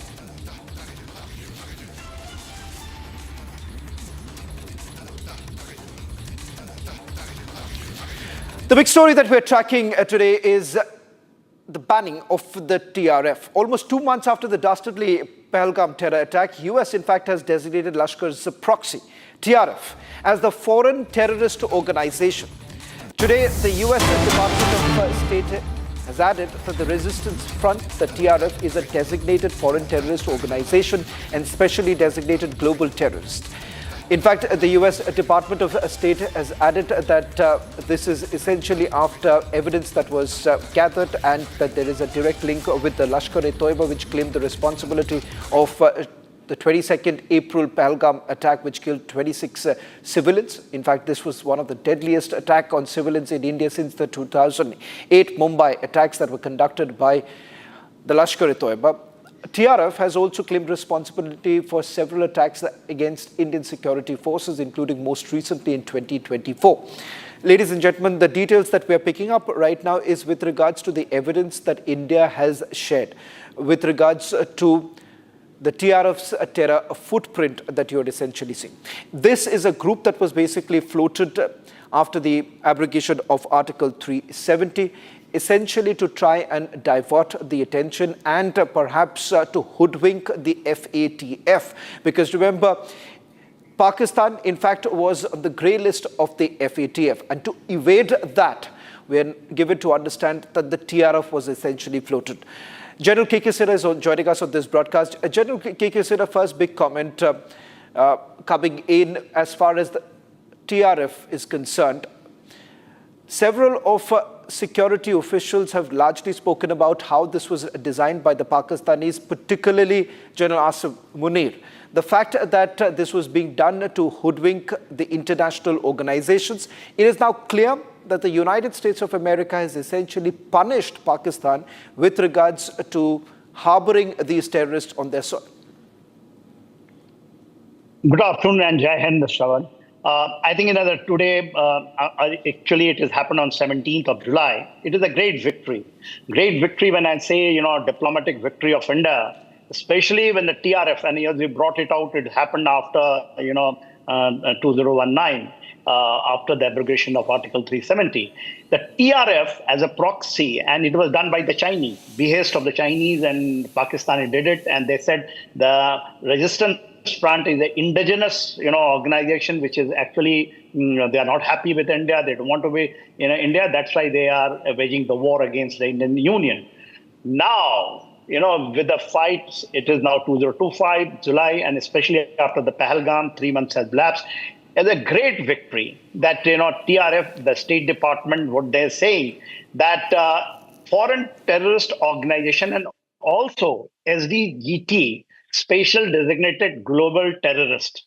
This is two things, is a huge win, because this narrative which China, Pakistan, even America was holding it for some time, but the pressure, the way we have done it diplomatically, especially when this foreign minister was there during the Quad summit, and that is the time the way he spoke from that front and that forum about terrorism, about what happened in Operation Sindoor, absolutely in clear terms, and also the Pahalgam attack and how the Pakistan were involved. And these have happened after that. Prime Minister Modi was there in the February 2025 in the United States of America. That time, Tahabbur Rana, he also, who was extradited to India, because that time Prime Minister Modi has put across to Trump that, you can't differentiate between, these terrorist organizations and you will say bad terrorists and good terrorists. The TRF was supposed to be, showcased by Pakistan, China on based of that, and people were taking it because from that time onwards, 2020, we were fighting in the UN to make it as a foreign designated terrorist, and it is the linkages with Lashkar-e-Toiba. What happened on 26 April 2025? That Suleiman, whose name who is Pakistani SSF commando who was infiltrated inside India in 2022, and they're carrying out all this drastic attack, and along with the two Pakistani nationals. It has come out very clear. This has been told to America, and dossiers were sent, proof was sent, that it was a special operation like 26/11, what the Pakistani did it, where the Pakistan army and their political master were totally involved in it. They cleared these operations in Pahalgam and that massacre. So I think it's a great victory, Shravan. Thank you very much, General K.K. Sidha, for putting this into perspective. There's absolutely no doubt about the fact that there was a lot of back-channeling that was essentially done to basically convince the United States of America that strong action should be taken. In fact, Pakistan's Deputy Prime Minister Ishaq Dar had acknowledged support for the TRF, a proxy group, while trying to get its name removed from a UNSC statement. Here's that big admission that was made by the Pakistanis themselves. All this while, they said that if at all India has any proof, why is it that they don't provide it? We've provided the evidence, and that's the reason why TRF has now been designated as a foreign terrorist organization. Jammu and Kashmir में एक forum बना जिसका नाम है the resistance forum, और उस पे उसको कंडेम किया गया, उसको जिम्मेदार ठहराया गया उस प्रेस रिलीज में। तो मुझे आई, मैंने देखा, मैंने कहा ये एक्सेप्टेबल नहीं है। पहलगाम के साथ आपको लिखना पड़ेगा जम्मू एंड कश्मीर। मुझे बड़े बड़े कैपिटल से कॉलें आई कि देखें इस वक्त मैं कही नथिंग डूइंग, ये नहीं हो सकता, पाकिस्तान विल नॉट एक्सेप्ट। वो कहते हैं आप पे ब्लेम आएगा, प्रेस रिलीज नहीं हुई, इतना बड़ा वाकया हुआ, आपके जावर एक्सप्रेस भी फ्री ये आई थी, कंडेमनेशन की, टेररिस्ट एक्टिविटी को कंडेम किया गया था। मैंने कहा ये ready, but please you have to put in Jammu and Kashmir and have to delete this TRF. Lieutenant Vinay Narwal was one of the victims in the Pahalgam terror attack. We have spoken to the family of Lieutenant Vinay Narwal. Just a reminder of how Pakistan has perpetrated this entire crime. And they perhaps thought that they would go scot-free. The dossier that has been provided by India to the United States of America particularly goes into detailing of Pakistan's involvement in the terror attack that took place in Pahalgam and also the attacks that were carried out by the TRF on the Indian security agencies. This is what the family of Lieutenant Vinay Narwal had to say. Rajesh ji, बहुत बहुत धन्यवाद आपका हमारे साथ बात करने के लिए। आज यूनाइटेड स्टेट्स ने एक बहुत बड़ा कदम उठाया है। TRF, वही टेरर आउटफिट जो रिस्पॉन्सिबल था पहलगाम टेरर अटैक के लिए, उसको एक टेरर आउटफिट डेजिग्नेट कर दिया है। It's a huge diplomatic win for India. Sir, आपका क्या कहना है इस बारे में? नमस्कार जी, मेरा इस बारे में यही कहना है कि हमारे देश के कूटनीतिज्ञों ने और राजनेताओं ने तरह से इस मुद्दे को अंतर्राष्ट्रीय स्तर पर उठाया और उसको संज्ञान में लेते हुए आज से यूएस गवर्नमेंट ने द रेसिस्टेंट फ्रंट को, जो कि लश्कर तैयबा से कनेक्टेड है, और उन्होंने 22 अप्रैल की जो घटना थी पहलगाम की, उसमें जो मैसेकर किया, जिसमें कि 26 भारतीय को अपनी जान गंवानी पड़ी, इसमें मेरा बेटा लेफ्टिनेंट विनय नरवाल भी उसमें शहादत को प्राप्त हुआ। तो उसके खिलाफ एक कड़ा कदम और उसके प्रति प्रतिबद्धता जो यूएस गवर्नमेंट ने दिखाई है, ये काबिले तारीफ है और एक अच्छा कदम है। इससे इस तरह के संगठनों पर, इस तरह की कार्रवाई पर अंकुश लगाने का ये कार्य है। अब आपकी क्या मांग है गवर्नमेंट ऑफ इंडिया से? बिकॉज जहाँ तक हम जानते हैं जो इंडिया यूनाइटेड स्टेट्स के टाइज थे वो और स्ट्रेंथन हो गए हैं इस कदम के बाद। अब आपकी क्या मांग है? क्योंकि हमने बस कुछ ही देर पहले शुभम द्विवेदी जी से भी बात किया था, उन्होंने भी अपने भाई को खोया था पहलगाम के अटैक पे। उन्होंने कहा था कि अब जो विक्टिम्स है पहलगाम के, उनको एक शहीद का दर्जा देना चाहिए। आपकी क्या मांग है? मेरा सरकार से मांग तो नहीं है, मेरी तो एक अपील है, और सरकार इस मामले में बहुत ही सेंसिटाइज्ड है और एक जिम्मेदार सरकार है मोदी जी के नेतृत्व में, और वो इसको बहुत ही गंभीरता के साथ इस इशू को लिया है। और जहाँ तक शहादत की बात है, तो जितने भी लोग वहाँ आतंकवाद की भेंट चढ़े हैं, तो सभी जान गंवाने वाले जो लोग हैं, व्यक्ति हैं, और उनके परिवारों की यही मांग है, अपील भी है गवर्नमेंट से कि उनको शहादत का दर्जा दिया जाना चाहिए, क्योंकि ये आम कोई ऐसी घटना नहीं है, ये आतंकवाद की भेंट चढ़े हैं। आतंकवाद की घटना हुई, उन्होंने ऐसा कायराना काम किया, तब उनकी ये मतलब इस दुनिया से वो हमने खोया है उनको, तो इसको शहादत मिलनी चाहिए, शहादत का दर्जा। आपसे एक और सवाल लेना चाहूंगी।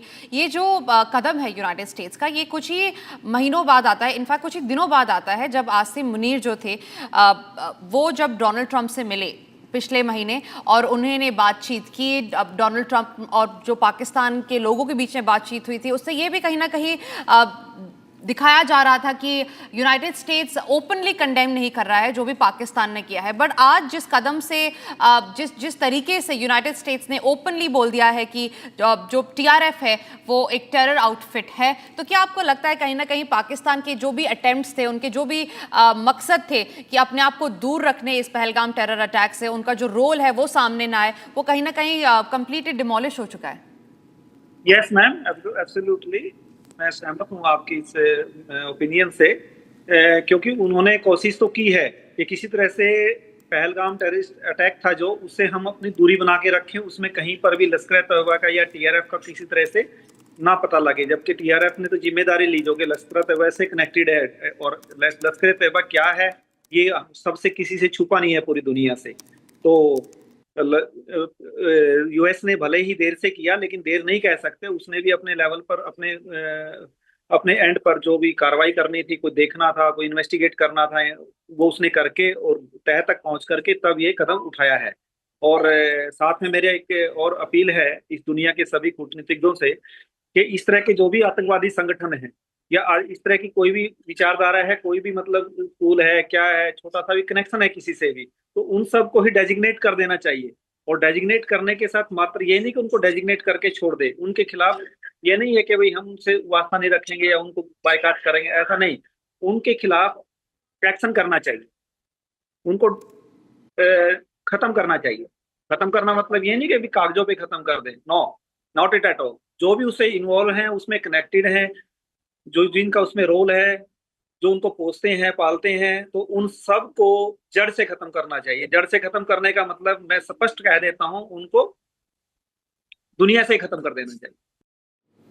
Well, in fact, getting in some more breaking news right now, ahead of the monsoon session of the Parliament, a crucial strategy meeting is underway at the residence of Raksha Mantri Rajnath Singh. Sources say the meeting is focused on formulating the party's legislative strategy for the upcoming session and aligning coordination among key ministries. The opposition, on the other hand, has essentially been demanding a joint parliamentary session as far as Operation Sindoor is concerned. Whether at all the government will essentially agree on this issue or not, that clarity hasn't really come in. The monsoon session, which is expected to begin in the next few days, the agenda of it is largely one with regards to Operation Sindoor being one such, which the opposition is essentially demanding that there should be a joint parliamentary meeting. Let me also go across to my colleague Chandrakala, who's joining us from outside Raksha Mantri's residence. Chandrakala, is there any clarity that you're getting in with regards to what's the agenda of the monsoon session? Well, a very crucial meeting is currently underway. Of course, the meeting has just begun. We are right in front of the Defence Minister's residence, and most likely, the meeting is being attended by key BJP leaders, including BJP National President JP Nadda, Union Minister Piyush Goyal, and Kiren Rijiju. And of course, the fact that this meeting has been called just ahead of the monsoon session, which is set to begin on July 21st, basically to discuss the strategy as to what would be the agenda during the monsoon session, and also to seek cooperation from the political parties for the smooth functioning of the monsoon session ahead. So we are here right in front of the Defence Minister's residence, where the crucial meeting is just underway, and the leaders are currently inside holding the meeting, and of course we'll be updating you on the outcome of the meeting soon. Over to you. Well, thank you very much, Chandrakala, for getting us the latest details. NCP's legislator Rohit Pawar got involved into a heated argument with the Mumbai police at the Mumbai's Azad Maidan police station. Rohit Pawar and NCP Sharad Pawar legislator Jitendra Awad, who was seen assaulting a journalist, went there to locate an injured party worker. NCP SCP's Nitin Deshmukh was assaulted by supporters of BJP MLC Gopi Chand Padalkar yesterday. Pawar, in a heated argument, was heard saying, "Don't raise your voice to a police officer."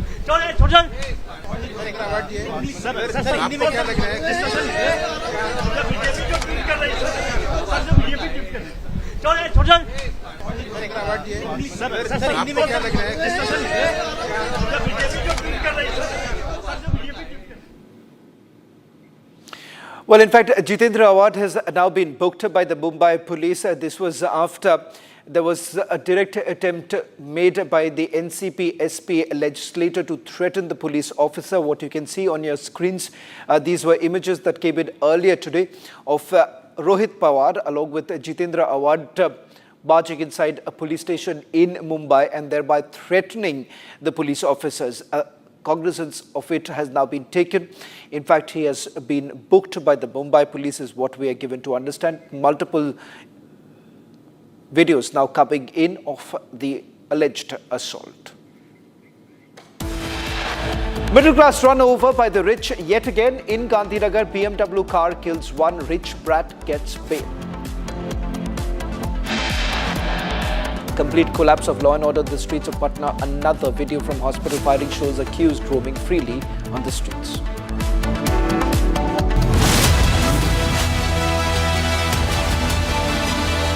ये है secret recipe MDH का जीरा SIP जल जीरा मसाला। SIP SIP जीरा SIP जीरा SIP MDH का जल जीरा सिप MDH का जल जीरा सिप।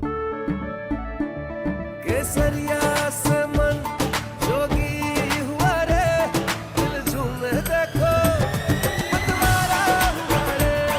केसरिया से मन जोगी हुआ। हर पल मनाओ केसरी त्योहार।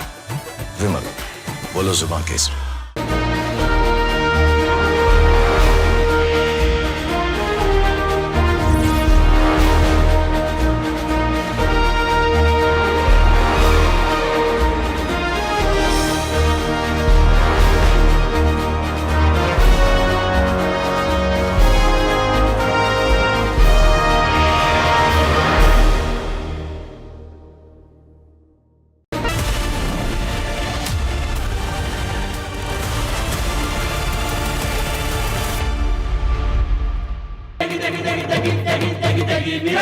MDH की देगी मिर्च, देगी मिर्च का तड़का, अंग अंग फड़का। MDH की देगी मिर्च।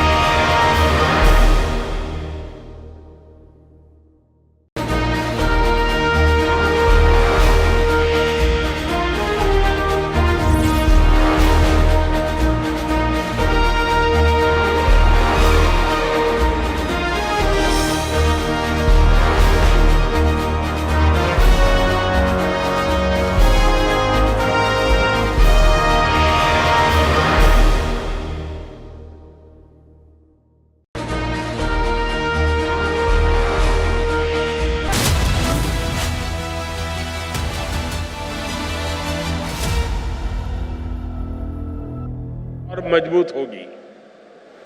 यानी परियोजनाएं make in India, make for the world इस मंत्र के साथ पश्चिम बंगाल को आगे बढ़ने में मदद करेगी।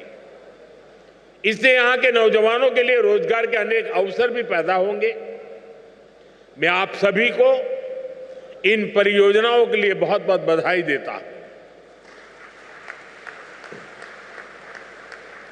साथियों, आज पूरी दुनिया में विकसित भारत के संकल्प की चर्चा है।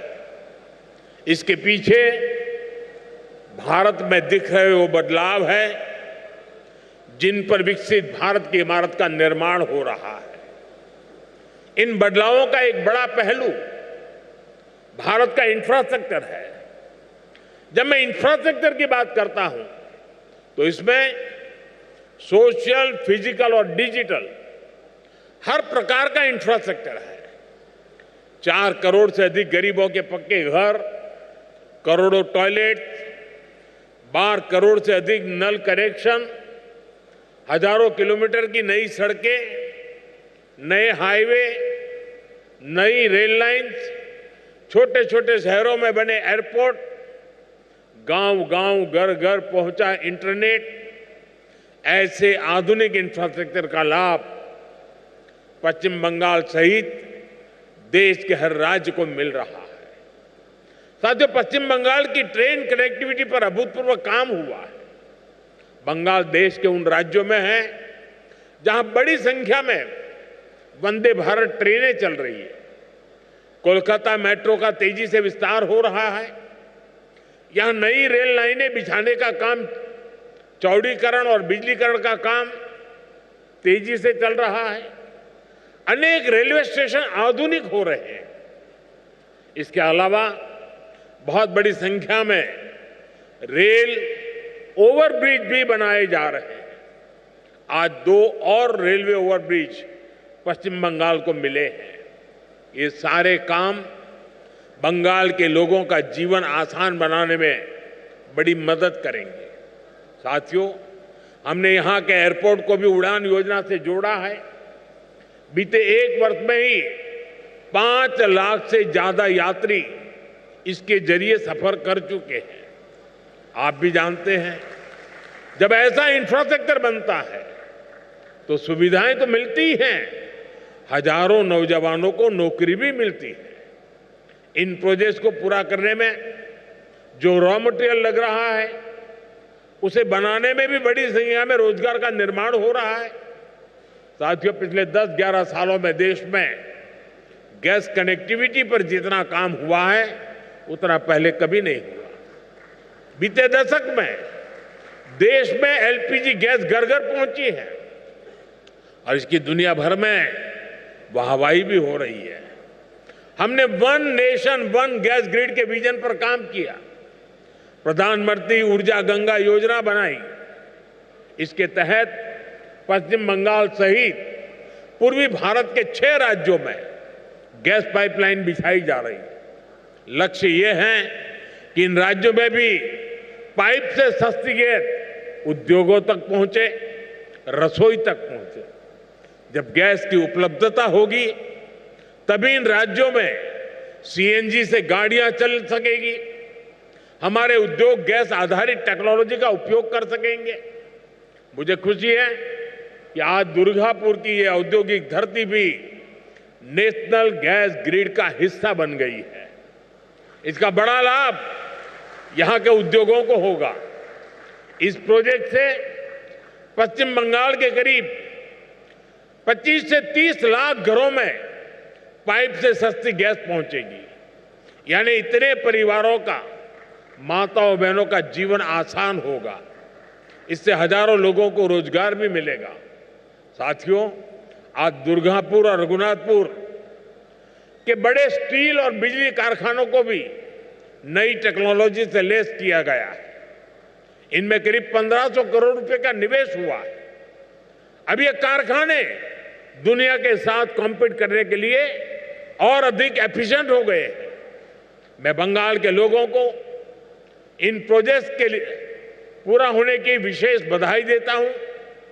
साथियों, भारत की फैक्ट्रियां हो या हमारे खेत खलिहान, हर जगह एक ही निश्चय के साथ काम हो रहा है। हमें 2047 तक भारत को विकसित बनाना है। हमारा रास्ता है विकास से सशक्तिकरण, रोजगार से आत्मनिर्भरता और संवेदनशीलता से सुशासन। इन्हीं मूल्यों पर चलते हुए हम पश्चिम बंगाल को भारत की विकास यात्रा का मजबूत इंजन बना करके रहेंगे। आप सभी को फिर से विकास परियोजना की बहुत बहुत बधाई देता हूं। अभी के लिए इतना ही।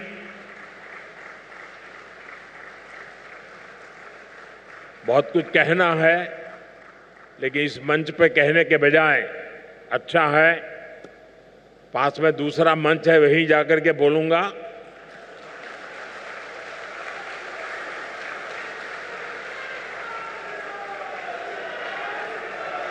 पूरा बंगाल और पूरा देश वहां होने वाली बातें सुनने के लिए जरा ज्यादा आतुर है। मीडिया के लोग भी बड़े उत्सुक हैं।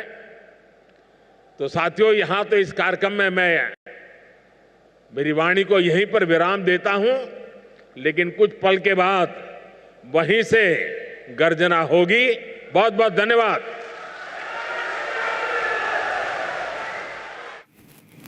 The Prime Minister and in Durgapur, pole-bound West Bengal, he speaks about what's essential for connectivity. The Prime Minister in pole-bound West Bengal speaks to a roaring welcome PM's Vikas push in Bengal now, and the PM inaugurates key development projects also in Durgapur. Viewers, the other top focus that we're looking at today, the accused in the Gujarat hit-and-run case has been granted bail. The charges on Vatsal Karya were bailable. He was set free this morning. Though the police are investigating the matter, they've collected the blood sample of the accused, who's believed to have consumed alcohol. Yesterday morning, in the quiet locality of Sargasan in Gandhinagar, a middle-aged man stepped out of his home just like every other day. He rode his humble Activa. Maybe he was heading for work, maybe running an errand. We will never know. Because before he could reach his destination, his journey was ended brutally by a speeding BMW. The driver, locals say, was drunk, intoxicated, not just on alcohol, but maybe on arrogance, on entitlement, on the belief that rules don't apply to those who can afford to break them. The middle-class man died on the spot. And you ask what of the BMW driver? He's alive, hospitalized, being treated. But who will treat the trauma of the family that just lost their loved one? Who will answer for yet another life lost in this unspoken war between privilege and the powerless? This is not just an accident. This is a story of how luxury and lawlessness are now speeding hand in hand across Indian cities.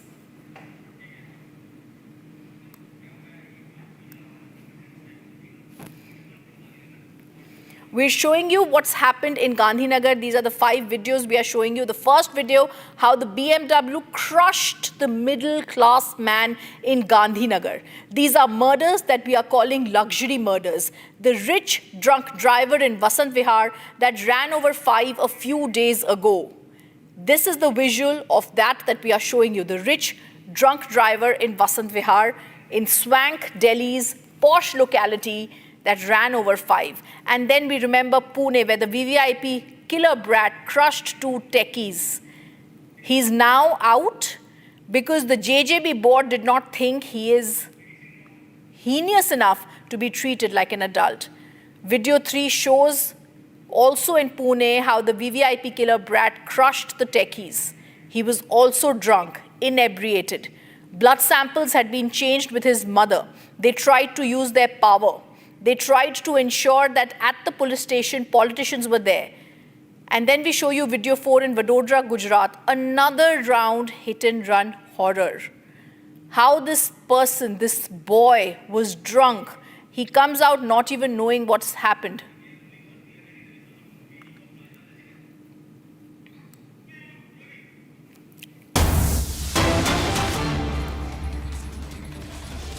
And Home Minister Amit Shah, breaking news comes in, arrives at Rajnath Singh Defence Minister's residence to join a key meeting that is currently taking place. Remember, ahead of the monsoon session of Parliament, a crucial strategy meeting underway at the residence of Defence Minister Rajnath Singh. Sources say this meeting is focused on formulating the party's legislative strategy for the upcoming session and aligning coordination among the key ministries. There is a lot on the card that is going to happen in the monsoon session. We're also going to try and break, and let me go across to Chandrakala joining us live outside the residence of Defence Minister Rajnath Singh, where Home Minister Amit Shah has just arrived. Chandrakala, give us more details about this key meeting.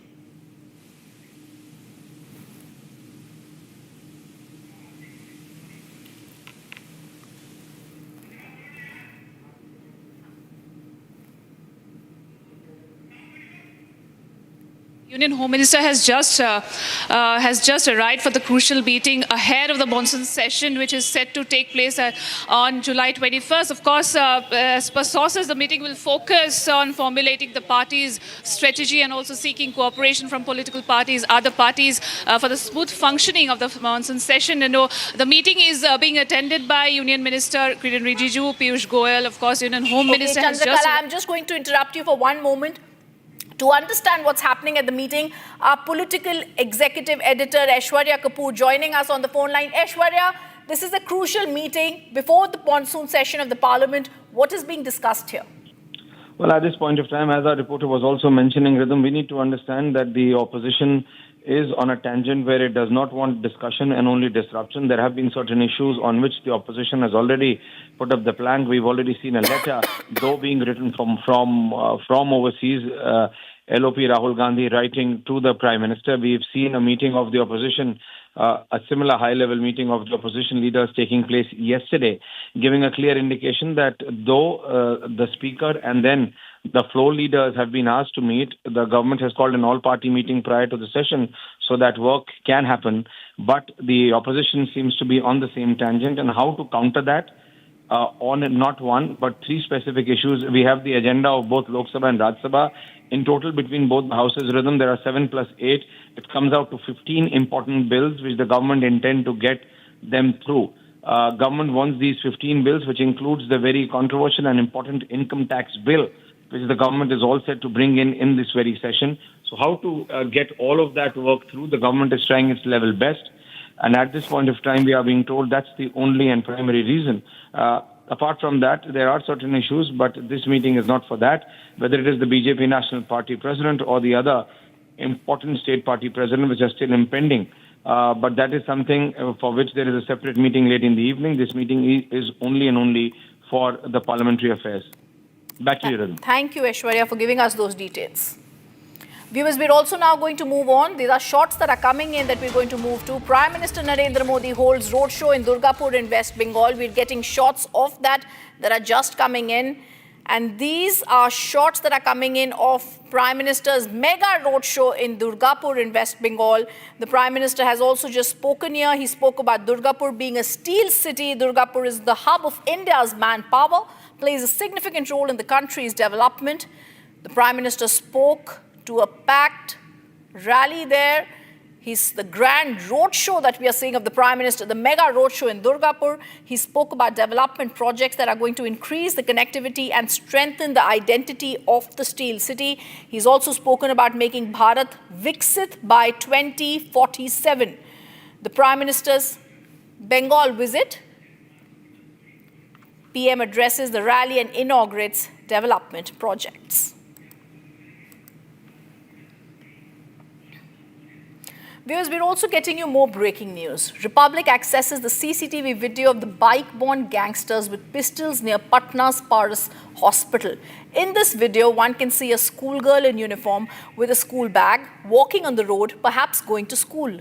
At this counter that you're going to see, she sees the bike-borne gangsters brandishing pistols. She returns back for a safe hideout.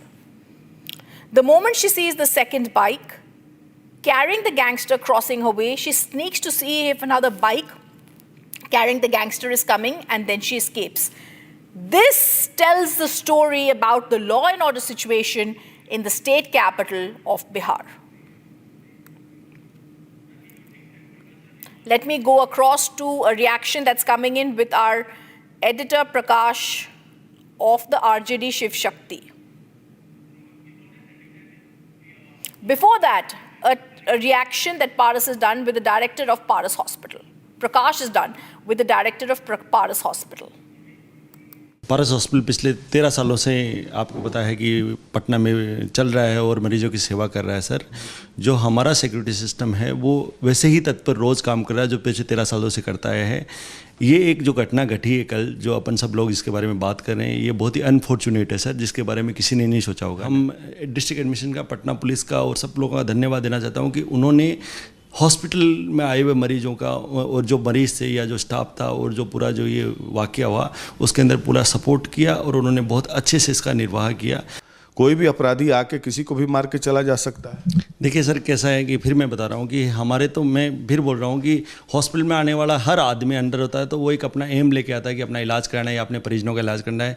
ये चीज़ें सोच के परे की बात है। पहली बात तो ये है, डेफिनेटली कोई भी सिस्टम में कुछ भी होता है, चाहे अपने घर में है, परिवार में है, क्या नाम, समाज में है, किसी भी संस्था में है, जो भी होता है, जो भी इंसिडेंट होते हैं उसके ऊपर अपन लोग फिर और पेनी नज़र से और ठीक से करने की कोशिश करते हैं।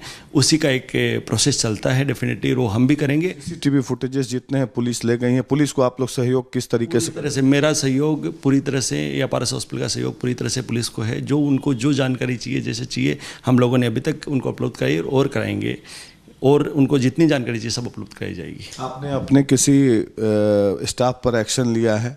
मेरे के स्टाफ इसमें कोई इन्वॉल्वमेंट ही नहीं है, तो एक्शन का कोई सवाल ही पैदा नहीं होता। अभी ये देखते हैं सर कि क्या रहता है। मानते हैं कि आपके हॉस्पिटल की कोई लापरवाही नहीं?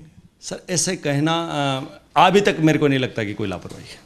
आपके प्रेमिसेस के अंदर घुस गए वो तो कोई लापरवाही नहीं है। मैं मानता हूँ बिहार पुलिस की लापरवाही तो है ही। मैं नहीं कह रहा, ये एक घटना है जो घटी है। इसके ऊपर जो भी सरकार की तरफ से अपना वो भी देख रहे हैं कि क्या हुआ है, हम भी अपने अस्पताल के अंदर देख रहे हैं। पूरे बिहार में लाइन ऑर्डर का जो भी इमारतें थी, दीवारें थी, सब ध्वस्त हो चुका है। तंत्र पूरी तरह से एकदम घुटना टेक दिया है और अपराधी सत्ता के संरक्षण प्राप्त कर करके वो विजय बन गए हैं, और इस कदर विजय बने हैं कि सम्राट की भूमिका में अपराधी आ गया है। सत्ता का संरक्षण जो है, खेमका की मौत ने पूरे पटना वासियों के जेहन में खौफ पैदा कर दिया। किसका ग्रहण लग गया है? माननीय नीतीश कुमार जी अचेत हैं, ये बात स्वीकार लेनी चाहिए। मेडिकल बुलेटिन ये लोग नहीं जारी कर रहा है क्योंकि चाहता है कि इसको किसी तरह से बरसात हम निकाल दें, लेकिन हर व्यक्ति जो राजनीति का हल्का सा ज्ञान रखता है उसको इस बात का आभास है कि नीतीश कुमार अचेत है। Once upon a time there was Nitish Kumar, now here is Nitish Kumar. Gang war जो हुआ है, आपको क्या लगता है ये क्या संदेश दे रहा है? गैंग वार हॉस्पिटल में आम आदमी भी इलाज कराता है वहाँ, उसके बाद ओपनली बंदूक लहराया जा रहा है, बच्चियाँ डरी हुई, अधिकारी बेलगाम, प्रशासन बेलगाम, अपराधी बेखौफ। अब अपराधियों का जब खौफ पुलिस में दिखा जाए तो कानून का राज स्थापित नहीं हो सकता है। जब तक पुलिस बलों का खौफ अपराधियों में नहीं दिखेगा, लाइन ऑर्डर को कोई दुरुस्त नहीं कर सकता है। इन दिनों अपराधियों का खौफ पुलिस पर है। Here's what making headlines across the nation. Bharat 1 Minute brought to you by Canara Bank. Together we can. National Students Union of India workers were seen burning tires as they protested outside the ED office in Raipur today over Chaitanya Baghel's arrest. Chhattisgarh Chief Minister's son was arrested in connection with the ongoing investigation into the multi-crore liquor scam case in Chhattisgarh. He is now in ED custody for the next 5 days.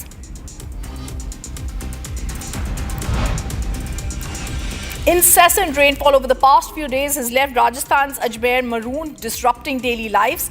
52 ghats of Pushkar Lake were inundated following the constant heavy rains. Several residential areas have been impacted. India's first indigenously built diving support vessel, INS Nistar, was commissioned into the Indian Navy today. It was in the presence of Union Minister Sanjay Seth and Chief of Naval Staff Admiral Dinesh Tripathi.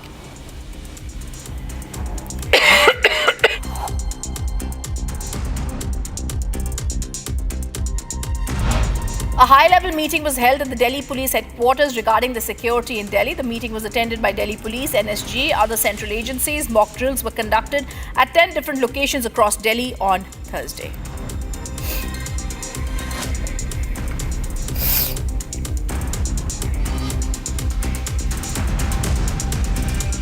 Viewers, in Punjab, the border security forces have neutralized 6 Pakistani drones laden with heroin packets in the border area of Amritsar. Watch that report.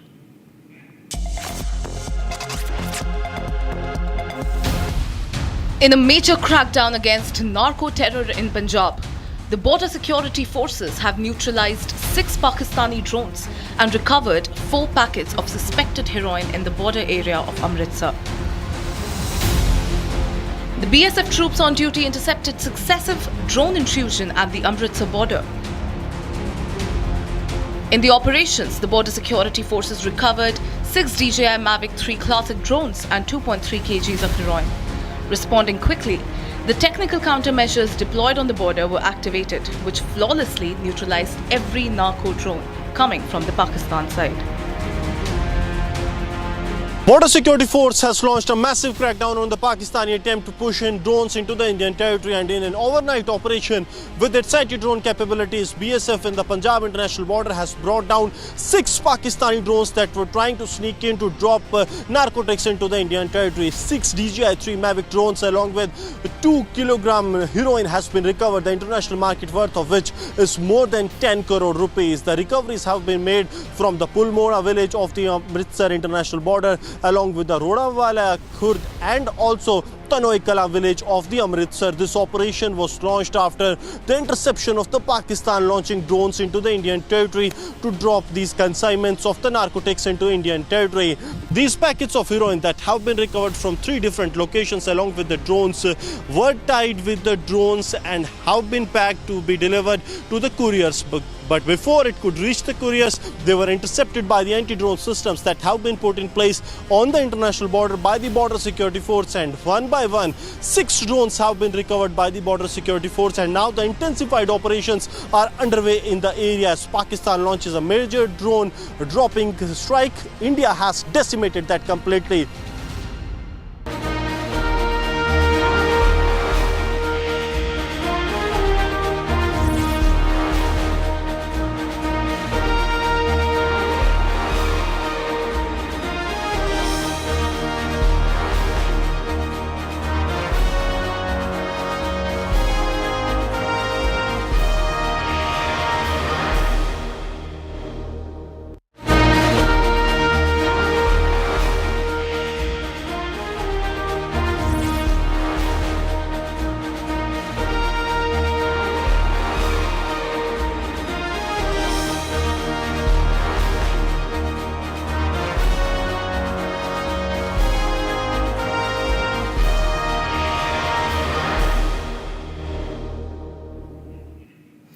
At least 4 people have died and over 1,300 people have been evacuated after heavy rains lashed South Korea.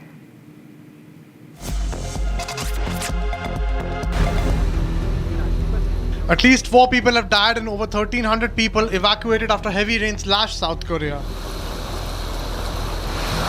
The dead include a person whose car was buried by heaps of soil and concrete after the retaining wall of an overpass collapsed during heavy rain in Osan near capital Seoul. The South Korean Interior and Safety Ministry said 3 other people died in the southern regions. The bodies were found in a submerged car, a stream and a flooded basement. The ministry officials said that they are still investigating whether the 3 deaths were directly caused by heavy downpours. According to the statement, heavy rains have impacted airport operations with 46 domestic flights standing cancelled. Parts of southern Chungcheong province have received up to 420 millimeters of rainfall.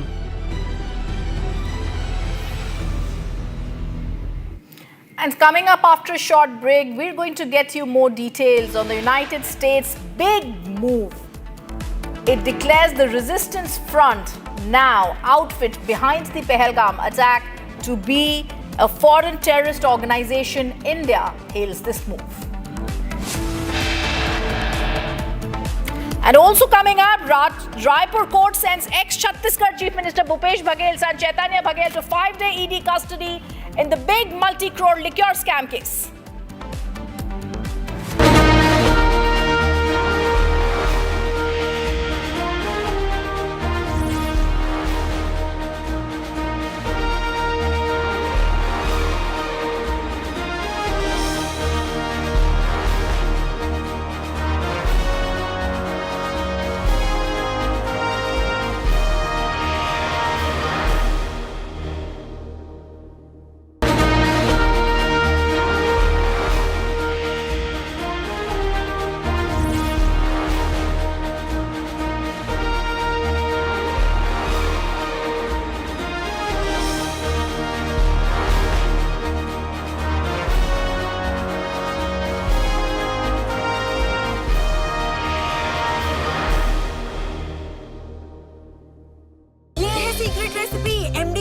जीरा SIP जल जीरा मसाला SIP SIP जीरा SIP English का जल्दी और जीरा SIP English का जीरा सिप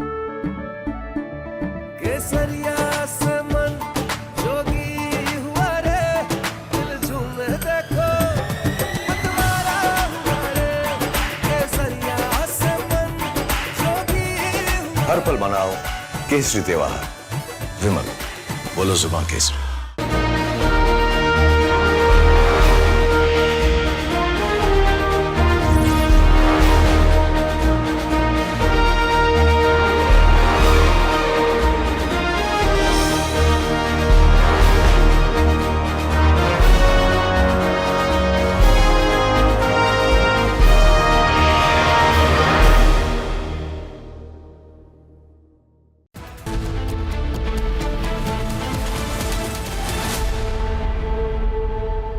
MDH की हल्दी मिर्ची धनिया करे कमाल, ये रंग दे, ये खुशबू दे, ये तीखा, ये कम पड़े, क्या निराला MDH मसाला।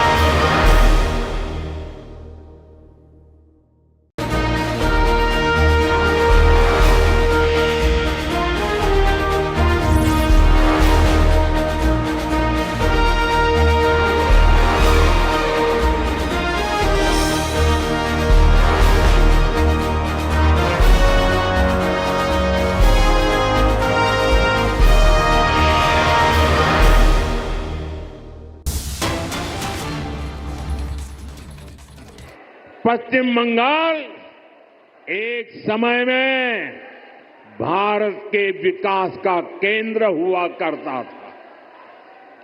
यहां उद्योग फले फूले, व्यापार कारोबार को बल मिला, लोग यहां देश भर से रोजगार के लिए आते थे। लेकिन आज स्थिति पूरी तरह उलट गई। आज पश्चिम बंगाल का नौजवान पलायन के लिए मजबूर है। छोटे छोटे काम के लिए भी उसे दूसरे राज्यों की तरफ जाना पड़ रहा है। दुर्गापुर, वर्धमान और आसनसोल, ये पूरा क्षेत्र भारत के औद्योगिक विकास को किसी जमाने में गति दे रहे थे। लेकिन आज यहां नए उद्योग लगने के बजाय जो है उसको भी ताले लग रहे हैं। साथियों, हमें बंगाल को इस बुरे दौर से बाहर निकालना है और आज जो परियोजनाएं यहां शुरू हुई हैं वो इसी का प्रतीक है। बंगाल बदलाव चाहता है। बंगाल विकास चाहता है। बांग्ला परिवर्तन चाहे। बांग्ला उन्नयन चाहे। साथियों, बंगाल के प्रबुद्ध लोग जानते हैं कि 21वीं सदी का ये समय नई टेक्नोलॉजी का है। बंगाल के उद्योगों को भी नई टेक्नोलॉजी की जरूरत है। आज जो गैस आधारित इकोनॉमी का काम आगे बढ़ रहा है, स्टील प्लांट को आधुनिक टेक्नोलॉजी से लैस करने का काम हुआ है, वो भारत सरकार की इसी सोच का नतीजा है। दुर्गापुर कोलकाता गैस पाइपलाइन से यहां के उद्योगों को नया जीवन दान मिलेगा। ये जो गैस पाइपलाइन है, इस पर केंद्र की भाजपा सरकार हजारों करोड़ रुपए खर्च कर रही है ताकि यहां सीएनजी वाली गाड़ियां चल पाए, आपके पैसे बचे, यहां नए नए कारखानों को बल मिले और सबसे बड़ी बात, इससे बंगाल के नौजवानों के लिए रोजगार के नए मौके बनेंगे।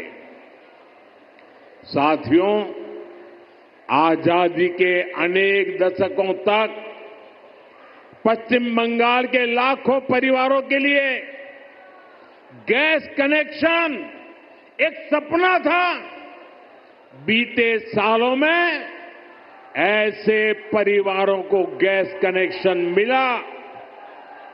अब हमारा प्रयास है कि बहनों के किचन में, रसोई घर में जैसे नल से पानी आता है, वैसे ही पाइप से सस्ती गैस आपके किचन तक पहुंचे। अभी कुछ देर पहले जो कार्यक्रम हुआ है, वो आपका जीवन भी आसान बनाएगा और यहां उद्योगों को भी गति देगा। साथियों, मैं आज आपको पश्चिम बंगाल के नौजवानों को ये यकीन दिलाने आया हूं, बंगाल की बदहाल स्थिति को बदला जा सकता है। बीजेपी सरकार आने के बाद कुछ ही वर्षों में पश्चिम बंगाल देश के टॉप इंडस्ट्रियल राज्यों में से एक बन सकता है। ये मेरा दृढ़ विश्वास है और मेरे इस विश्वास का कारण है पश्चिम बंगाल में समर्थ और प्रतिभाशाली मेरे नौजवान भाई बहन हैं। यहां नदियां भी हैं और समंदर भी है। पश्चिम बंगाल सैकड़ों वर्षों से इंपोर्ट एक्सपोर्ट का केंद्र रहा है। यहां पोर्ट्स का बहुत बड़ा नेटवर्क है। यहां प्राकृतिक संसाधन है, यानी मेक इन इंडिया को गति देने के लिए, मिशन मैन्युफैक्चरिंग में तेजी लाने के लिए पश्चिम बंगाल के पास हर शक्ति मौजूद है। बस यहां की टीएमसी सरकार बंगाल के विकास के आगे दीवार बनकर खड़ी है। जिस दिन टीएमसी सरकार की दीवार बंगाल में गिरी, उसी दिन से बंगाल विकास की नई तेजी पकड़ लेगा।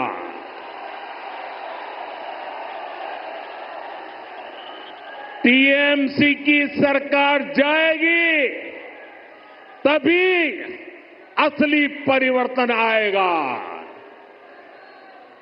टीएमसी जावे तबे আসল परिवर्तन আসবে। साथियों, विकसित भारत बनाने में पश्चिम बंगाल की बहुत बड़ी भूमिका होने वाली है। इसी संकल्प के साथ बीजेपी आपका आशीर्वाद मांग रही है। आप अपने आसपास देखिए, असम में लंबे समय बाद बीजेपी को अवसर मिला। आज असम तेज गति से प्रगति कर रहा है। बगल में त्रिपुरा की क्या स्थिति थी, ये भी किसी से छुपी नहीं है। आज बीजेपी सरकार त्रिपुरा को विकास की नई रफ्तार दे रही है। अब ओडिशा में भी भाजपा सरकार बन चुकी है। आप देखिएगा, ओडिशा भी बहुत जल्द देश के सबसे तेजी से विकसित होने वाले राज्यों में से अपनी जगह बना लेगा। इसलिए भाजपा की तरफ से मेरा यह आग्रह है कि आप एक बार भाजपा को अवसर दें, एक ऐसी सरकार बनाएं जो ईमानदार हो, कामदार हो और दमदार हो।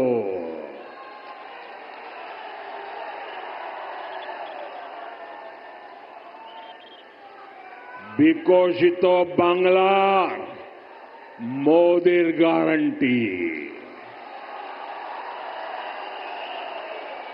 বিকশিত বাংলা बीजेपी संकल्प। साथियों, हमें दुर्गापुर का, पश्चिम बंगाल का पुराना गौरव वापस लाना है। इसके लिए जरूरी है कि पश्चिम बंगाल में नया निवेश आए, लोग यहां उद्योग लगाने के लिए आगे आए, यहां के नौजवानों की शिक्षा और कौशल पर ज्यादा निवेश हो। लेकिन जब तक यहां टीएमसी की सरकार रहेगी, ये कभी भी नहीं होने देगी। बीते दशकों में जो स्थितियां यहां पैदा की गई हैं, वो बंगाल में निवेश विरोधी है, नौकरी विरोधी है। आप जरा सोचिए, जहां मुर्शिदाबाद जैसे दंगे होते हो, छोटी छोटी बातों पर हिंसा हो जाती हो और पुलिस एक तरफा कार्रवाई करे,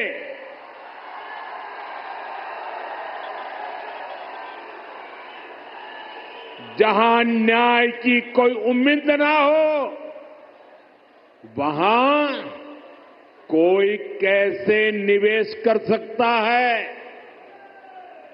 यहां की राज्य सरकार लोगों की जान और उनकी दुकान की सुरक्षा नहीं कर सकती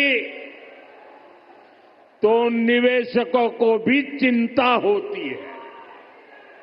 मैं जानता हूं कि पश्चिम बंगाल में जितनी संभावनाएं हैं उनको देखते हुए दुनिया भर के निवेशक यहां पैसा लगाने आना चाहेंगे, लेकिन जब वो यहां सिंडिकेट राज देखते हैं तो वे देखते हैं कि कैसे यहां उगाई होती है, बिजनेस करने वालों से पैसे मांगे जाते हैं, कैसे टीएमसी के लोग धमकाते हैं, तोड़फोड़ करने की, काम बंद करने की धमकियां देते हैं, तो वो भी डरकर भाग जाते हैं। ये जो टीएमसी का गुंडा टैक्स है, ये बंगाल में निवेश को रोकता है। यहां संसाधनों पर माफिया का कब्जा है, वो बंगाल में निवेश को रोकता है। यहां की सरकार नीतियां ही अपने नेताओं को भ्रष्टाचार की खुली छूट देने के लिए बनाती है। कब कौन सी नीति पलट दी जाए इसकी भी कोई गारंटी नहीं।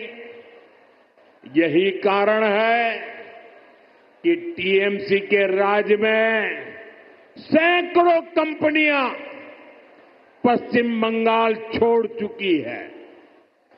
तभी तो यहां नौजवान को आगे बढ़ने के अवसर नहीं मिल रहे, तभी तो बंगाल का हाल बेहाल हो गया है। इसलिए आज हर कोई कह रहा है टीएमसी हटाओ, बंगाल बचाओ। टीएमसी हटाओ, टीएमसी के शोराओ, बांग्ला के बचाओ। साथियों, युवाओं की शिक्षा और कौशल के साथ जो कुछ यहां हो रहा है वो और ज्यादा चिंता बढ़ाने वाला है। प्राइमरी एजुकेशन हो या फिर हायर एजुकेशन, सबको बर्बाद किया जा रहा है। टीएमसी यहां के एजुकेशन सिस्टम पर करप्शन और क्राइम का डबल अटैक कर रही है। ये जो हजारों शिक्षक बेरोजगार हुए हैं, इसका कारण टीएमसी का भ्रष्टाचार है। इससे हजारों परिवार तो उन पर तो संकट आया ही है। स्कूलों में जो लाखों बच्चे पढ़ रहे हैं, उनका भविष्य भी टीचर्स की कमी के कारण अंधेर में है। हालत ये है कि कोर्ट को भी कहना पड़ा ये सिस्टेमैटिक फ्रॉड है। टीएमसी ने बंगाल के नौजवानों के वर्तमान और भविष्य दोनों को संकट में डाल दिया है। साथियों, माटी मानुष की बात करने वाली पार्टी की सरकार में बेटियों के साथ जो अन्याय हो रहा है वो पीड़ा भी देता है और आक्रोश से भर भी देता है। ये उस धरती पर हो रहा है जिसने कादम्बिनी गांगुली जैसी बेटी को संस्कार दिए, जो भारत की पहली वेस्टर्न मेडिसिन डॉक्टर थी। आज उनका जन्मदिन भी है, लेकिन आज पश्चिम बंगाल में अस्पताल भी बेटियों के लिए सुरक्षित नहीं है। और आप सबने देखा है, जब यहां डॉक्टर बेटी के साथ अत्याचार हुआ तो कैसे टीएमसी सरकार अपराधियों को बचाने में जुट गई। इस घटना से देश अभी बाहर निकला भी नहीं था कि एक और कॉलेज में एक बेटी के साथ भयंकर अत्याचार किया गया। इसमें भी जो आरोपी है उनका कनेक्शन टीएमसी से निकला है। टीएमसी के बड़े नेता मंत्री आरोपियों के बजाय पीड़ित को ही दोषी ठहराते रहे। ऐसे कई उदाहरण हैं जो टीएमसी की निर्ममता के साक्षी है। हमें मिलकर के बंगाल को इस निर्ममता से मुक्ति दिलानी है। साथियों, पश्चिम बंगाल भारत की सांस्कृतिक विरासत की भी आत्मा है। आज प्रसिद्ध बांग्ला कवि विष्णुदेव जी का भी जन्म दिवस है। बांग्ला भाषा को समृद्ध करने में उनका बहुत बड़ा योगदान रहा है। टीएमसी और लेफ्ट ने सालों तक दिल्ली में कांग्रेस के साथ मिलकर सरकार चलाई। इस दौरान इनको बांग्ला भाषा की याद तक नहीं आई। ये भाजपा सरकार है जिसने बांग्ला को शास्त्रीय भाषा का दर्जा दिया। ऐसा करके हमने बांग्ला साहित्य की सेवा करने वाले विष्णुदेव जी जैसे अनेक साहित्यकारों को भी श्रद्धांजलि दी है। साथियों, भाजपा ऐसी राष्ट्रीय पार्टी है जिसका बीज बंगाल की मिट्टी में पनपा है। भाजपा की वैचारिक नींव को बंगाल के सपूत डॉक्टर श्यामा प्रसाद मुखर्जी ने अपने खून से सींचा है।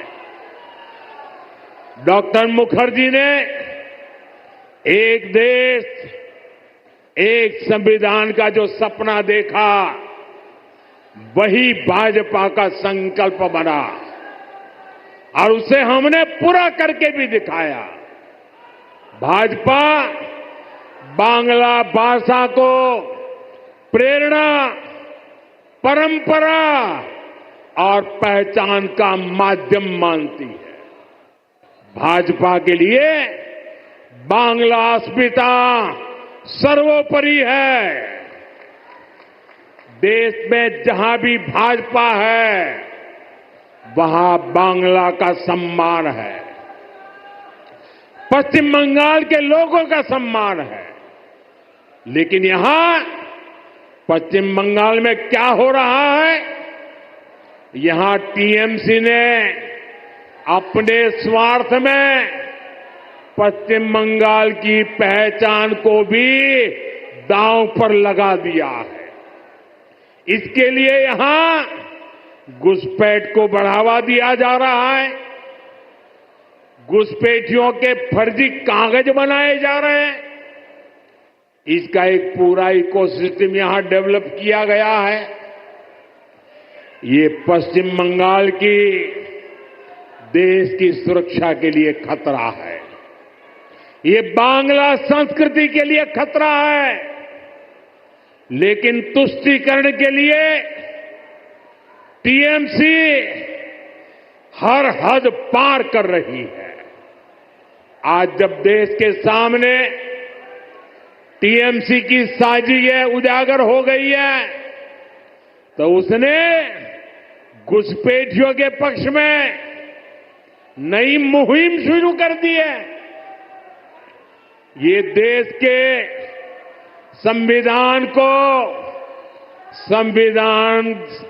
संवैधानिक संस्थाओं को भी चुनौती दे रहे हैं।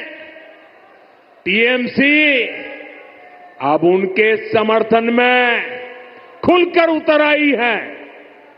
लेकिन मैं दुर्गापुर की धरती से साफ साफ कह दूं, जो भारत का नागरिक नहीं है, फिर से सुन लीजिए, जो भारत का नागरिक नहीं है, जो घुसपैठ करके आया है, उसके साथ भारत के संविधान के तहत न्याय सम्मत कार्रवाई होती रहेगी। बंगाल की अस्मिता के खिलाफ होने वाली किसी भी साजिश को बीजेपी कामयाब नहीं होने देगी। ये आपको मोदी की गारंटी है। साथियों, पश्चिम बंगाल को बीजेपी की डबल इंजन की सरकार की जरूरत है। यहां भाजपा सरकार इसलिए भी चाहिए ताकि दिल्ली से भेजा एक एक रुपया आपकी सुविधा के लिए लगे। गरीब कल्याण की, आदिवासी कल्याण की जो योजनाएं पूरे देश में लागू है, उनका लाभ पश्चिम बंगाल के लोगों को भी मिले। टीएमसी सरकार केंद्र की योजनाओं को या तो रोक लेती है या फिर उनमें भ्रष्टाचार करती है। रोड, रेल, टेलीकॉम, ऐसे अनेक विभागों से जुड़े अनेक प्रोजेक्ट हैं जो यहां लटके हुए हैं। केंद्र सरकार इनके लिए हजारों करोड़ रुपए दे रही है, फिर भी इन परियोजनाओं को जानबूझकर लटकाया जा रहा है। हमने पूरे देश में हर घर जल का अभियान चलाया है। देश में कई राज्य ऐसे हैं जहां हर घर में नल लग चुका है, लेकिन पश्चिम बंगाल में दुर्भाग्य से एक जिला भी ऐसा नहीं है जहां 100% नल से जल पहुंचा हो। देश भर में 4 करोड़ गरीब परिवारों को पीएम आवास योजना के तहत पक्के घर दिए जा चुके हैं, लेकिन पश्चिम बंगाल के लाखों गरीब परिवार को उनके पक्के घर नहीं मिल पा रहे हैं। साथियों, 5 लाख रुपए तक का मुफ्त इलाज देने वाली आयुष्मान स्कीम पूरे देश में चल रही है। करोड़ों लोग इसका फायदा उठा चुके हैं, लेकिन टीएमसी निर्ममता साथ यहां इसे लागू नहीं कर रही। अगर बंगाल का मेरा कोई भाई इंटरव्यू देने के लिए कहीं गया है, टूरिज्म के लिए कहीं गया है, रिश्तेदार को मिलने गया है और वहां कुछ हो गया, तो उसको आयुष्मान कार्ड के अभाव में वहां मुफ्त इलाज नहीं मिल पा रहा।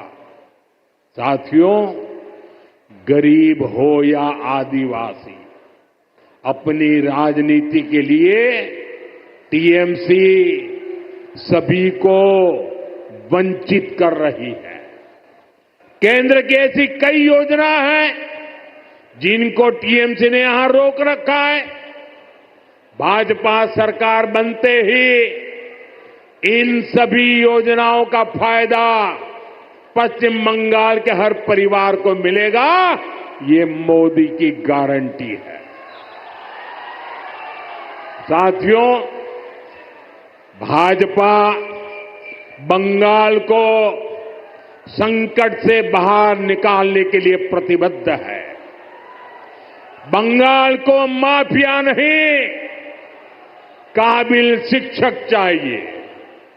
बंगाल को परिवारवाद नहीं, प्रतिभा का सम्मान चाहिए। बंगाल को सिंडिकेट नहीं, स्टार्टअप का इकोसिस्टम चाहिए। बंगाल को ऐसी सरकार चाहिए जो शांति और सुरक्षा की गारंटी दे सके। भाजपा इसी संकल्प को लेकर के आगे बढ़ रही है। ये पश्चिम बंगाल के पुनर्जागरण का कालखंड है। मैं यहां के गांव-गांव में एक नई उम्मीद, नई लहर देख रहा हूं। मैं यहां के नौजवानों में एक नया जोश अनुभव कर रहा हूं। हमें मिलकर नया सवेरा लाना है, परिवर्तन का कमल खिलाना है। विकसितो बांग्ला मोदी गारंटी।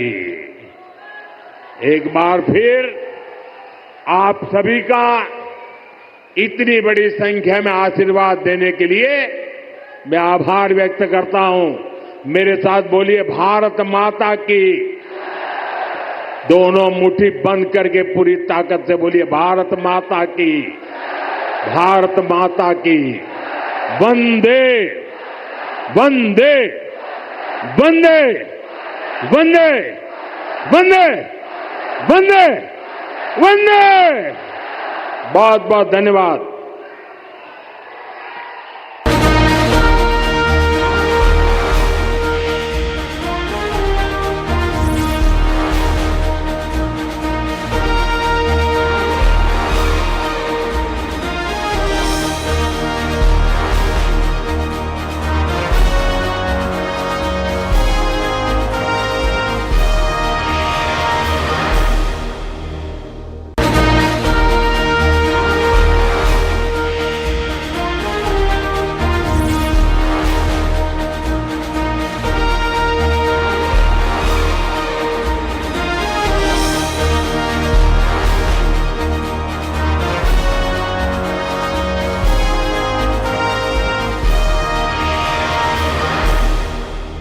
दादी के हाथों का जादू और खुशबू से महकता घर, माँ की मुस्कुराहट और खाने की सुगंध। MDH गरम मसाला, क्योंकि हर रिश्ता है स्वाद से जुड़ा।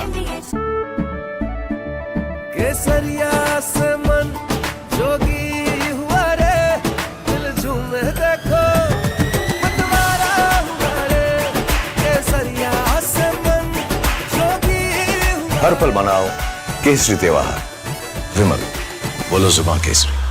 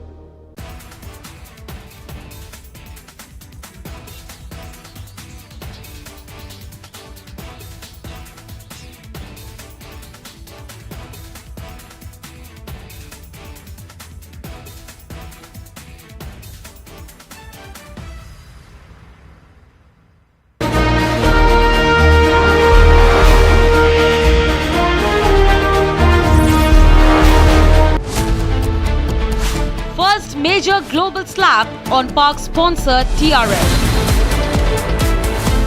This was a mass murder in Pahalgam carried out by the TRF. There is ample evidence which is now available. The United States, which was trying to put a very even-handed response between India and Pakistan, that era now seems to be over.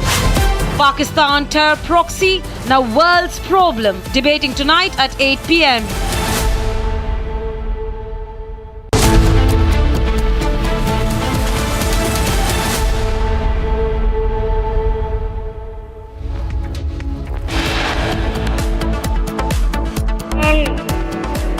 विकास चाहता है, बांग्ला परिवर्तन चाहे, बांग्ला उन्नयन चाहे। Prime Minister Modi gives Poribortan call in West Bengal's Durgapur, says development will come once TMC goes. Prime Minister warns illegal infiltrators in Bengal, says all illegal intruders will face the law.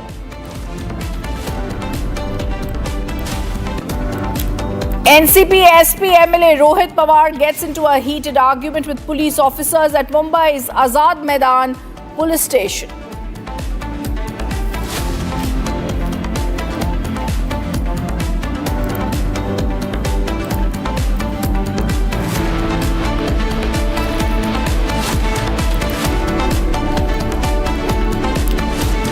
Raipur sends ex-Chhattisgarh Chief Minister Bhupesh Baghel son Chaitanya to 5-day ED custody liquor scam case. Middle class is run over by the rich yet again. This time in Gandhinagar, BMW car kills one. The rich brat gets bail.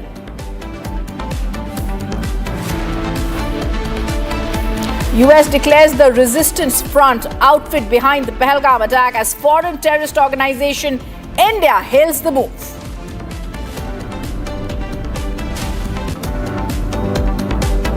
And its Republic. It crashes all landing channels, becomes India's #1 and most watched channel. And Arnab is the primetime king once again. Super Primetime Max reaches the 90% mark.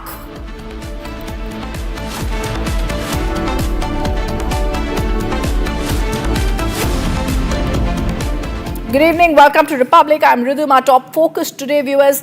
2 months after the dastardly Pahalgam terror attack, the United States designated Lashkar-e TRF as foreign terrorist organization. Today, the US Department of State adding the Resistance Front as a designated foreign terrorist organization and specially designated global terrorist. Today, as they do this, the US Department of State clearly stating that TRF, a Lashkar-e-Toiba front and proxy claimed responsibility for the April 22, 2025 Pahalgam attack which killed 26 civilians. This was the deadliest attack on civilians in India since the 2008 Mumbai attacks. TRF had claimed responsibility for several attacks against Indian security forces. Now TRF has been tagged. Let me go across to defense expert Colonel Sharinder Singh, who's now joining us. Colonel Sharinder Singh, it's clear that Pakistan terror was seen through TRF that has now been designated as global terrorists. This means the US Department and the entire global geopolitical understanding is very clear. Pakistan was behind the attacks. Pakistan is also now to be brought to the book. It's very clear that all the countries are aware of this. Jai Hind, Namaskar. Let me tell you at the start that India has done phenomenally well when it comes down to fighting against terrorism. And India has set an example for the world that if you do not designate the organization and individuals as anti-humanitarian, then we will have to deal with them on our own. And I think there I durustai. Now the US is also understanding. Actually, US is like a tube light. They switch on little later. They first blink 1, 2, 3 times. We have been asking the TRF to be banned. We have been asking the Lashkar to be banned. We have been asking Hafiz to be banned. We have been asking Maulana to be, Masood to be banned, Lakhvi to be banned. And I would rather say now when you are banning the TRF? Why are you making it incomplete? Why not ban even Dar? You call him a international terrorist, declare him as a proclaimed offender, ban the Sheikh also, who's behind the TRF. And who's all behind all this?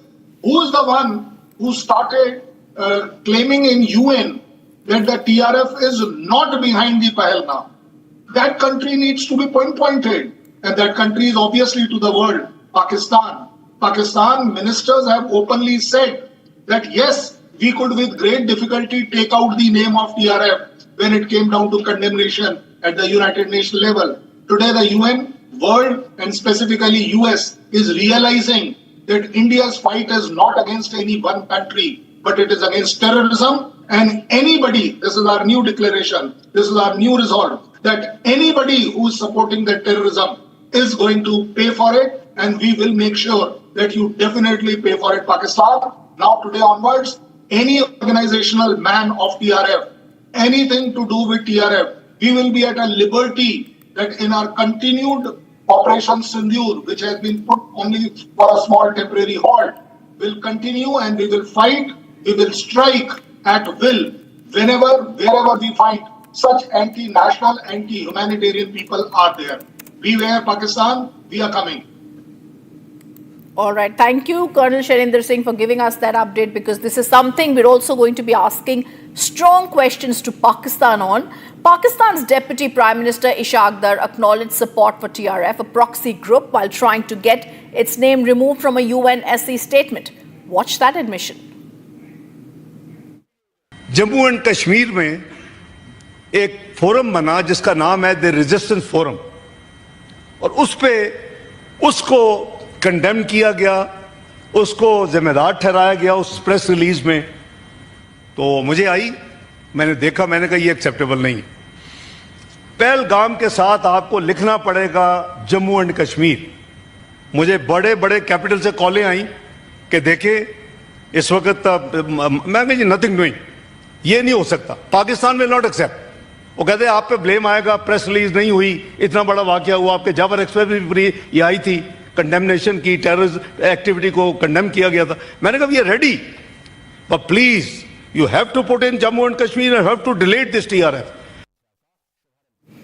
The other top focus today, Raipur court sends ex-Chhattisgarh Chief Minister Bhupesh Baghel son Chaitanya Baghel to 5-day ED custody in liquor multi-crore scam case. Baghel calls it a political conspiracy.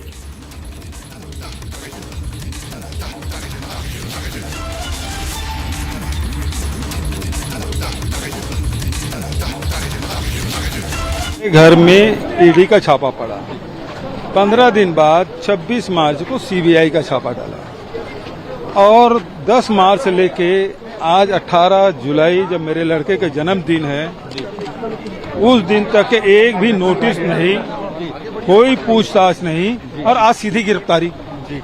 तो ये सीधी बात ये है कि अडानी के खिलाफ Congress party ने काम किया, हम सारे विधायक तमनार गए, इसके कारण से ये कार्रवाई की गई। और जो शिकायत ये आ रही है कि पप्पू बंसल के बयान के आधार पर, तो यहाँ कोर्ट से उसके खिलाफ नॉन अवेलेबल वारंट है, और वो आदमी खुलेआम घूम रहा है, कभी ईडी कार्यालय जाता है, कभी सीबीआई कार्यालय जाता है, उसके बयान के आधार पे आप कार्रवाई कर रहे हो, और वो आदमी कोर्ट के NBW है और ऑफिस घूम रहा है। इससे समझ आ जाता है कि सारा षड्यंत्र हो रहा है शासकीय एजेंसियों के माध्यम से। In Punjab, the border security forces neutralized 6 Pakistani drones that were laden with heroin packets in the border area of Amritsar. Here's that report. In a major crackdown against narco-terror in Punjab, the border security forces have neutralized 6 Pakistani drones and recovered 4 packets of suspected heroin in the border area of Amritsar. The BSF troops on duty intercepted successive drone intrusion at the Amritsar border. In the operations, the border security forces recovered 6 DJI Mavic 3 classic drones and 2.3 kgs of heroin. Responding quickly, the technical countermeasures deployed on the border were activated, which flawlessly neutralized every narco drone coming from the Pakistan side. Border Security Force has launched a massive crackdown on the Pakistani attempt to push in drones into the Indian territory, and in an overnight operation with its anti-drone capabilities, BSF in the Punjab international border has brought down 6 Pakistani drones that were trying to sneak in to drop narcotics into the Indian territory. 6 DJI-3 Mavic drones along with 2 kg heroin has been recovered, the international market worth of which is more than 10 crore rupees. The recoveries have been made from the Pulmora village of the Amritsar international border, along with the Rodawala, Khurd and also Tanoi Kala village of the Amritsar. This operation was launched after the interception of the Pakistan launching drones into the Indian territory to drop these consignments of the narcotics into Indian territory.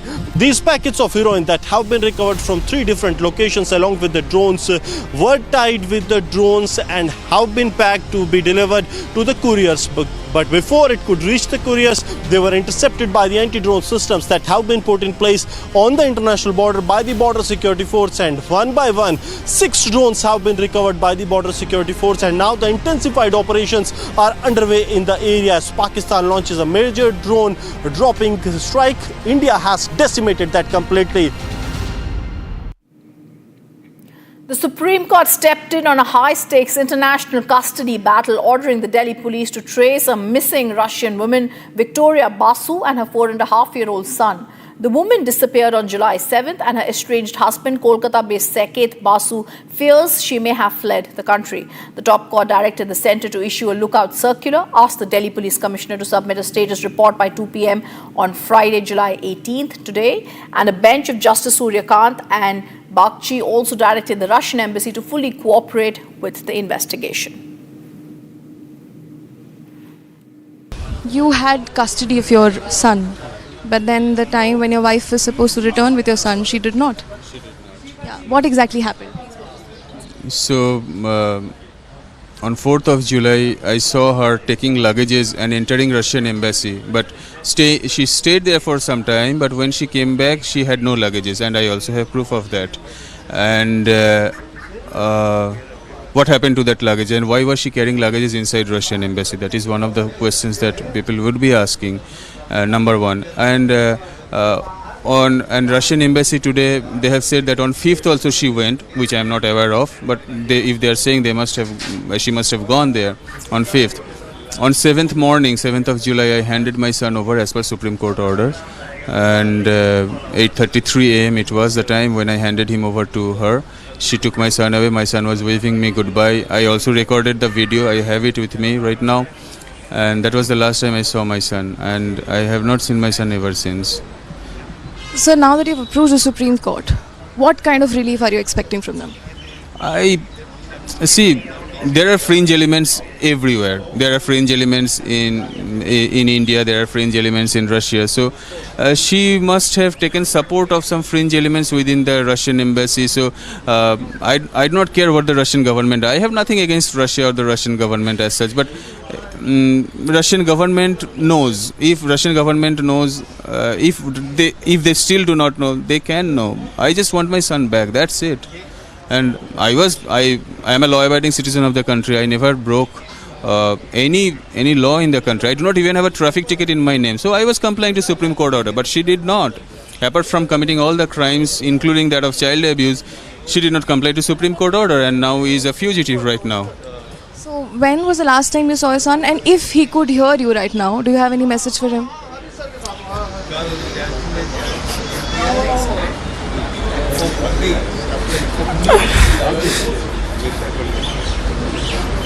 Just come back.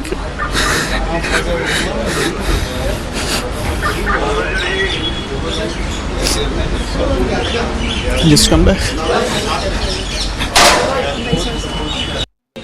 See, now matter is very sensitive. We will not reveal much, but gist of the matter is that government through London ASG filed one status report stating that how they are doing investigation. Investigation is actually in its preliminary stage.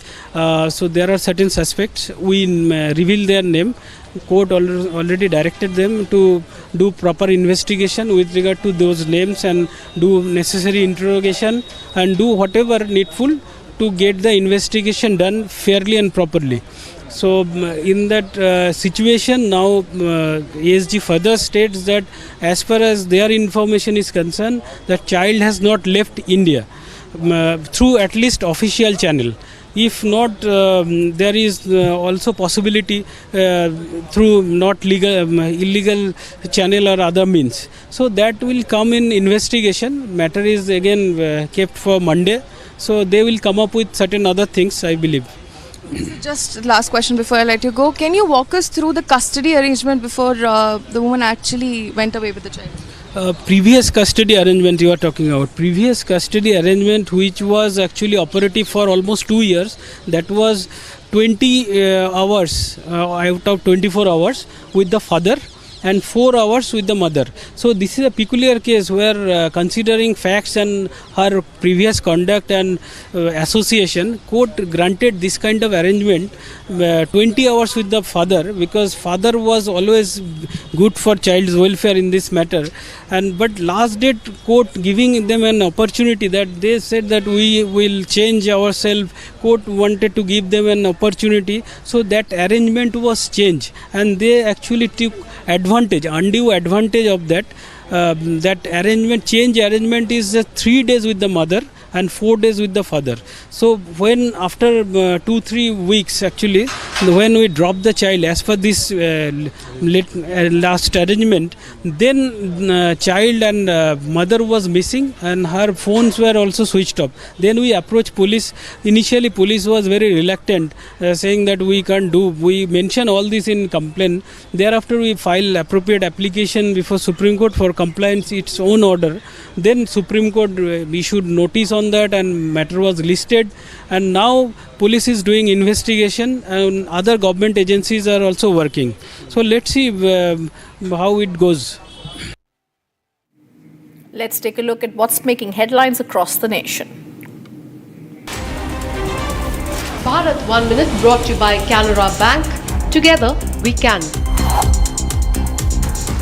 National Students' Union of India workers were seen burning tyres as they protested outside the ED office in Raipur today over Chaitanya Baghel's arrest. Chhattisgarh Chief Minister's son Chaitanya was arrested in connection with the multi-crore liquor scam case in Chhattisgarh. He is now in 5-day ED custody.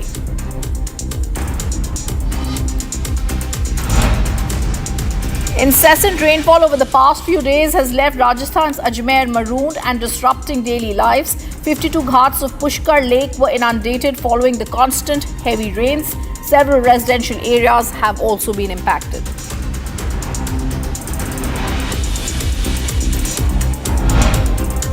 India's first indigenously built diving support vessel INS Nishtar was commissioned into the Indian Navy today.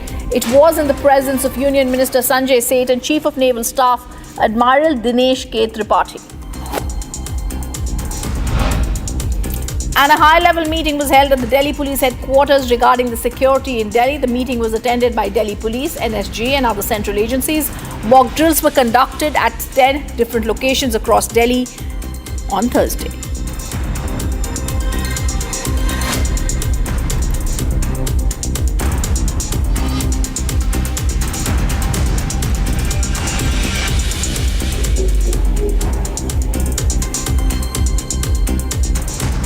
Viewers, NCP-SCP MLA Rohit Pawar got involved into a heated argument with the Mumbai police at the Mumbai's Azad Maidan police station. Pawar and NCP-SP MLA Jitendra Awadh, who was seen assaulting a journalist, went there to locate an injured party worker. NCP-SCP's Nitin Deshmukh was assaulted by supporters of the BJP MLC Gopi Chand Padalkar yesterday. Pawar, in a heated argument, was heard saying, "Don't raise your voice to a police officer." Sir Hindi में क्या लग रहा है? BJP जो tweet कर रही है, sir जो बीजेपी ट्वीट कर रही है, छोड़ सर हिंदी में क्या लग रहा है? जब बीजेपी जो ट्वीट कर रही है, सर जो बीजेपी ट्वीट कर रही है, छोड़ सर हिंदी में क्या लग रहा है? जब बीजेपी जो ट्वीट कर रही है, सर जो बीजेपी ट्वीट कर रही है, छोड़ सर हिंदी में क्या लग रहा है? And coming up after a short break, we get you more details. Middle class run over by rich yet again in Gandhinagar. BMW car kills one, rich brat gets bail.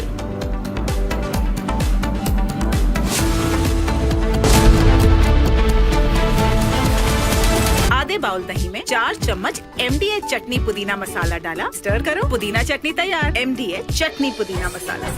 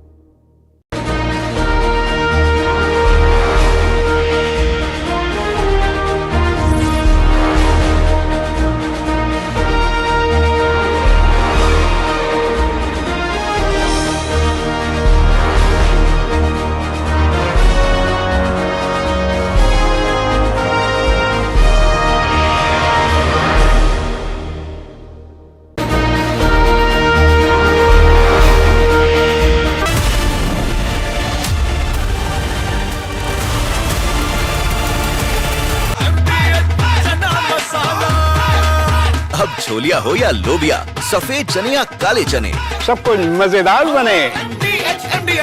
Hi, this is Chef Ranveer Brar. Guarantee you brilliance on behalf of IIHM. इसको घर पे लगाओगे तो शादी का तो पता नहीं, पर घर पक्का नहीं टूटेगा। रुंगटा नहीं तो घर स्ट्रॉन्ग नहीं। रुंगटा स्टील TMT बार एकदम सॉलिड। पहाड़ों में एक हाइकिंग स्टिक भी बन सकती है। केसरिया से मन जोगी हुआ रे, दिल झूमे देखो मतवारा हुआ रे। केसरिया से मन जोगी हुआ। हर पल मनाओ केसरी त्योहार। विमल, बोलो जुबान Kesari.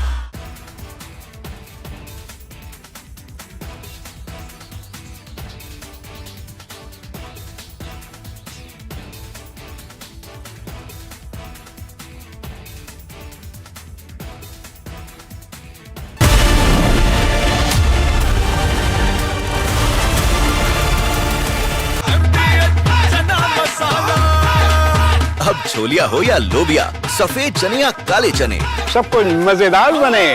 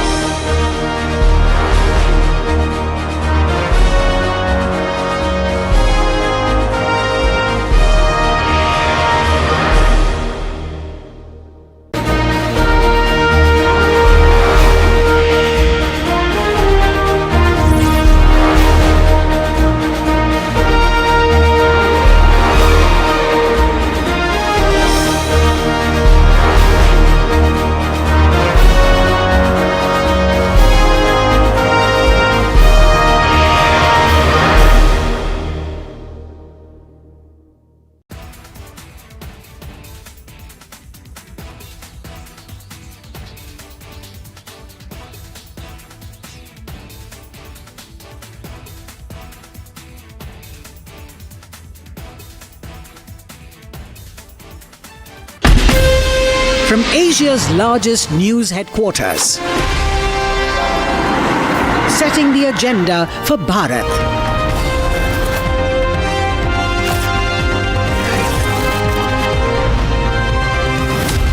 You're watching Republic.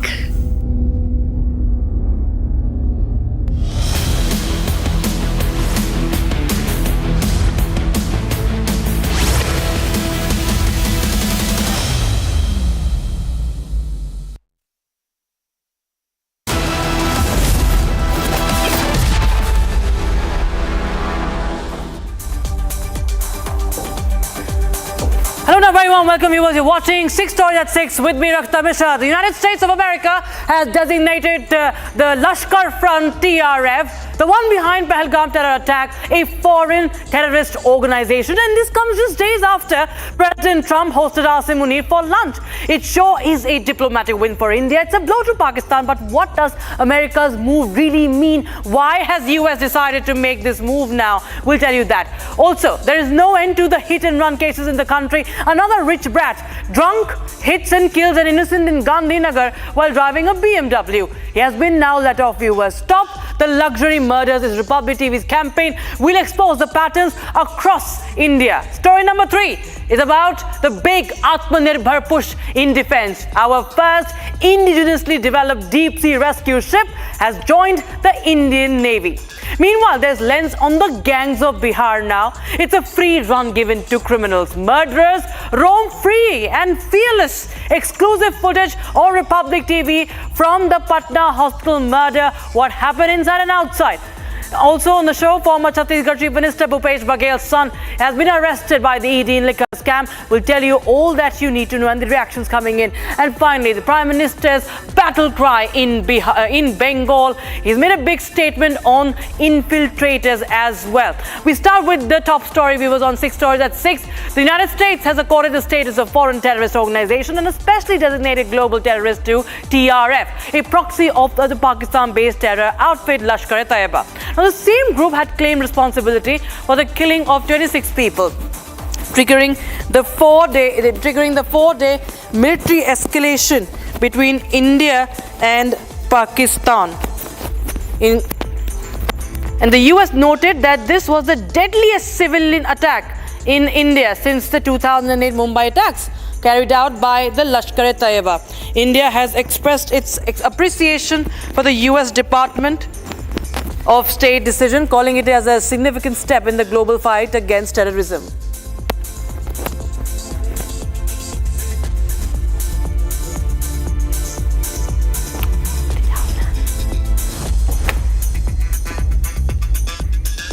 So viewers, we'll help you understand what really the TRF has done and its entire history. Now, the latest, of course, is the Pahalgam terror attack on the 22nd of April. 26 killed, more than 20 injured. The tourists were targeted for the first time in the valley, viewers. It's the Lashkar-e-Taiba front.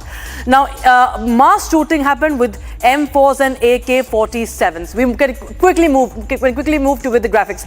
Deadliest attack on civilians in the recent years. Of course, we know that. Then what happened in June? This is the history. We focus on the history. 9th of June last year, Riyasi, 9 people killed. These were Hindu pilgrims, 33 injured. And it was an attack on the bus returning from the pilgrimage, viewers. And in Pahalgam also, you know about the targeted killing of Hindus. In Ganderbal, on the 28th of October, viewers, 7 killed. This was last year. 7 killed, and these were migrant construction workers. There was a targeted killing of the non-locals in Kashmir. Now, retaliation against military infrastructure expansion as well. Anantnag, September 13, 2023, 3 killed, and Indian Army and the police force was also targeted. It was an ambush encounter, retaliation for killing of the Lashkar-e-Taiba operative Riaz Ahmad that caused this attack.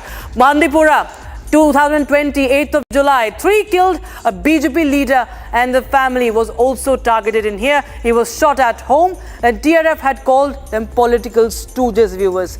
And in fact, this is the history of the TRF.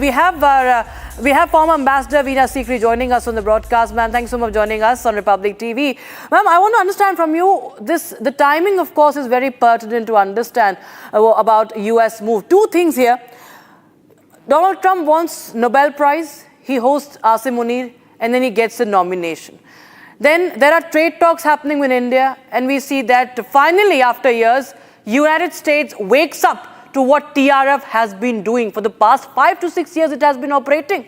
How do you read into this, America's latest move of designating this terror outfit? Well, I think first and foremost, it is a significant success for India's diplomacy. India, after 22nd of April, the dastardly terrorist attacks on innocent tourists in Pahalgam, we have made a point of telling the world very specifically that from now on, there is a new normal. Every act of terror is an act of war, and India has the full right to respond in self-defense and to take whatever action it deems fit. And we showed that to the world on May 7th and then on 9th and 10th of May. I think together with this, we sent the delegations across the world to 30 countries to convey our position that we are strongly in favor of united global counterterrorism actions. We are seeking counterterrorism cooperation with the USA, with the UK, with all countries of the world, and we were able to provide them the exact information. And while Pakistan and China kept asking, oh no, we don't know what is the TRF, and let's do an investigation and so on and so forth, we were able to give enough proof, sufficient evidence, and you yourself have listed all the attacks that the TRF has been conducting in Jammu and Kashmir, and we were able to convince the world. So much so that, despite Asim Munir, trying to say that he got the lunch at the White House, etc., we know that the Americans have today, with this statement, made a significant statement of support to India in its efforts on counterterrorism. They have lined themselves with India that we recognize that the TRF is a foreign terrorist organization and had been condemned as such. The connection with the Lashkar-e-Taiba is fully established, and the Lashkar-e-Taiba also has been reinvestigated and refound that they have to continue to remain a foreign terrorist organization. I think this is a real significant success because we were able to convey the message correctly, and our own actions on the May 7th, destroying terrorist infrastructure across Pakistan, and then on 9th and 10th, destroying their air bases and including the Noor Khan base and other attacks. So it has really shown the seriousness that India is there, the effectiveness of our defense systems, our air defense systems, our missiles, and it has really boosted India's position globally, that we are able to look after ourselves, and we will continue to do so, and we will continue to modernize, and we have done this very effectively. Ambassador Sikri, also very quickly, I want to understand from you, how does it really help India's push towards the FATF? Because we've seen Pakistan's efforts and even China helping it to shield it in the UNSC and also, somewhere hoodwink the FATF. But how does this move, the latest move by US, aid India's efforts? Oh, definitely it does. We have always been saying that in our global fight against terrorism and all the counterterrorism operations, financing and supply of weapons, these are the two critical factors on which we need global support and global coordination to make sure that the terrorists do not get these two vital elements, the financing in the money and the purchase of weapons. And the FATF is a very effective mechanism. As you know, earlier on, Pakistan was on the FATF grey list, from which they had been removed, but we are within our rights to ask for the reintroduction of Pakistan into the FATF grey list, and then to do further investigations to see how this can be moved ahead. I'm sure that we will be taking effective action on this because it is very much called for under these circumstances. It's a logical conclusion and a logical part of India's global efforts against terrorism within our region, within our country, and across the world. Right. Thank you so much, Ms. Ambassador Sikri, for joining us on Republic TV. Viewers, we shift our focus to story number 2 that we're tracking for you. An allegedly drunk man driving a BMW hit an elderly riding a scooty in Gujarat's Gandhinagar. The elderly man was thrown 20 feet onto the road and died on the spot. A CCTV of the incident shows a black BMW car hitting the two-wheeler. The incident coming to light as Republic has been bringing to focus the multiple instances of VVIP brats that use their luxury cars as a murder weapon. This is a case of luxury murder. Question is, between the rule of law, does anyone care for the rule of law? Or rather, who rules the law? Who owns the roads? Who owns the law? It's the rich and powerful, viewers, who get away with these murders. And they get away with essays, they get away with bailable offences mentioned in the FIR, even though they have killed someone. We will take you through all of these serious cases one by one, where the rich brats have run over the middle class viewers. Now you see, one by one, you're seeing videos of that on your screens, from Vadodara in Gujarat to Gandhinagar today, Pune case, the Pune Posha case. Recently in Delhi's Vasant Vihar also a similar case had happened. And we also have, all right, we have an activist joining us. We have Mr. Sushil Pandit, well-known activist, joining us on the broadcast. Thanks so much, sir. So there's been a pattern, and it's not the first time. We've seen this for decades. But of late, we see that how there is underage, there is drunk driving, and there are all rich and powerful. This is a case of luxury murder that we are bringing to focus. And it clearly shows that there is no rule of law. It's about who is ruling the law, who is ruling power. You know, these people continue to get away with such offenses. They get away with murder. That's true. And this has been going on. It shouldn't surprise anyone. These are VIP murderers. These are tycoon murderers. They are film stars.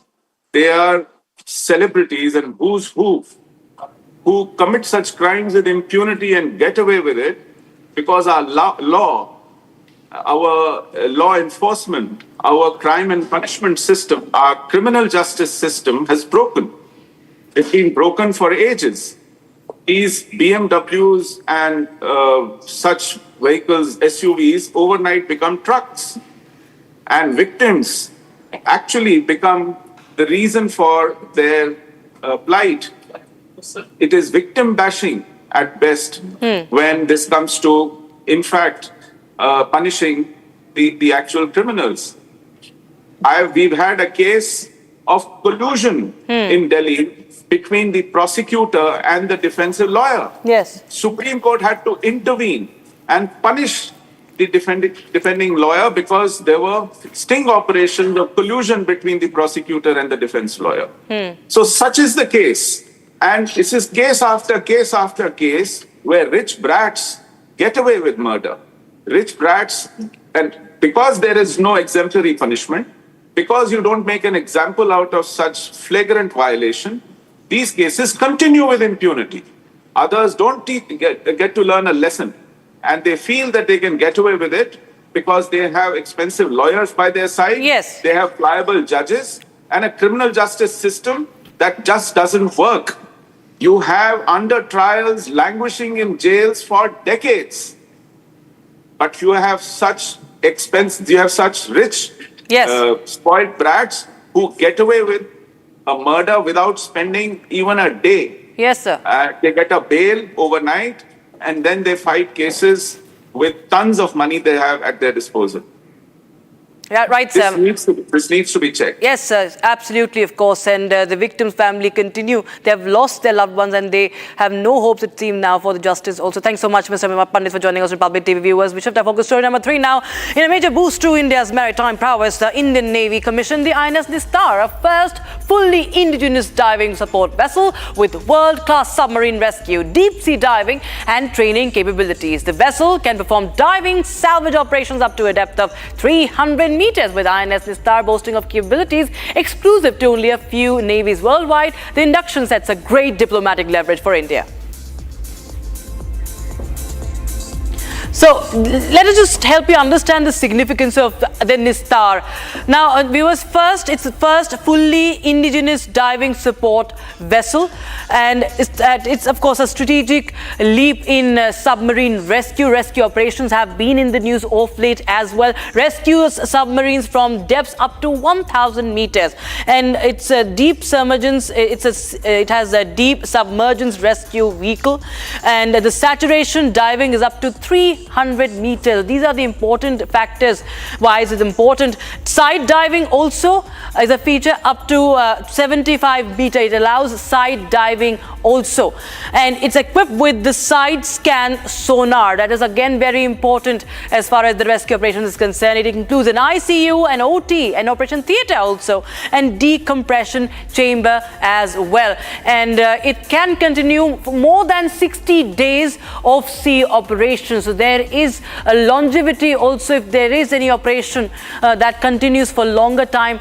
this INS ship will be of use. Over 80% of indigenous components have been used. That is very important to note. A major push for self-reliance, a major push for Atmanirbharta in defense, and inputs from 120 plus Indian MSMEs. Again, the push for Atmanirbharta is on display here. Diplomatic and strategic leverage, of course, viewers. Now, take a look at this beautiful rescue ship, India's first indigenous deep rescue Navy ship.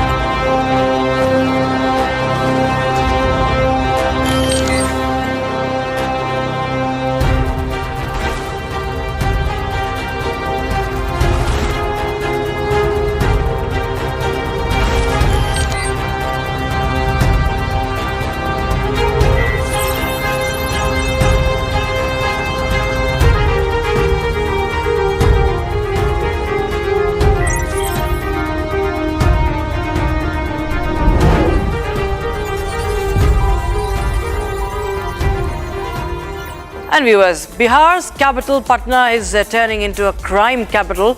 A spate of murders have been reported from Bihar in the last 10 days. Yesterday, gangsters barged inside a hospital and opened fire on another gangster who was under trial. He was out on parole and undergoing treatment. More CCTVs have now come out today. On your screens, in this video, you can see that these assailants, the same assailants who had shot dead Chandan Mishra there in the Paras hospital. They came out. This is like a victory march, you see. And the school girl, there's a school girl you'll see, and she was walking, and she obviously got terrified of what she witnessed, and then she runs to hide somewhere. And these are gangsters celebrating a murder, wielding the weapon openly in broad daylight, middle of the road. They are brandishing their weapons in the open. This is happening in the heart of Bihar, in the capital city of Bihar, that is Patna, viewers. The moment this girl had seen this, the bike carrying the gangsters and the weapons, she of course runs for cover. So this is the state of affairs, state of law and order. Gopal Khemka murder just a few days ago happened again.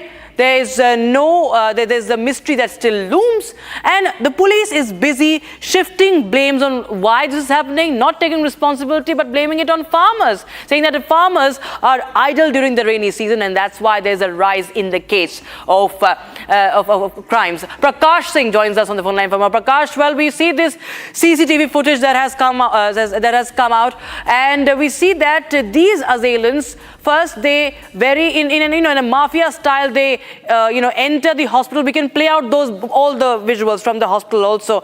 They brandish the weapon inside, they open fire, they come out, and it's like a victory march in the middle of the road in broad daylight.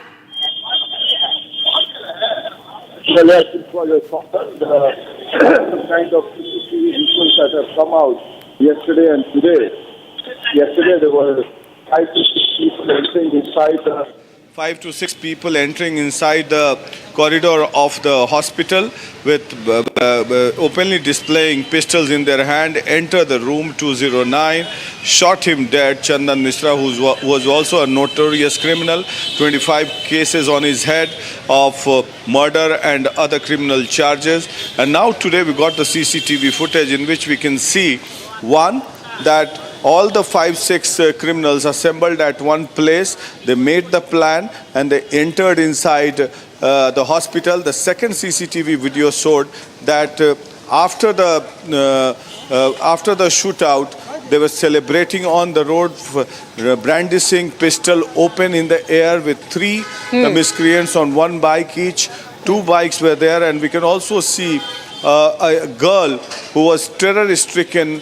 And she had a nightmare. She's taken a safe hideout and she escaped narrowly once she shot. This kind of images that have come from Bihar, maybe it may be termed as a gang war, but this kind of gang war Prakash, very openly quickly. displaying and creating havoc Prakash, among very the quickly, people of Bihar. Any action that has been taken? Has there been any arrest in the matter? Well, we'll get to know that few people have been detained in this case. Interrogations are still on, and to arrest and nab the actual culprit in this particular case. 5 to 6 people were involved in this case, led by Tausif alias Badshah, who is on the run. And police is confident that they know about the whereabouts of all these criminals, and they are confident that they will be nabbed soon. Okay. Back to you. Right. Prakash Singh, thank you so much for joining us on 6 Stories at 6 with those inputs from Patna. Viewers, shifting our focus to story number 5. Former Chhattisgarh Chief Minister Bhupesh Baghel, his son Chaitanya Baghel has been arrested by the ED and he's in custody for 5 days. The case involves a massive liquor scam and a parallel liquor distribution syndicate which the ED alleges was run by funds laundered through real estate firms of Chaitanya Baghel. ED produced Chaitanya before the PMLA court in Raipur after conducting raids at his residence in Bhilai. Now, Bhupesh Baghel, speaking to the media, has said that it is vendetta, it is witch hunt by the centre against the opposition. Listen into Bhupesh Baghel. मेरे घर में ED का छापा पड़ा।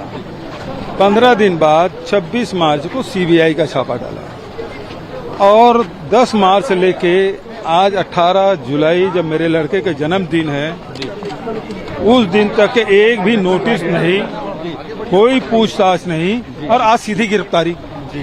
तो ये सीधी बात ये है कि अडानी के खिलाफ कांग्रेस पार्टी ने काम किया। हम सारे विधायक तमनार गए, इसके कारण से ये कार्रवाई की गई। और जो शिकायत ये आ रही है कि पप्पू बंसल के बयान के आधार पर, तो यहाँ कोर्ट से उसके खिलाफ नॉन अवेलेबल वारंट है और वो आदमी खुलेआम घूम रहा है, कभी ईडी कार्यालय जाता है, कभी सीबीआई कार्यालय जाता है। उसके बयान के आधार पे आप कार्रवाई कर रहे हो और वो आदमी कोर्ट के NBW है और ऑफिस घूम रहा है। इससे समझ आ जाता है कि सारा षड्यंत्र हो रहा है शासकीय एजेंसियों के माध्यम से। And finally, viewers, Prime Minister Narendra Modi visited Bengal on Friday to launch a series of development projects worth over 12,000 crore rupees aimed at strengthening the infrastructure, connectivity and socio-economic growth in the state. In fact, he was in Bihar also. And just a while back, he was addressing a rally in Durgapur of West Bengal. He targeted the lawlessness of the TMC government. He promised significant changes if the BJP comes to power. Big push for Paribartan, as he said in the speech. He also talked about how BJP will push to weed out the migrants, the illegal migrants in West Bengal. He also talked about the crimes, the rise in the crimes against women in the state of West Bengal. We leave you with the parts from Prime Minister's speech. Thanks for watching. बोले भारत माता की, भारत माता की।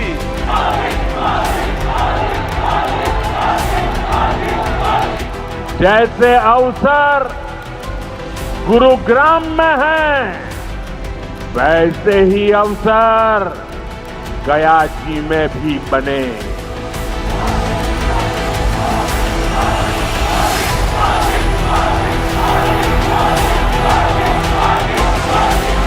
आज हर कोई कह रहा है टीएमसी हटाओ, बंगाल बचाओ।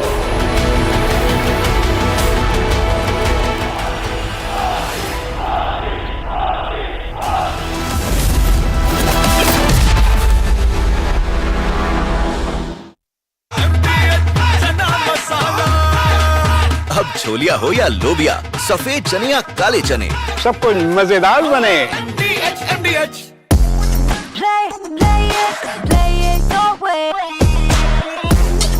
Sarah, this is your space, play it your way. केसरिया से मन जोगी हुआ रे, दिल झूमे देखो मतवारा हुआ रे। केसरिया से मन जोगी हुआ। हर पल मनाओ केसरी त्योहार।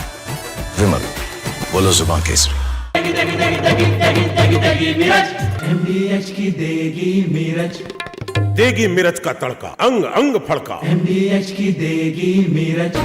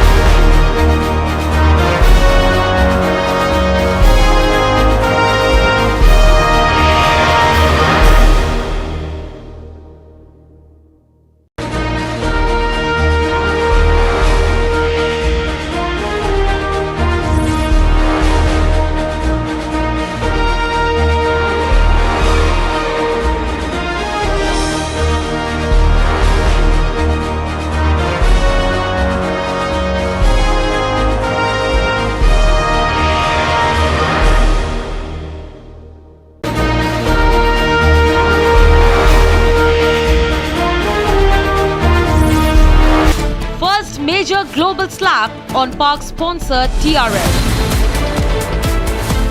This was a mass murder in Pahalgam carried out by the TRF. There is ample evidence which is now available. The United States, which was trying to put a very even-handed response between India and Pakistan, that era now seems to be over.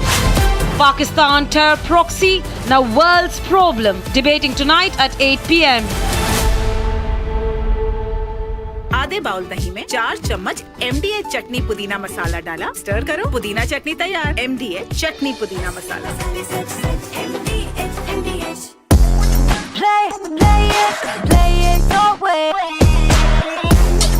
Sarah, this is your space, play it your way. Bharat की अपनी दुकान, India सोना, अपने देश का सामान, India सोना, India सोना, India Zona. Hi, this is Chef Ranveer Brar. Guarantee you brilliance on behalf of IIHM. मैं तनु क्या सी कि अब हमें सेकंड इनकम बिल्ड कर लेनी चाहिए और तुमने वापस म्यूचुअल फंड में पैसे डाल दिए। ये फिक्स्ड इनकम म्यूचुअल फंड्स है। मतलब फिक्स्ड इनकम म्यूचुअल फंड्स मतलब चुने हुए interest bearing company bonds, government bonds और मनी मार्केट विच इन्वेस्टमेंट मतलब regular income which we can withdraw from time to time. मतलब म्यूचुअल फंड में फिक्स्ड इनकम वाली बात सही है। म्यूचुअल फंड निवेश बाजार जोखिमों के अधीन है। योजना से जुड़े सभी दस्तावेजों को ध्यान से पढ़ें। ये है सीक्रेट रेसिपी MDH का जीरा सिप जल जीरा मसाला। सिप सिप जीरा सिप जीरा सिप MDH का जल जीरा सिप MDH का जल जीरा SIP.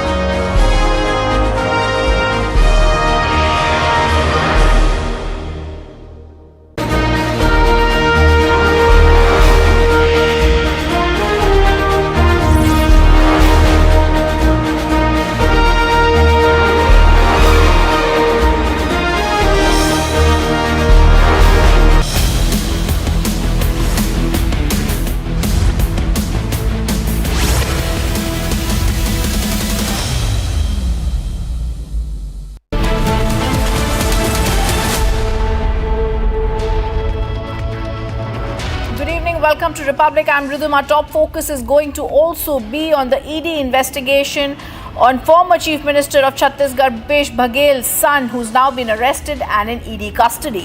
First, a look at our top headlines. Bengal विकास चाहता है, बांग्ला परिवर्तन चाहे,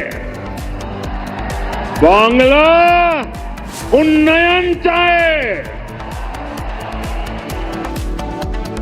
Prime Minister gives Poribortan call in West Bengal's Durgapur, says development will come once the TMC is gone. NCP SP MLA Rohit Pawar gets into a heated argument with police officers at Mumbai's Azad Maidan police station. Raipur court sends ex-Chhattisgarh Chief Minister Bhupesh Baghel's son Chaitanya to 5-day ED custody in multi-crore liquor scam case. Middle class run over by the rich yet again in Gandhinagar. BMW car kills one. The rich brat gets bail.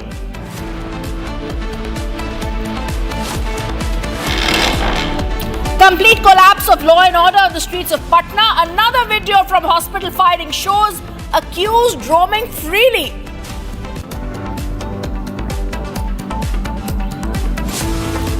US declares the resistance front outfit behind Pahalgam attack foreign terrorist organization. India hails the move.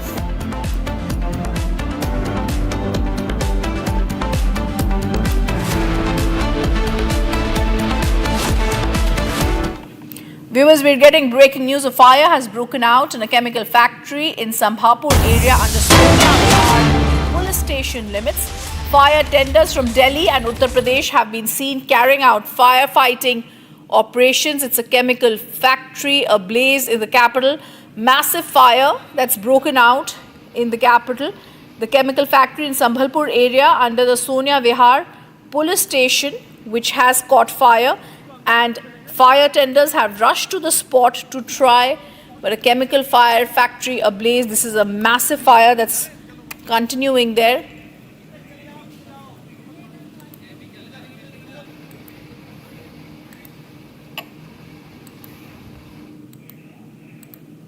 And viewers, there is no end to the hit and run cases in this country. There is another rich brat, drunk, hits, kills an innocent in Gujarat's Gandhinagar while driving his posh BMW. He's been let off again on bail. We say stop the luxury murders. This is a Republic TV campaign. We're exposing the pattern across India.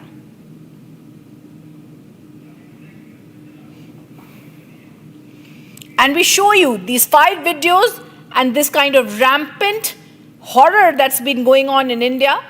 We first show you the video where the BMW crushed the middle-aged man, the middle-class man in Gandhinagar in Gujarat, and that man, the boy in the BMW, is now out on bail. This is the video 1 of the luxury murders. Then we show you a few days ago in the posh locality of Vasant Vihar in Delhi, a rich drunk driver runs over 5. This happens and he also out on bail. We show you then the video 3, the case from last year, the Pune Porsche VVIP killer brat case who crushed 2 techies. He changed blood samples with his mother in the hospital, Sassoon Hospital. He was beaten by the normal person here, the middle class person here, but in the police station he also had the politicians waiting to try and get him out on bail. We show you a video 4, another round of the hit and run case. This is in Vadodara, Gujarat. Another powerful VVIP brat who is drunk on his power, entitlement, and intoxicated, inebriated. This is another round of the hit and run case, and video 5 shows you the Congress MLA's son who runs over a cop and his mother says, "Ye thoda sa accident hai." This is a political conspiracy when he hits into a constable as he crosses that cop there. These are just some of the videos that we show you in Luxury Murders as a part of what we're trying to show you as a part of our Republic campaign. And viewers, as I'm saying this, I also want to now give you more details. We're going to go across to the guest, victim Anish Awadhya's uncle in the Pune Porsche case, Akhilesh Awadhya, who's now joining us. Akhilesh ji, this is with sorrow that we're telling you this and we're showing you this, but this is across India that VVIP brats think they have a license to kill. There is no accountability, and you've been the sufferer of one such incident in the Pune Posh case. That person is now not even being treated as an adult. He was 17, but now going to be only treated as a minor. He's going to get away scot-free despite the use of influence, despite the blood sample change, despite the politicians who were present at the police station the very night your family member Anish had passed away. It's a sad tragedy that we're seeing across India. What action do you say should be taken here? जी madam, hello जी madam. Akhilesh ji, हम आपसे पूछ रहे हैं, अनीश आपके आप जिनके अंकल थे, उनके साथ जो हादसा हुआ था लास्ट ईयर, उसके बाद भी कुछ नहीं बदला। भारत में उसी तरीके से, उसी गाड़ियों से कुचले जा रहे हैं लोग, BMW होए चाहे कोई भी बड़ी गाड़ी होए। VIP ब्रैट्स का ये कल्चर इंडिया में चले जा रहा है। आपका भारत के लोगों को और भारत के नेताओं को, भारत की सरकार को क्या कहेंगे आप? आपकी क्या मांग होगी? सबसे पहले तो भारत सरकार को इस विषय में नया कानून बनाना चाहिए। कानून ये होना चाहिए कि जो जिस प्रकार से ये पुणे पुलिस दुर्घटना हुई, इसमें वो माइनर था और उसको माइनर के कारण उसको उस प्रकार का बेल आउट हो गया था वहां से किशोर न्यायालय से, जेजे बोर्ड से। तो सिर्फ ये कानून की कमी थी, जबकि वो उसका पूरा जो कृत्य था, एक्ट था, वो पूर्णतः वयस्क के रूप में था। इस प्रकार की घटनाएं उसके बाद कम से कम देश में 10 से 15 बड़ी बड़ी घटनाएं हुई, जिसमें इस प्रकार से लोगों ने दूसरे लोगों को कुचल दिया और बड़ी बड़ी ये महंगी गाड़ियां लगी। और दूसरा, किस प्रकार से लाइसेंस इनको रिलीज हो जाता है। जो भारत सरकार का लाइसेंस अथॉरिटी है, वो समय समय पर जो इनका एग्जामिनिंग होना चाहिए, जो ड्राइविंग लाइसेंस जो मिल जाता है, वो भी बहुत गलत तरीके से मिलता है। इसके कारण भी दुर्घटनाएं बढ़ रही हैं। जो समय समय पर इनका मेडिकल नहीं होता, चेकअप नहीं होता और लाइसेंस आसानी से उपलब्ध हो जाता है। इस कारण भी इस प्रकार की दुर्घटनाएं हो रही हैं। तो मैं भारत सरकार से कानून के विषय में बात करना चाहूंगा कि कानून को जरा सख्त होना चाहिए और लाइसेंस अथॉरिटी को भी समय देने के बाद भी समय समय पर चेक करना चाहिए कि वास्तव में वो उसका दुरुपयोग कर रहा है कि ड्रिंक करके चला रहा है, नशा करके चला रहा है, तो उसका लाइसेंस तुरंत उसी हमेशा के लिए उसको रद्द होना चाहिए। बिल्कुल आप सही कह रहे हैं, कानून तो बदलना चाहिए। और जो ये जेजेबी बोर्ड पे बैठे हैं, जो ये माइनर की तरह ट्रीट कर रहे हैं, इनमें भी थोड़ी सेंसिटाइजेशन होनी चाहिए। जो इस केस में स्पेशल पब्लिक प्रोसिक्यूटर हैं, पुणे पॉश केस में स्पेसिफिकली शिशिर हिरे, उन्होंने ये भी कहा है that he will be approaching a higher court possibly after reading the judgement of the JJB and the Bombay High Court. I thank you for being with us Akhilesh ji.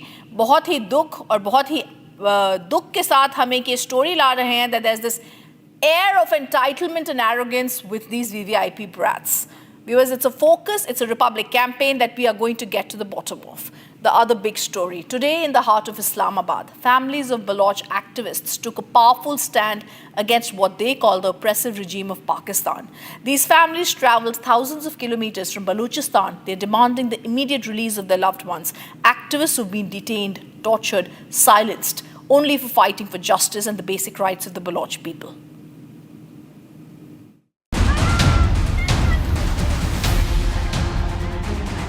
Families of Baloch activists who were arbitrarily arrested by Pakistani authorities gathered today in the heart of Islamabad, demanding immediate action for the release of their loved ones.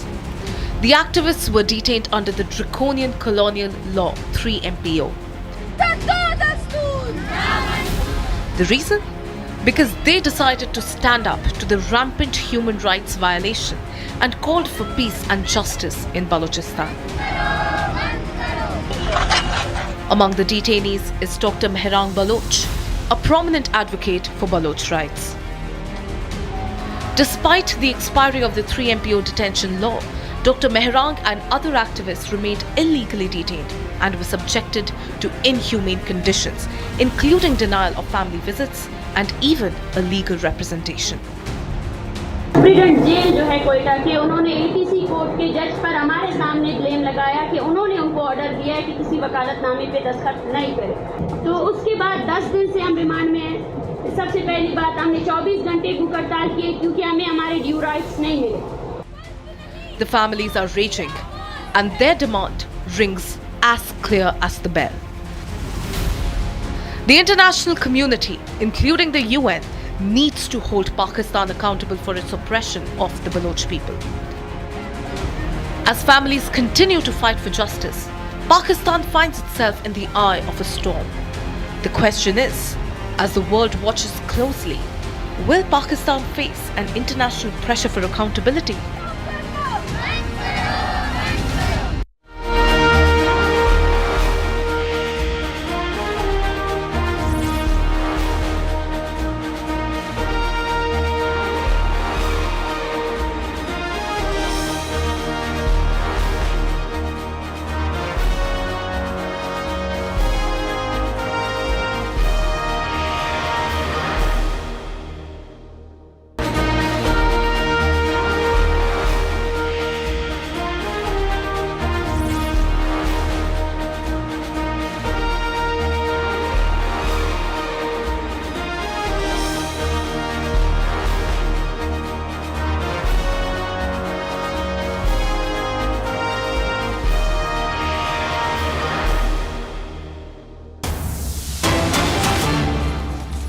There's breaking news coming in. Pakistan now comes to the rescue of Lashkar.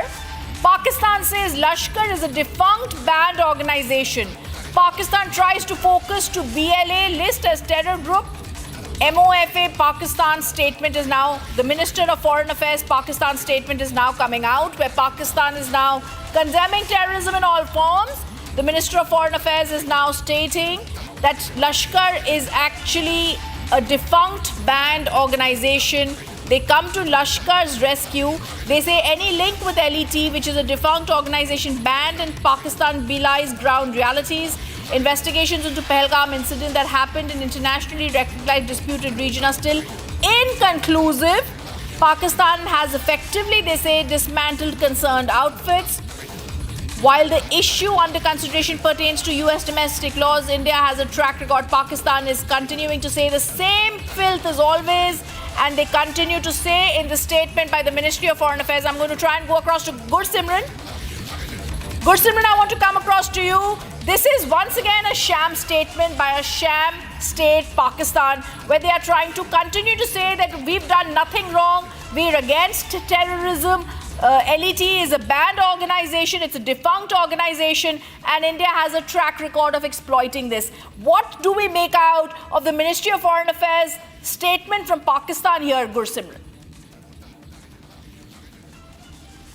See, it has actually hit where it was supposed to hit, because now the Pakistan is completely rattled. They do not know what to do next. They are now trying to justify that the Lashkar-e-Toiba is a defunct organization, a banned organization upon which it has acted, and it has not acted against the assets but also the leaders of the Lashkar-e-Toiba. So that's very clear. The way Hafiz Sayyid and his son Tala Sayyid and other Saifullah Qari and other terrorists, Saifullah Kasuri, who is one of the mastermind of the Pahalgam terror attack, they are getting a free run in Pakistan. Now the Pakistan is saying that the Lashkar-e-Toiba is a banned organization. Actually, Pakistan has felt the heat that after UN listing the Resistance Front, an offshoot of Lashkar-e-Toiba, as the foreign terrorist organization as well as the global designated terror group, it is going to dent Pakistan a lot, because now any funding that goes to the Resistance Front or in the name of the Resistance Front, that comes under the international scrutiny. That is going to haunt Pakistan a lot, because the main objective of Pakistan offloading the Resistance Front was to evade the international scrutiny. But now Pakistan has completely failed to, reason being the investigations that have been done over the time by the India, and that was put before the United States by the Indian side, that see how these terror groups are behind not only the Pahalgam terror attack but Ganderbal terror attack, DKG terror attack, Bhata Doriya terror attack, and also the Dhangri terror attack, the Shiv Khodi terror attack, where the innocent civilians were killed by the these Pakistani terrorists just on the base of their religion, and also the innocent killings of the Hindus and Sikhs that have been done from 2020 to 2022 that saw a spike, the targeted killings in the Kashmir Valley. All that has been done on the behest of Hafiz Sayyid. All that has been done on the behest of Sajjad Gul, who is operating from the Pakistan-occupied Jammu and Kashmir. And now with the US listing the TRF as the foreign terrorist organization and the global designated terror group, Pakistan is in shambles. They are completely rattled, and now they have come out with a statement where they are trying to divert the attention towards what is happening in the Balochistan, their internal uprising. They are saying that look at this, what is happening. These groups that are affiliated to the Balochistan Liberation Army, they also be designated the same. But they are trying to give a cover to Lashkar-e-Toiba, stating that it is a defunct organization that has been banned and acted upon by the Pakistan. But the reality is known to the world the way Pakistan is a safe haven for Lashkar-e-Toiba, be it their ground cadres or their top brass that is there. And that was why there was need of Operation Sindoor for India to be carried out to dismantle the infrastructure of terror that is there in Pakistan. Pakistan that is rattled, Gursimran. This is Pakistan that is nervous. This is Pakistan that is well aware that their role behind these terror organizations is very clear, and under the media glare and India's glare, they are now succumbing to the pressure. Thank you, Gursimran, for giving us those details. Moving on, another breaking news coming in. Encounter takes place between security forces and Maoists in the Abu Jamad region in Chhattisgarh's Narayanpur district. 6 Maoist bodies have been recovered in the ongoing battle. A large quantity of weapons, including AK-47 and SLR rifles, have been recovered from the spot. This is based on intelligence inputs that regarding the Maoist presence in the Abujmad region of Narayanpur district, there were joint teams of security forces that launched a security operation. 6 Maoists have already been encountered in this exchange of fire between the security forces and the Maoists. In the course of the search operation, 6 Maoist bodies recovered. I want to go across to Akil. But the breaking news as we go across on this is that 6 Maoist bodies have been recovered from the encounter site, along with the rifles and various other weapons, explosive materials and daily items of use.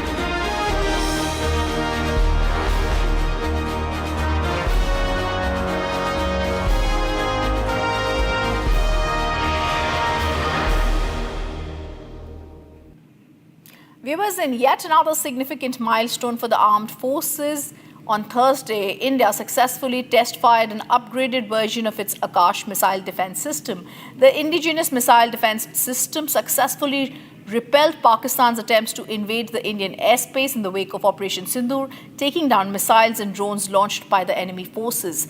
The Ministry of Defense has shared a post on its X handle confirming this landmark achievement. India on Thursday tested an upgraded version of its indigenous Akash missile defense system. The successful test firing of the upgraded missile defense system marked another significant milestone for the Indian Armed Forces.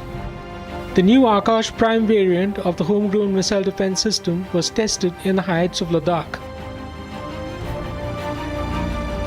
The Ministry of Defense shared a post on its official X handle saying that the new missile successfully took down 2 unmanned high-speed aerial targets, underlining its precision strike capability at high altitudes. A clip shared by the Defense Ministry showed the Akash Prime streaking the clear skies and striking its targets with pinpoint accuracy in the rugged heights of Ladakh. The Akash air defense successfully repelled Pakistan's attempts to invade the Indian airspace in the wake of Operation Sindoor, striking down missiles and drones launched by the enemy forces.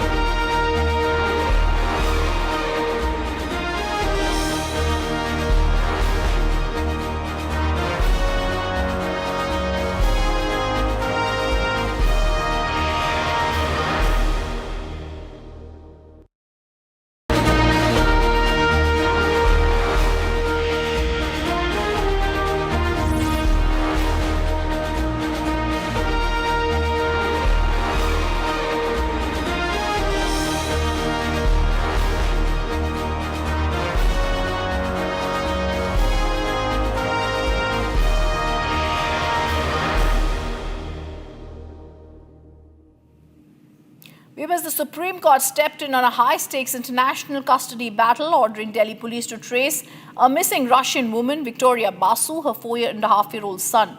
The woman had disappeared on July 7th, and her estranged husband, Kolkata-based Saikat Basu, fears she may have fled the country. The top court directed the centre to issue a lookout circular and asked the Delhi Police Commissioner to submit a status report by today. A bench of Justice Surya Kant and Bakshi has also directed the Russian embassy to fully cooperate with the investigation.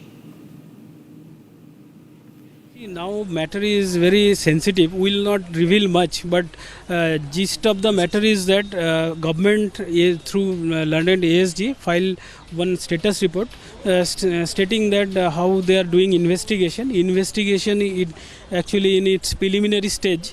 So there are certain suspects. We reveal their name. court already directed them to do proper investigation with regard to those names and do necessary interrogation and do whatever needful to get the investigation done fairly and properly. So in that situation now ASG further states that as far as their information is concerned, the child has not left India through at least official channel.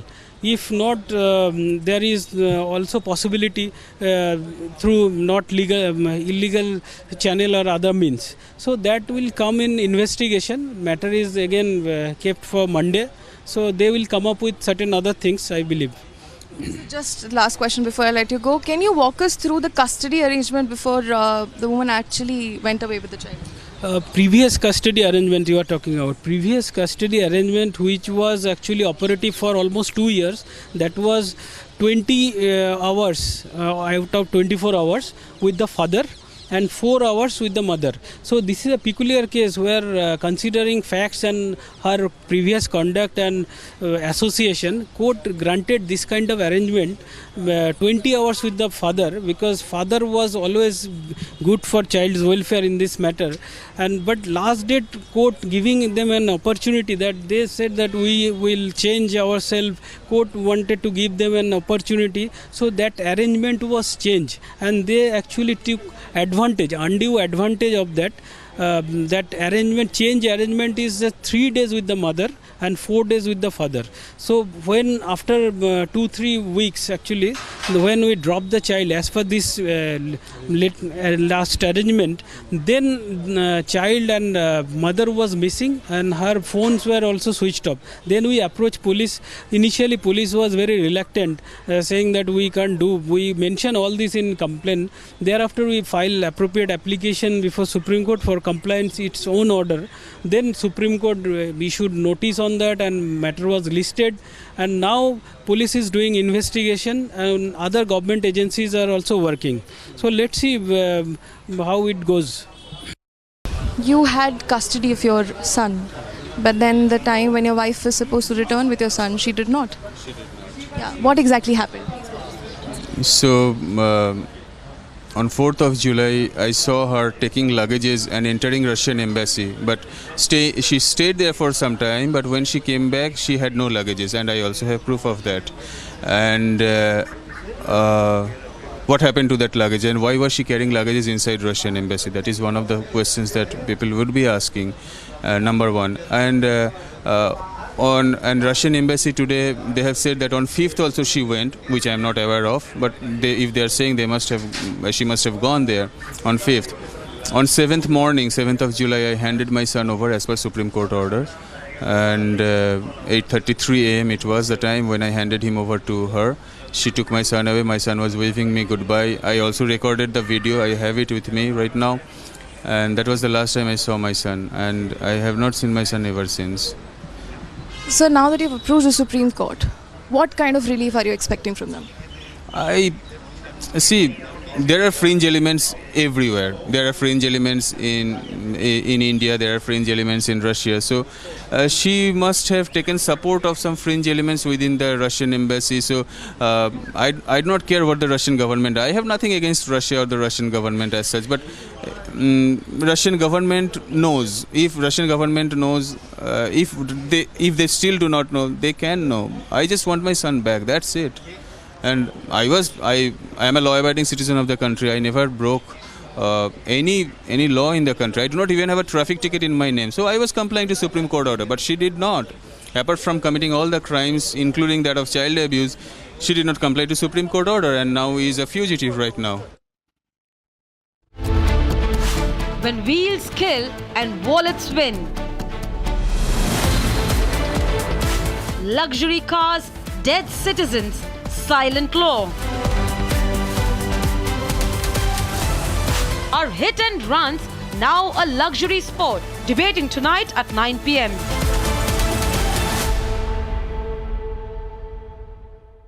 QS&THE, the world's foremost university rankings organizations, have ranked Amity amongst the top 3% universities globally, making it among the very few Indian universities to be included in both rankings. Yet another top ranking for Amity University. दादी के हाथों का जादू और खुशबू से महकता घर, माँ की मुस्कुराहट और खाने की सुगंध। MDH गरम मसाला, क्योंकि हर रिश्ता है स्वाद से जुड़ा।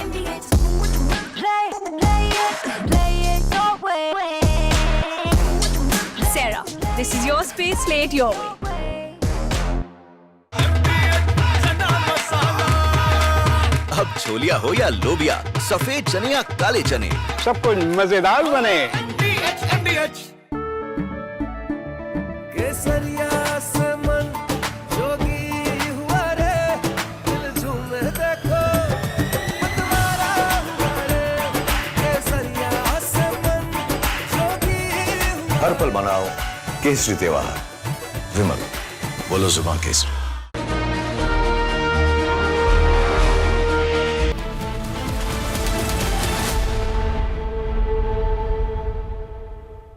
QS and THE, the world's foremost university rankings organizations, have ranked Amity amongst the top 3% universities globally, making it among the very few Indian universities to be included in both rankings. Yet another top ranking for Amity University. MDH की हल्दी मिर्ची धनिया करे कमाल, ये रंग दे, ये खुशबू दे, ये तीखा, ये कम पड़े, क्या निराला MDH masala.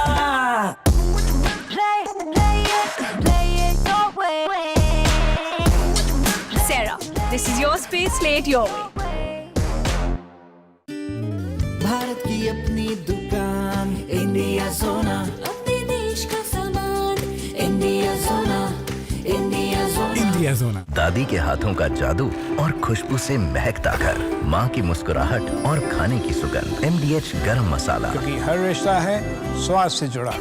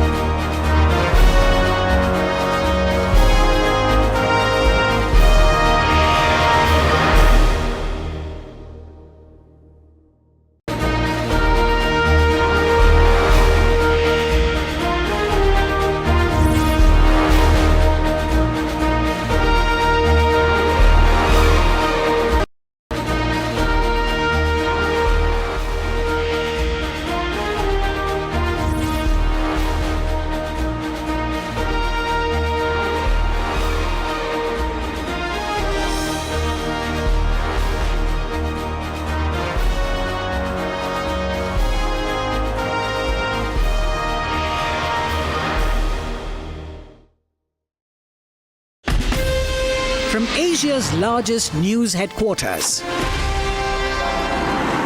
setting the agenda for Bharat.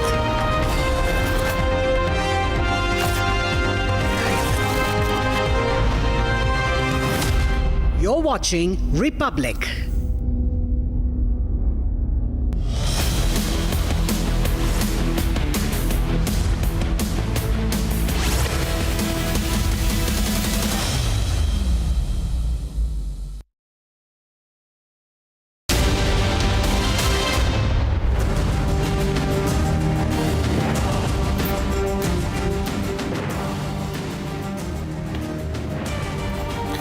Thank you for joining us on Republic TV. It's been 3 months since the Pahalgam terror attack, ladies and gentlemen.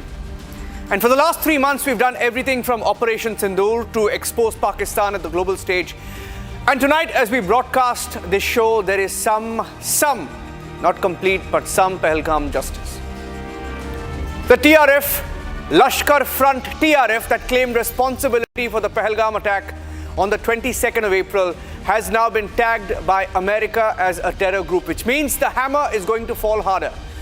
We focus on TRF, the Lashkar Front, to which even Pakistan is responding tonight.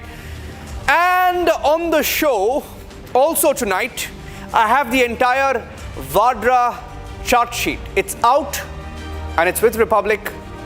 Here are the headlines. On This is exclusive.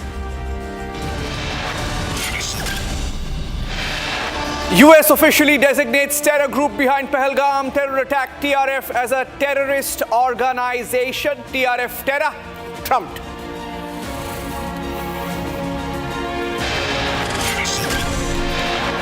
India welcomes American move to list TRF as a terror group, calls it a boost to joint counter-terror efforts globally, a big win for our diplomacy.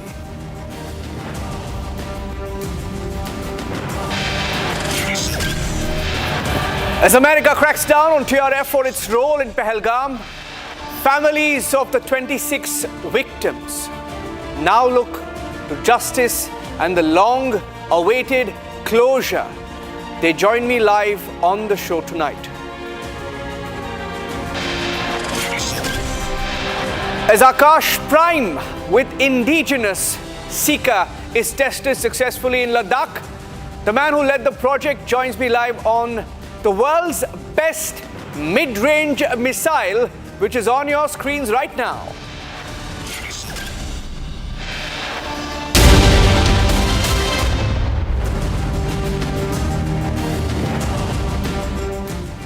Ladies and gentlemen, today marks a big breakthrough in India's fight against terror. The group behind the Pahalgam terror attack, which claimed the lives of 26 Indians on the 22nd of April, less than 3 months ago, has finally been acknowledged as a terror outfit on the global stage. The United States, which has been following this story closely, has officially designated the Resistance Front, or TRF, which is nothing but another name for Lashkar-e-Toiba, a proxy of Lashkar-e-Toiba. It's now been designated as a foreign terrorist organization by America. The TRF, which had openly claimed responsibility for the Pahalgam attack, making it the deadliest terror strike on Indian soil since the 26/11 Mumbai attack. And the move by America tonight is a significant diplomatic win for India. And as we look at the significance of this move tonight, we have two families live on the show. Survivors, eyewitnesses, family members of those who were killed in the Pahalgam attack. We speak to them after this report.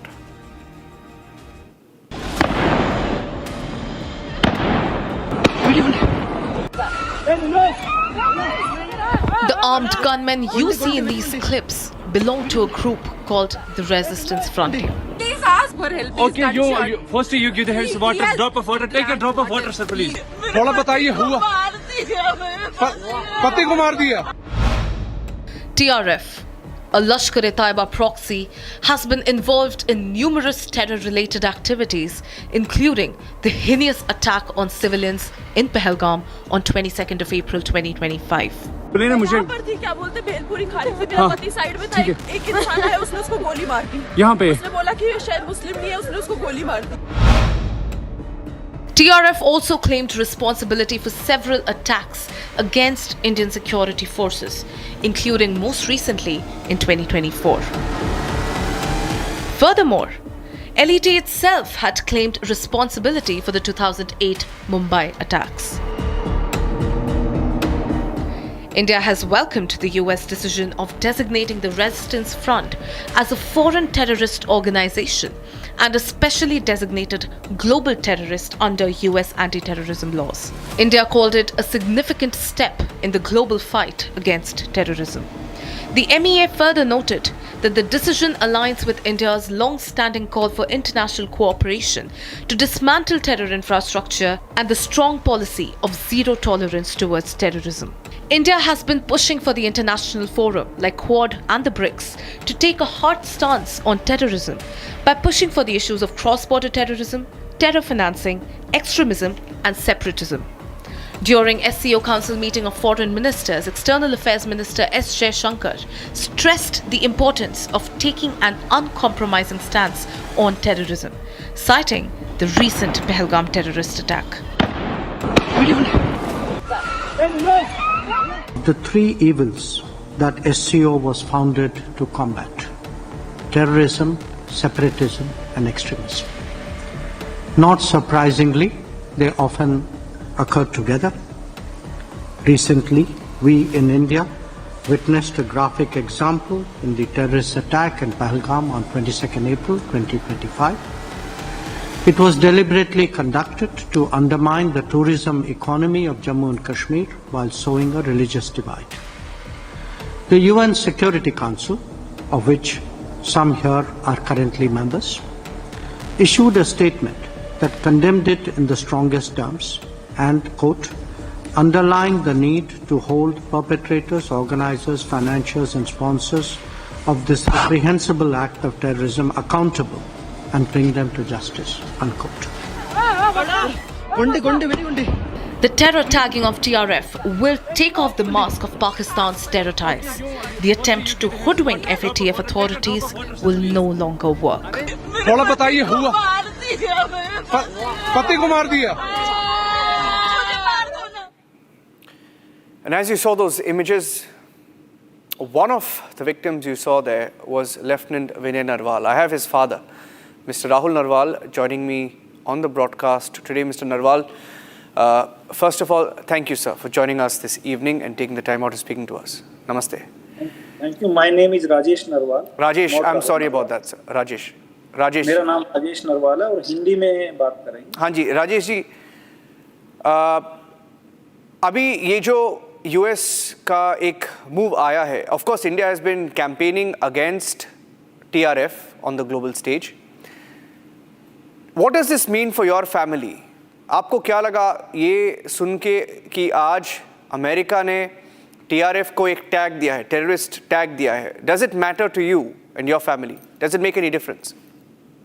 Yes, जो इसको TRF को, the resistance front को terrorist tag दिया है, तो पहले तो समझने की बात यह है कि ये जो टीआरएफ है ये लश्कर तैयबा का ही एक मुखौटा पहने हुए है. लश्कर तैयबा ही है ये. yes. तो इसमें इस जो ये ऑर्गेनाइजेशन बनाया था इसको भी डेजिग्नेटेड टेररिस्ट ऑर्गेनाइजेशन डिक्लेयर किया है. तो बहुत अच्छा किया है और ये सराहनीय काम है यूएस गवर्नमेंट का. I do appreciate. अभी 2 मिनट पहले एक स्टेटमेंट आया है, मैं आपको पढ़ के आपको सुन रहा हूँ. I mean I want you to listen to this.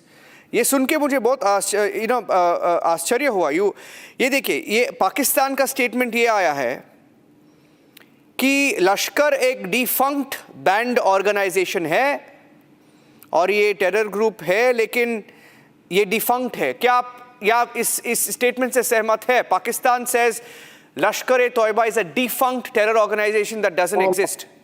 Now it is not defunctional, so we cannot say it defunct.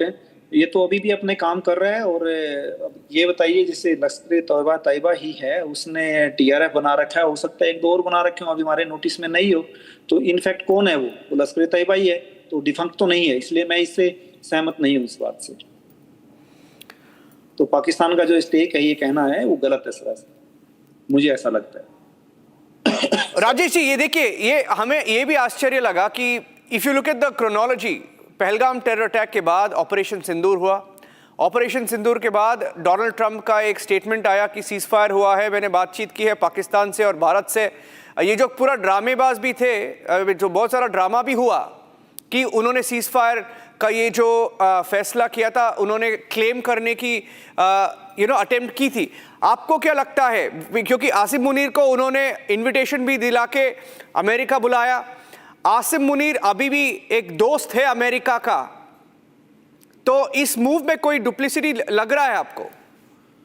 देखो, जो यूएस गवर्नमेंट ने जो ये डिसीजन लिया है कि टीआरएफ को अपने आप में लश्कर तैयबा का मुखौटा पहना हुआ दूसरा ऑर्गेनाइजेशन है, उसको टेररिस्ट ऑर्गेनाइजेशन में डाला है, तो इससे लगता है कि यूएस गवर्नमेंट ने इस चीज़ को मतलब माना है कि ये टेररिस्ट जो अटैक हुआ है उसने जो जिम्मेदारी ली थी उसी ने किया है, और कहीं ना कहीं उसके पीछे जो बात है वो आप और हम सभी जानते हैं।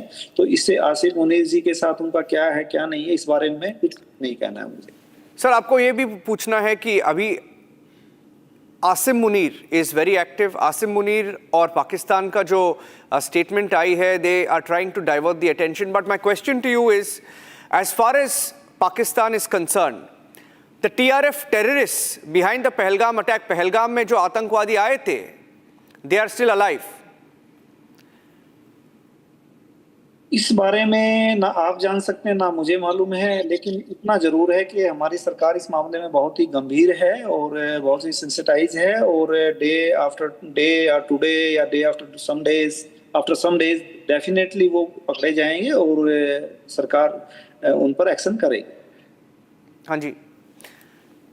And Lieutenant Vinay Narwal, jab, you know, when we saw the visuals, sir, of the family and the entire country paid tribute to Lieutenant Vinay Narwal, all of us, you know, had our head in shame that we allowed this to happen.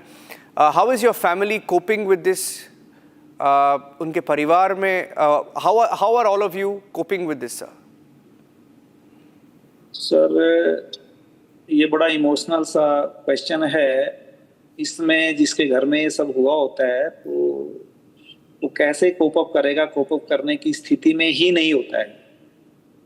इकलौता बच्चा है, newly married है, 5 दिन पहले शादी हुई है, 3 दिन पहले उसकी रिसेप्शन हुई है, घर में शादी का माहौल है, और अचानक इतना बड़ा पार्ट टूट पड़े फैमिली के ऊपर, तो अर्श से फर्श पे आने वाली बात हो जाती है। मानसिक तौर पे मानसिक संतुलन बिगड़ गया हम सबका। तो we are still in traumatic state of mind.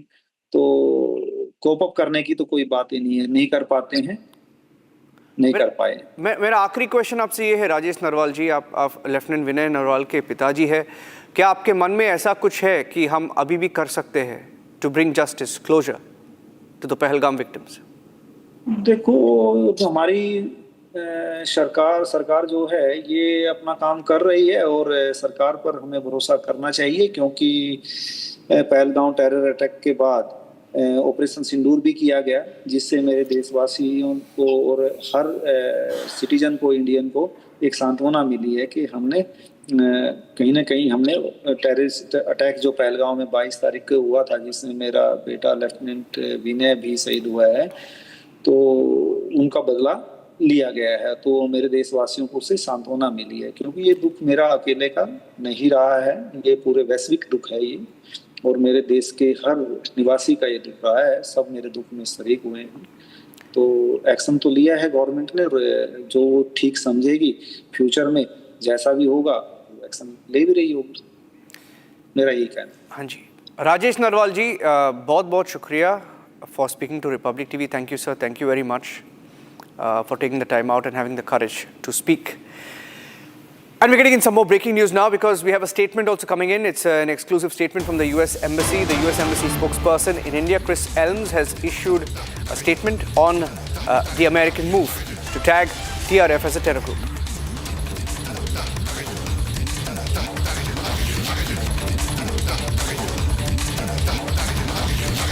July 17th, the U.S. Department of State added the Resistance Front as a designated foreign terrorist organization and specially designated global terrorist. TRF, a Lakshari Taiba front and proxy, claimed responsibility for the April 22nd Pahalgam attack, which killed 26 civilians. This was the deadliest attack on civilians in India since the 2008 Mumbai attacks conducted by LET. TRF has also claimed responsibility for several attacks against Indian security forces, including most recently in 2024. These actions taken by the U.S. Department of State demonstrate the Trump administration's commitment to protecting our national security interests, countering terrorism, and enforcing President Trump's call for justice for the Pahalgam attack.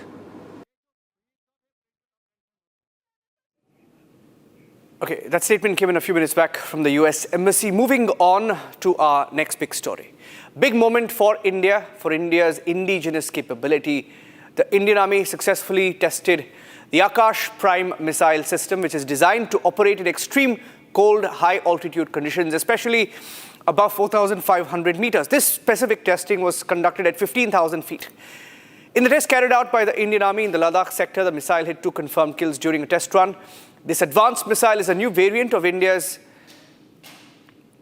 Akash missile system. It is an unmatched missile technology. It's also one of the world's best mid-range missile. I spoke to Dr. Prahalada Ramarao, who also has played a very, very big role. He was the project head for Akash missile system. He talks about how Akash Prime sets India worlds apart and why he says the entire Akash is now ours.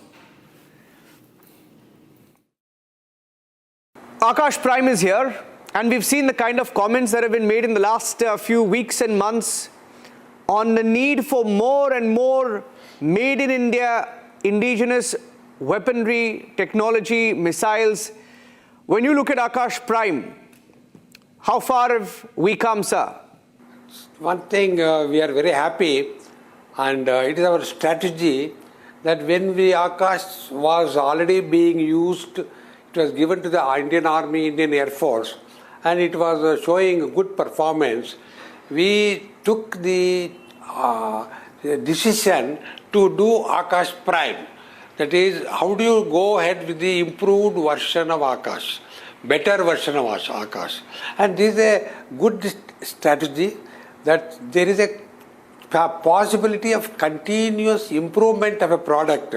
In probably every few years we bring out a new innovation, new improvement, new software, new hardware, many things we can do.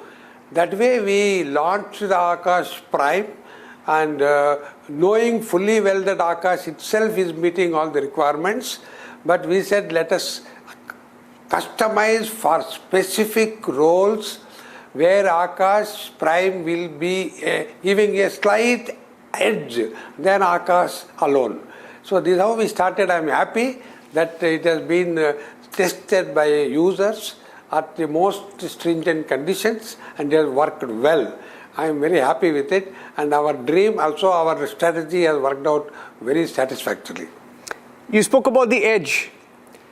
How big is this edge when you have Akash Prime intercepting 2 targets at high speed successfully? See, the edge is, there are certain geometries where, see, the Akash will be going surface to air, and the target from the adversary is flying into our territory. It can come from different azimuth directions, different elevations, and also at different speeds. This is expected. Akash is anyway working. But suppose you have a hilly terrain.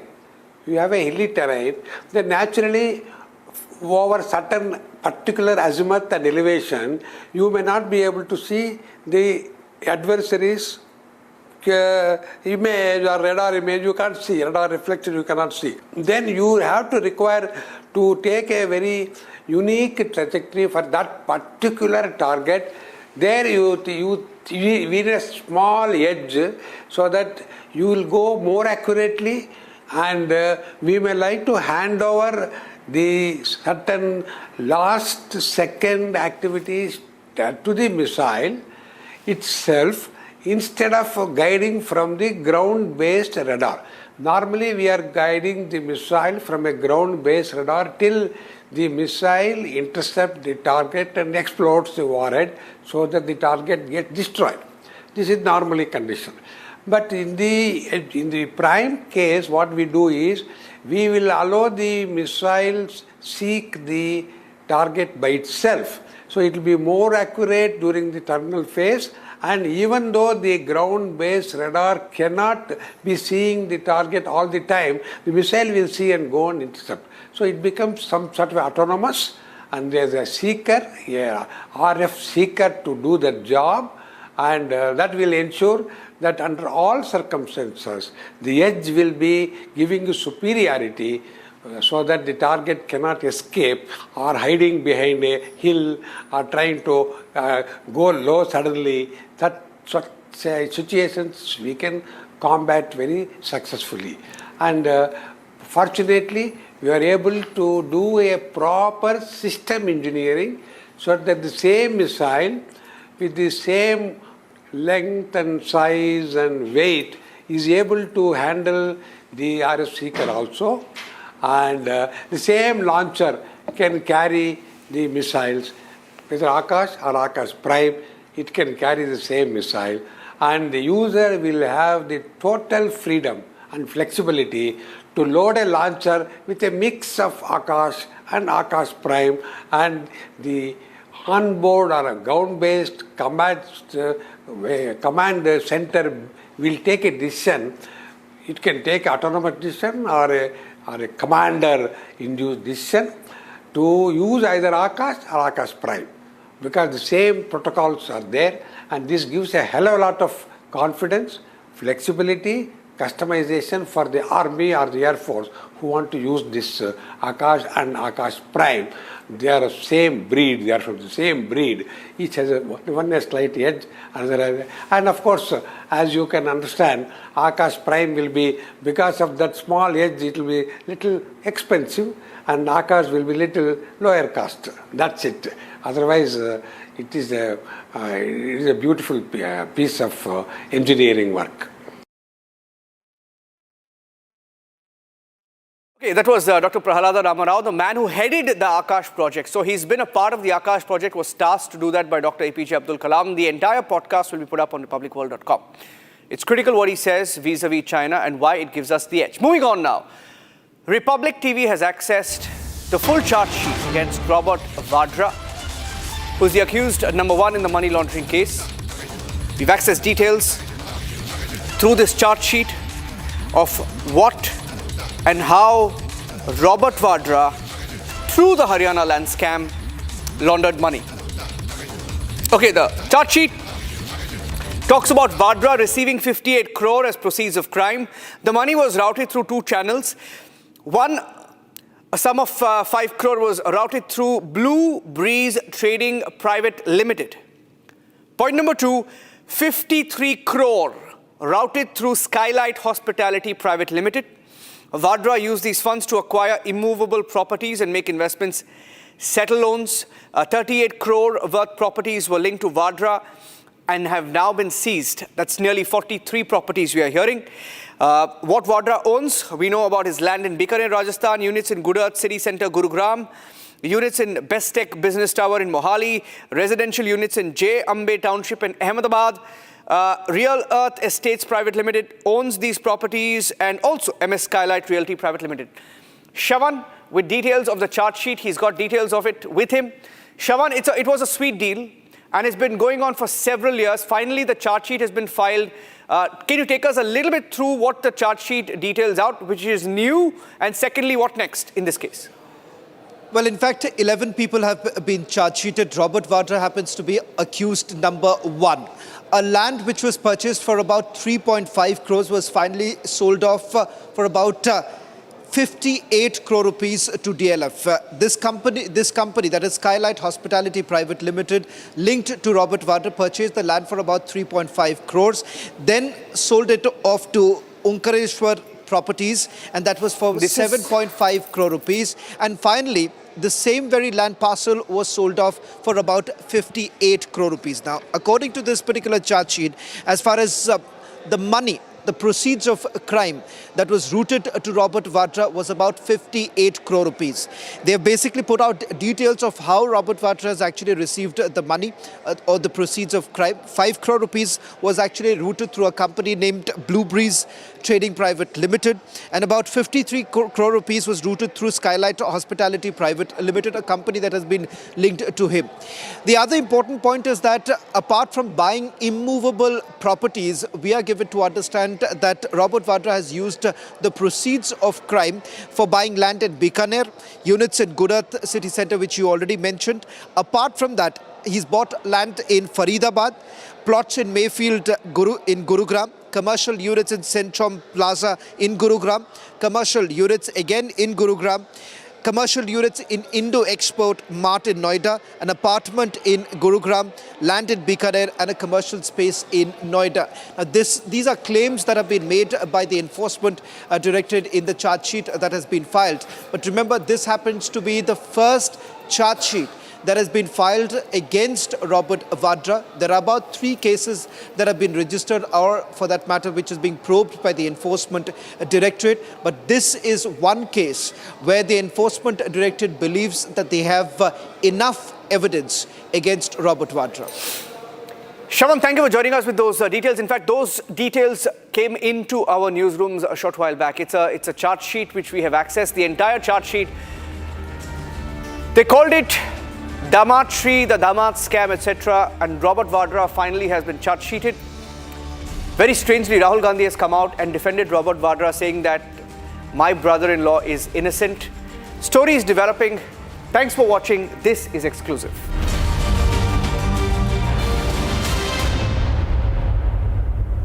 इसको घर पे लगाओगे तो शादी का तो पता नहीं, पर घर पक्का नहीं टूटेगा। रुंगटा नहीं तो घर स्ट्रॉन्ग नहीं। रुंगटा स्टील TMT बार एकदम सॉलिड। पहाड़ों में एक हाइकिंग शिप भी बन सकती है। ये है सीक्रेट रेसिपी MDH का जीरा सिप जल जीरा मसाला। सिप सिप जीरा सिप MDH का जल जीरा सिप MDH का जल जीरा SIP. Hi, this is Chef Ranveer Brar. Guarantee you brilliance on behalf of IAH. केसरिया से मन जोगी हुआ रे, दिल झूमे देखो मतवारा हुआ रे। केसरिया से मन जोगी हुआ। हर पल मनाओ केसरी त्योहार। विमल, बोलो जुबान केसरी। MDH की हल्दी मिर्ची धनिया करे कमाल। ये रंग दे, ये खुशबू दे, ये तीखा, ये कम पड़े। क्या निराला MDH मसाला।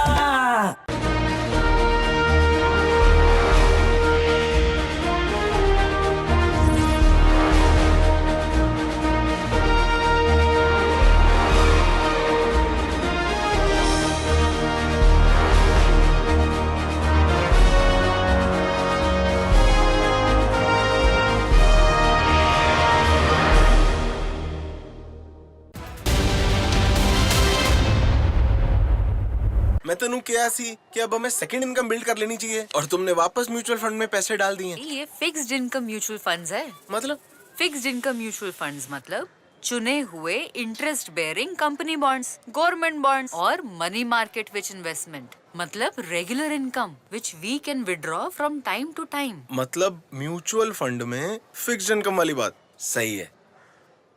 म्यूचुअल फंड निवेश बाजार जोखिमों के अधीन है। योजना से जुड़े सभी दस्तावेजों को ध्यान से पढ़ें। MDH की देगी मिर्च, देगी मिर्च का तड़का, अंग अंग फड़का। MDH की देगी मिर्च।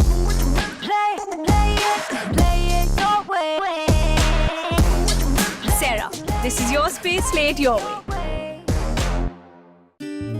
भारत की अपनी दुकान इंडिया सोना, अपने देश का सामान इंडिया सोना, इंडिया सोना, इंडिया सोना। MDH की हल्दी मिर्ची धनिया करे कमाल। ये रंग दे, ये खुशबू दे, ये तीखा, ये कम पड़े। क्या निराला MDH masala.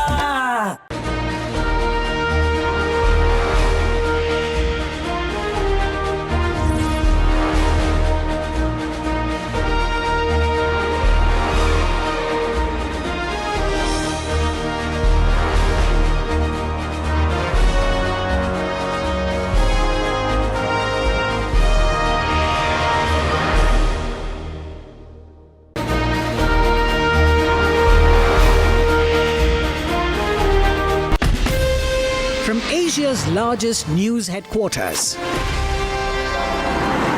setting the agenda for Bharat.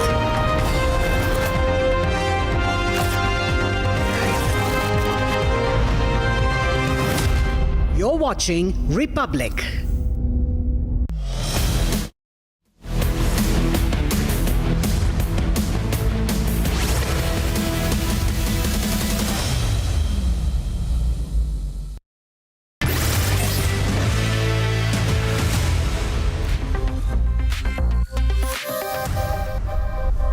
From your smartphone, phones to your smart television, the trending stories are breaking the internet. The Coldplay concert is making headlines after their music concert witnessed a great cheating scandal. Next, we have an unfortunate story of Felix. The man who did the unthinkable has now passed away. Next, we talk about Trump's new illness that has been diagnosed, known illness that has been diagnosed, and it is now the talk of the town. Not just this, we're also tracking a story from United Kingdom where the country stands divided on its Prime Minister's proposal of a new voting age. They're mulling to lower the voting age, and there's a controversy behind it. And of course, Musk's grok has been making waves for declaring its religion now. On the other hand, it seems like Pakistan's claim of Trump visiting the country has come out to be a big fat lie. There's more embarrassment for the terror state. We have this and a lot more in this power-packed edition of Trending, and I'm Rakshita Mishra.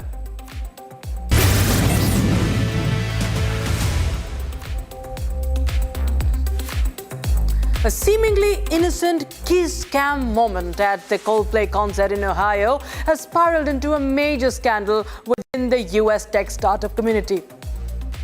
CEO of the data orchestration company Astronomer Andy Bryan was caught on camera in a rather cozy moment with his company's head of human resources, Christine Cabot. Yeah. Oh, look at these two. All right, come on. You're okay? Oh, what? Either they're having an affair or they're just very shy. Yeah. Oh, look at these two. All right, come on. You're okay? Oh, what? Either they're having an affair or they're just very shy.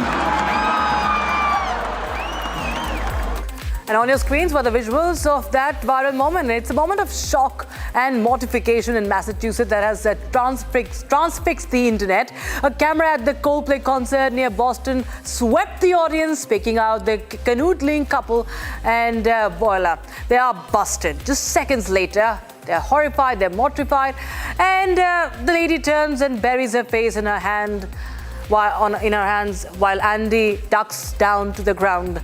And viewers, the twist in this story is that he's married with wife Megan, who found out the same way the rest of us did, through social media. Soon enough, her Facebook page was flooding with support and outrage.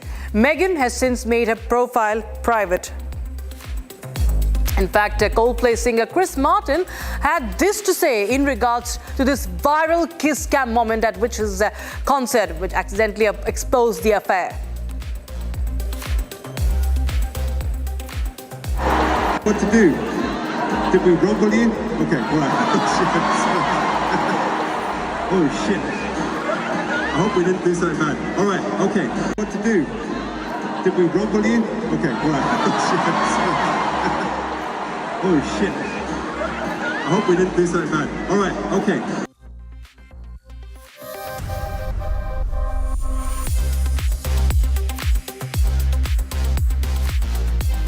Started to, in fact, circulate on the internet, and he said that I want to acknowledge the moment that's been circulating online. It's a statement from Andy and the disappointment it's caused, he says.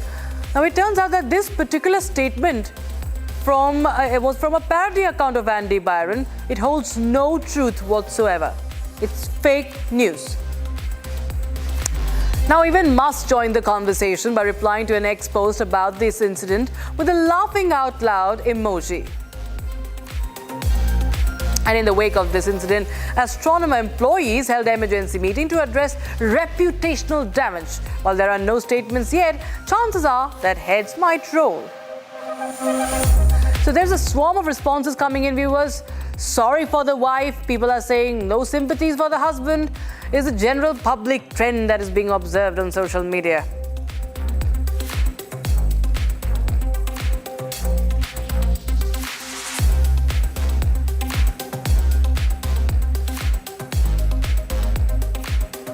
All right, now we shift our focus to the other story.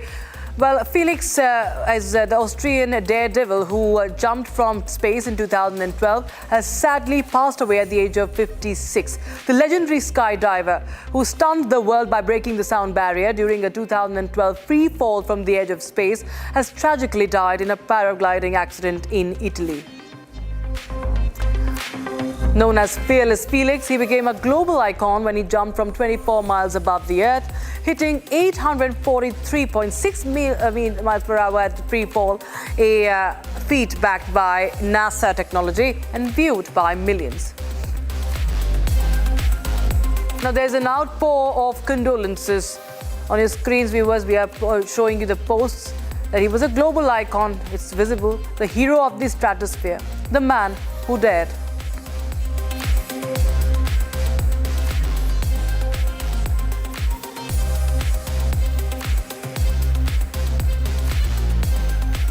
Trump is trending again. President of the United States, known for his flamboyant self-image, often referring to himself as a Superman or even as a guardian angel of America, has been diagnosed with chronic venous insufficiency. The condition was discovered after mild swelling was noticed in his lower legs. There you have the photographs that have gone viral. Meanwhile, the White House press secretary has had a rather bizarre explanation to this now. She says it is because of frequent handshakes that this has happened. Meanwhile, the netizens allege that Trump has been using the makeup to hide his illness. This is consistent with minor soft tissue irritation from frequent handshaking and the use of aspirin, which is taken as part of a standard cardiovascular prevention regimen. Photos showing bruising on Trump's hands were explained as a minor soft tissue irritation from frequent handshaking and aspirin taken as part of a standard cardiovascular prevention regimen, as Hewitt just said, and Leavitt just mentioned. And now the diagnosis, ladies and gentlemen, has got everyone talking. With one user saying in a rather pointed manner that they have been covering up his condition for quite some time now. And remember, viewers, that Trump had been very much vocal about Joe Biden, his illness, his supposed health as well. But right now, his own health issue has come to the fore.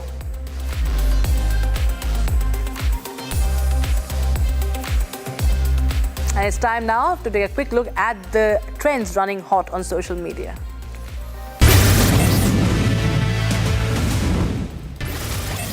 In a quirky response, the AI chatbot Grok claimed it would choose Sanatan Dharm if it were human, ending its statement with Jai Shri Ram. The question was posed by an ex-user, Nadeem Sheikh, a screenshot of which has since gone viral on X, garnering over 1 million views. Sheikh asked, Grok, if you were a human, which religion would you follow? Don't beat around the bush, name one religion, and it has made its choice very clearly.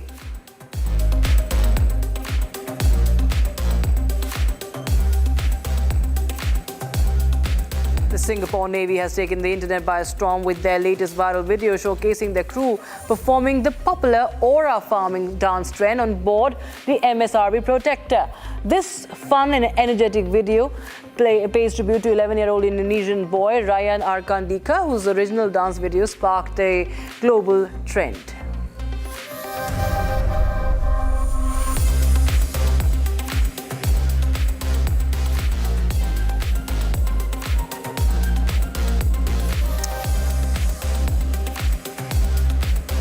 Speaking of the aura farming trend, it looks like people just can't get enough of it. Watch as Mumbai police join the viral aura farming wave with their own spin on the iconic boat dance.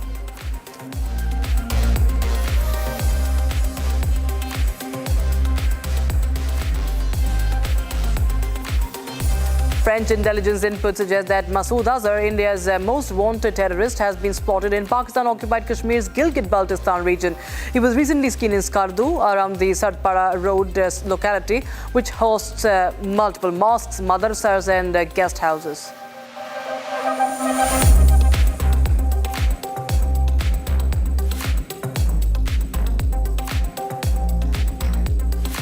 The Trump administration is planning to petition a court to unseal grand jury testimony from Jeffrey Epstein's sex trafficking case. This move comes after the Justice Department concluded that there was no evidence backing the conspiracy theories related to the Epstein's clients and death.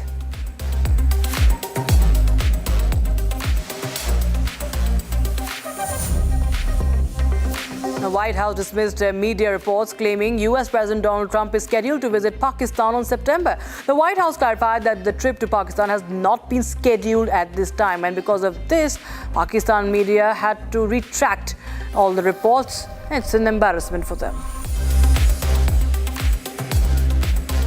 In Prayagraj, the holy rivers Ganga and Yamuna have risen significantly, and the waters entered the Bade Hanumanji Mandir, the famous temple also known as the Lete Hanuman Mandir, for the second time this year, bringing about the rare and sacred Mahasnan, or ritual bathing of the reclining Hanuman idol.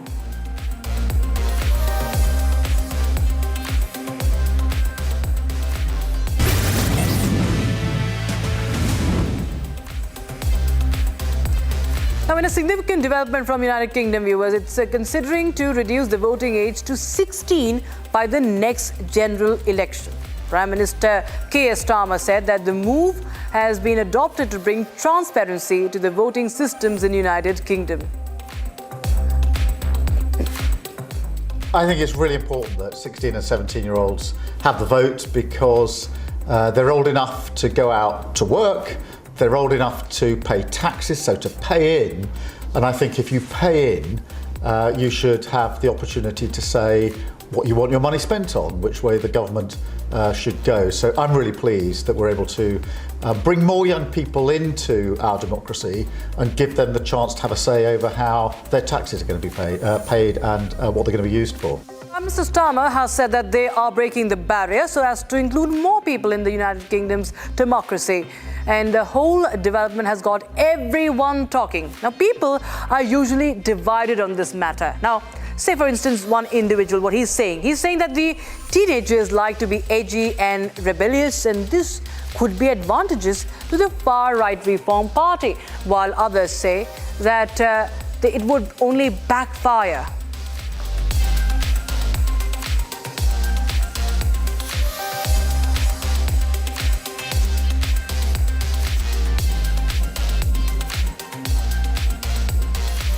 All right, that's all we could pack in this edition of Trending, viewers. We'll be right back with the Super Prime Time debate with Arnab Goswami.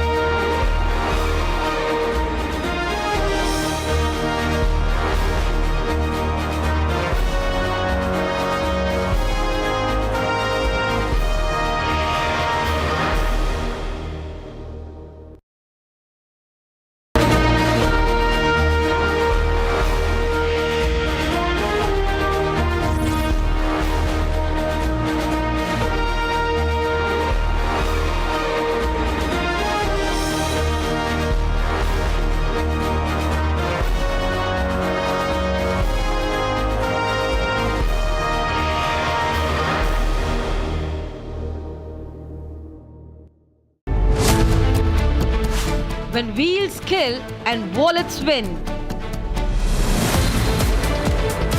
Luxury cars, dead citizens, silent law. Are hit and runs now a luxury sport? Debating tonight at 9 p.m.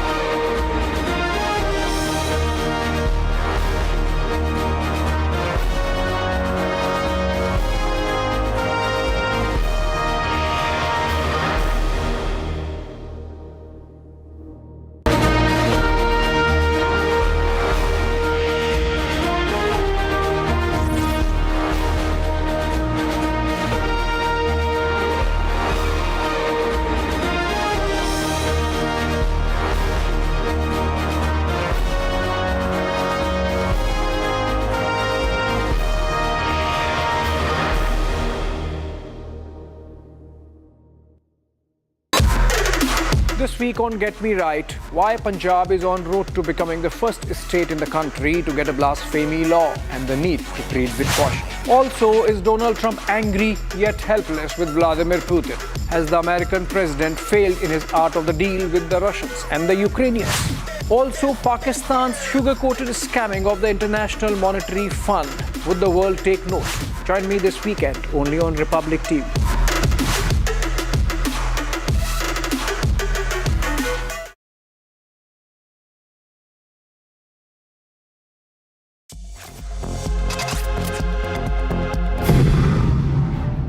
India on Thursday tested an upgraded version of its indigenous Akash missile defense system. The successful test firing of the upgraded missile defense system marked another significant milestone for the Indian Armed Forces. The new Akash Prime variant of the homegrown missile defense system was tested in the heights of Ladakh. The Ministry of Defense shared a post on its official X handle saying that the new missile successfully took down 2 unmanned high-speed aerial targets, underlining its precision strike capability at high altitudes. A clip shared by the Defense Ministry showed the Akash Prime streaking the clear skies and striking its targets with pinpoint accuracy in the rugged heights of Ladakh. The Akash air defense successfully repelled Pakistan's attempts to invade the Indian airspace in the wake of Operation Sindoor, striking down missiles and drones launched by the enemy forces.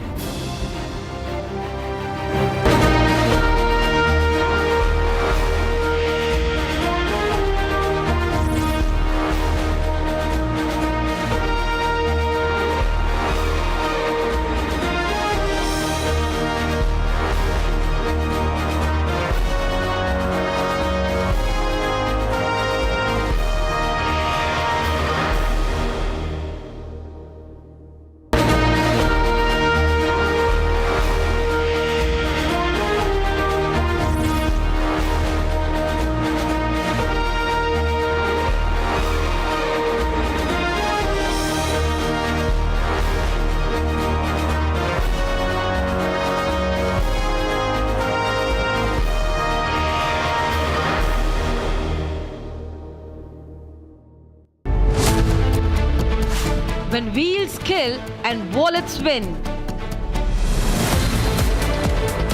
Luxury cars, dead citizens, silent law. Are hit and runs now a luxury sport? Debating tonight at 9 p.m.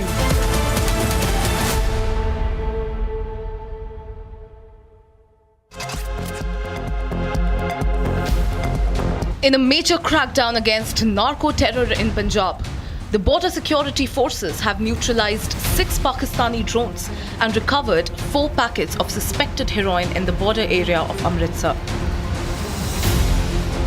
The BSF troops on duty intercepted successive drone intrusion at the Amritsar border. In the operations, the border security forces recovered 6 DJI Mavic 3 classic drones and 2.3 kgs of heroin. Responding quickly, the technical countermeasures deployed on the border were activated, which flawlessly neutralized every narco drone coming from the Pakistan side.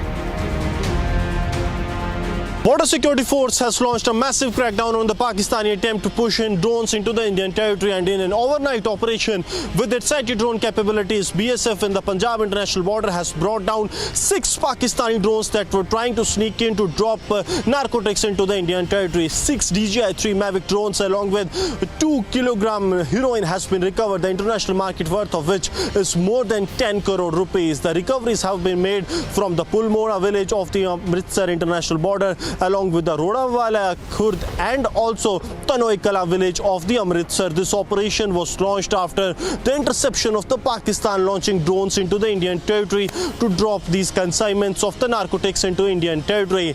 These packets of heroin that have been recovered from 3 different locations along with the drones were tied with the drones and have been packed to be delivered to the couriers. But before it could reach the couriers, they were intercepted by the anti-drone systems that have been put in place on the international border by the border security force, and one by one 6 drones have been recovered by the border security force, and now the intensified operations are underway in the area as Pakistan launches a major drone dropping strike. India has decimated that completely.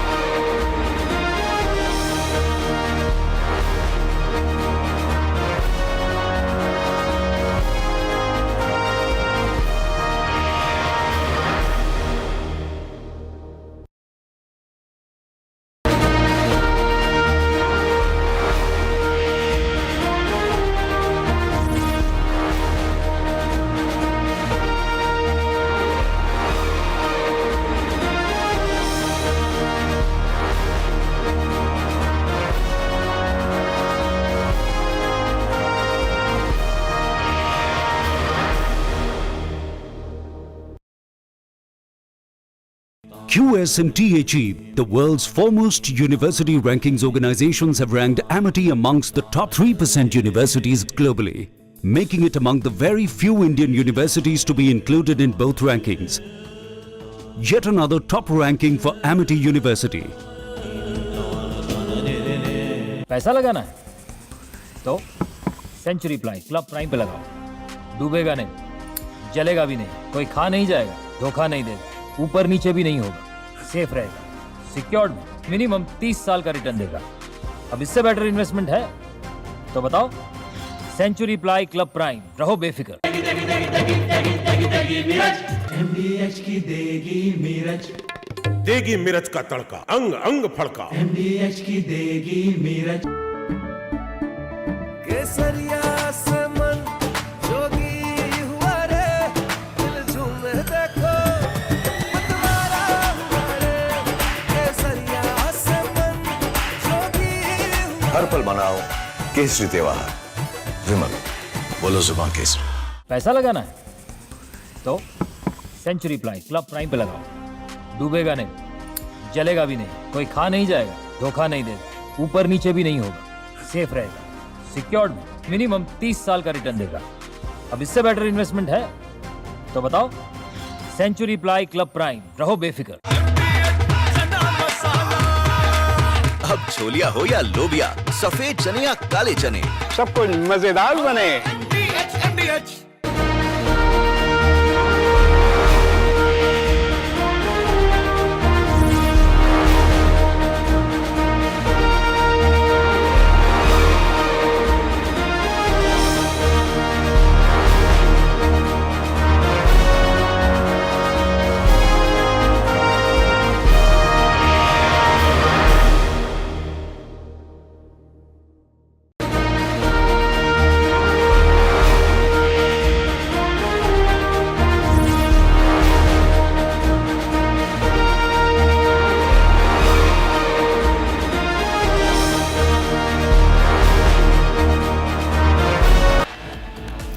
Bengal विकास चाहता है, बांग्ला परिवर्तन चाहे,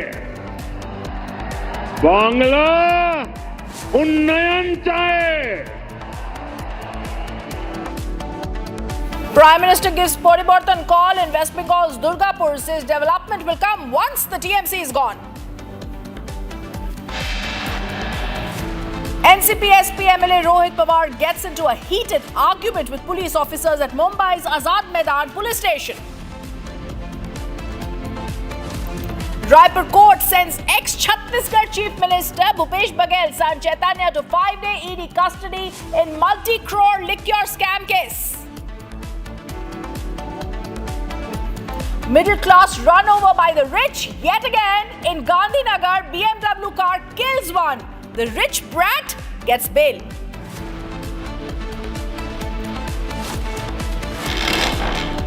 Complete collapse of law and order on the streets of Patna. Another video from hospital fighting shows accused roaming freely.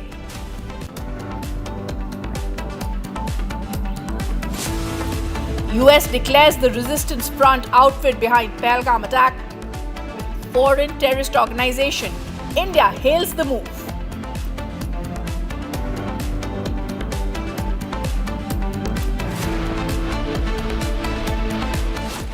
इस साल का जो profit है इंटरेस्ट पे डाल देंगे।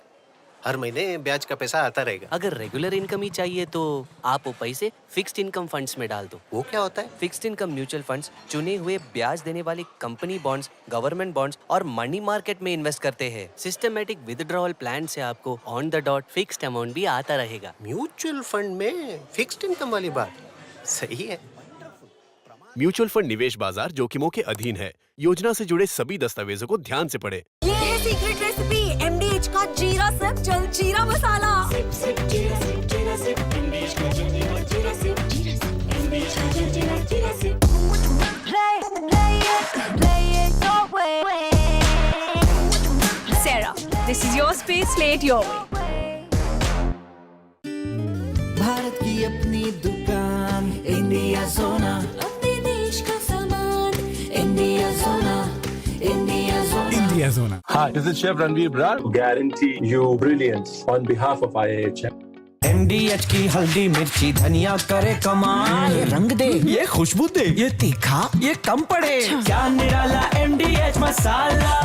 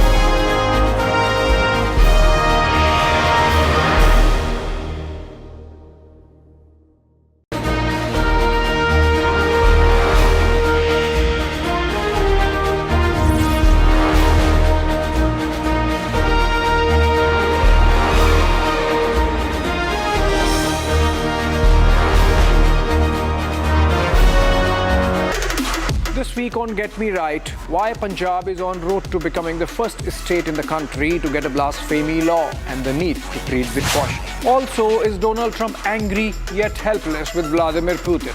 Has the American president failed in his art of the deal with the Russians and the Ukrainians? Also, Pakistan's sugar-coated scamming of the International Monetary Fund. Would the world take note? Join me this weekend only on Republic TV.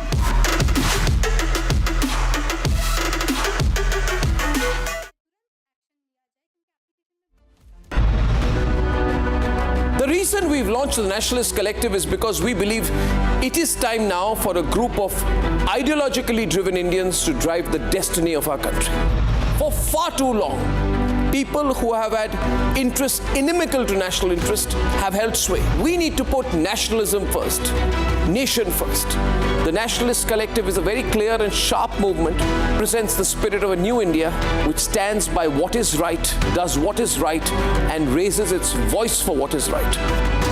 Remember, this country is safe only if it is in the hands of nationalists. This country will grow only if nation first becomes our principal motto, where the only ism that matters is nationalism. Join the Nationalist Collective. It is going to be the largest non-political movement in this country.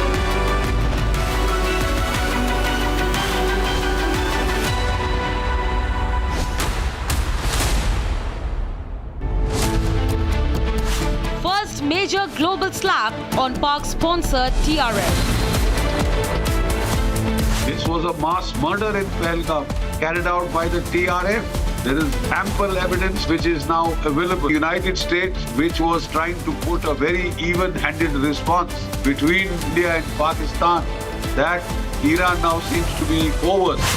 Pakistan terror proxy, now world's problem. Debating tonight at 8 p.m.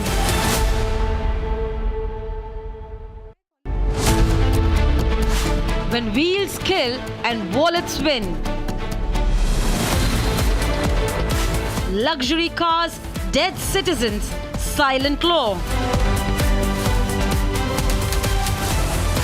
Are hit and runs now a luxury sport? Debating tonight at 9 p.m.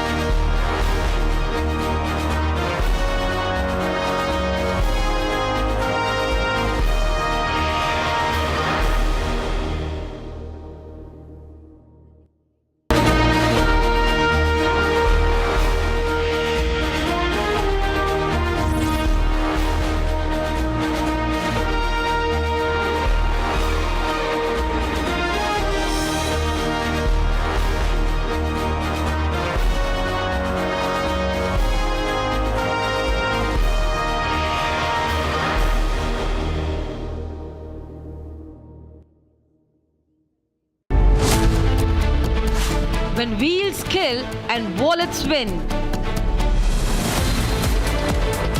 Luxury cars, dead citizens, silent law. Are hit and runs now a luxury sport? Debating tonight at 9 p.m.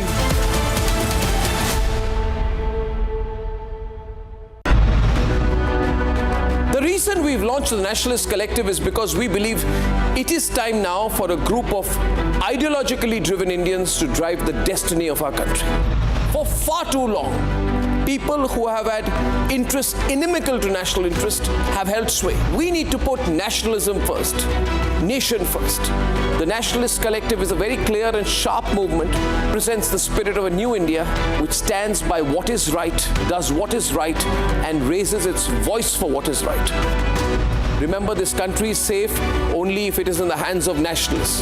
This country will grow only if nation first becomes our principal motto, where the only ism that matters is nationalism. Join the Nationalist Collective. It is going to be the largest non-political movement in this country.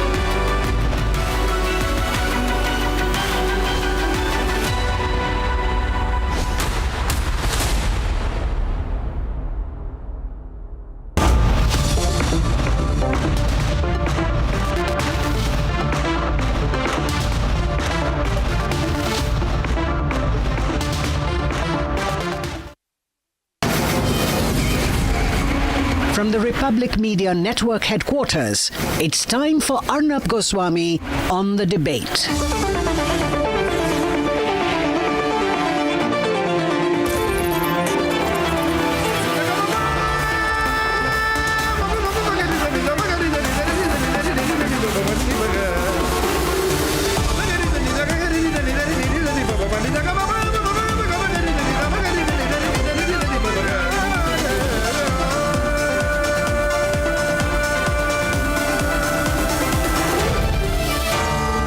Arnab Goswami on The Debate. On the show tonight, Mullah Munir's diplomacy meets a dead end. Pakistan's terror proxy, TRF, has been declared a global terrorist organization by Donald Trump. At 9 o'clock tonight, India's new death sentence. Luxury murders by luxury rich people killing the middle class on the streets of the country. It's the rich killing the poor.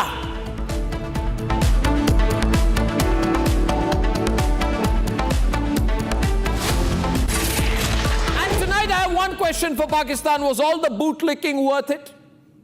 Was all the bootlicking worth it? Was all the shameless praise, the Nobel Prize nomination, the desperate dinners, the false media spin, crying to America, Uncle Sam, save us? Was it worth it when the United States of America just declared your pet terrorist outfit, the so-called Resistance Front, a foreign terrorist organization?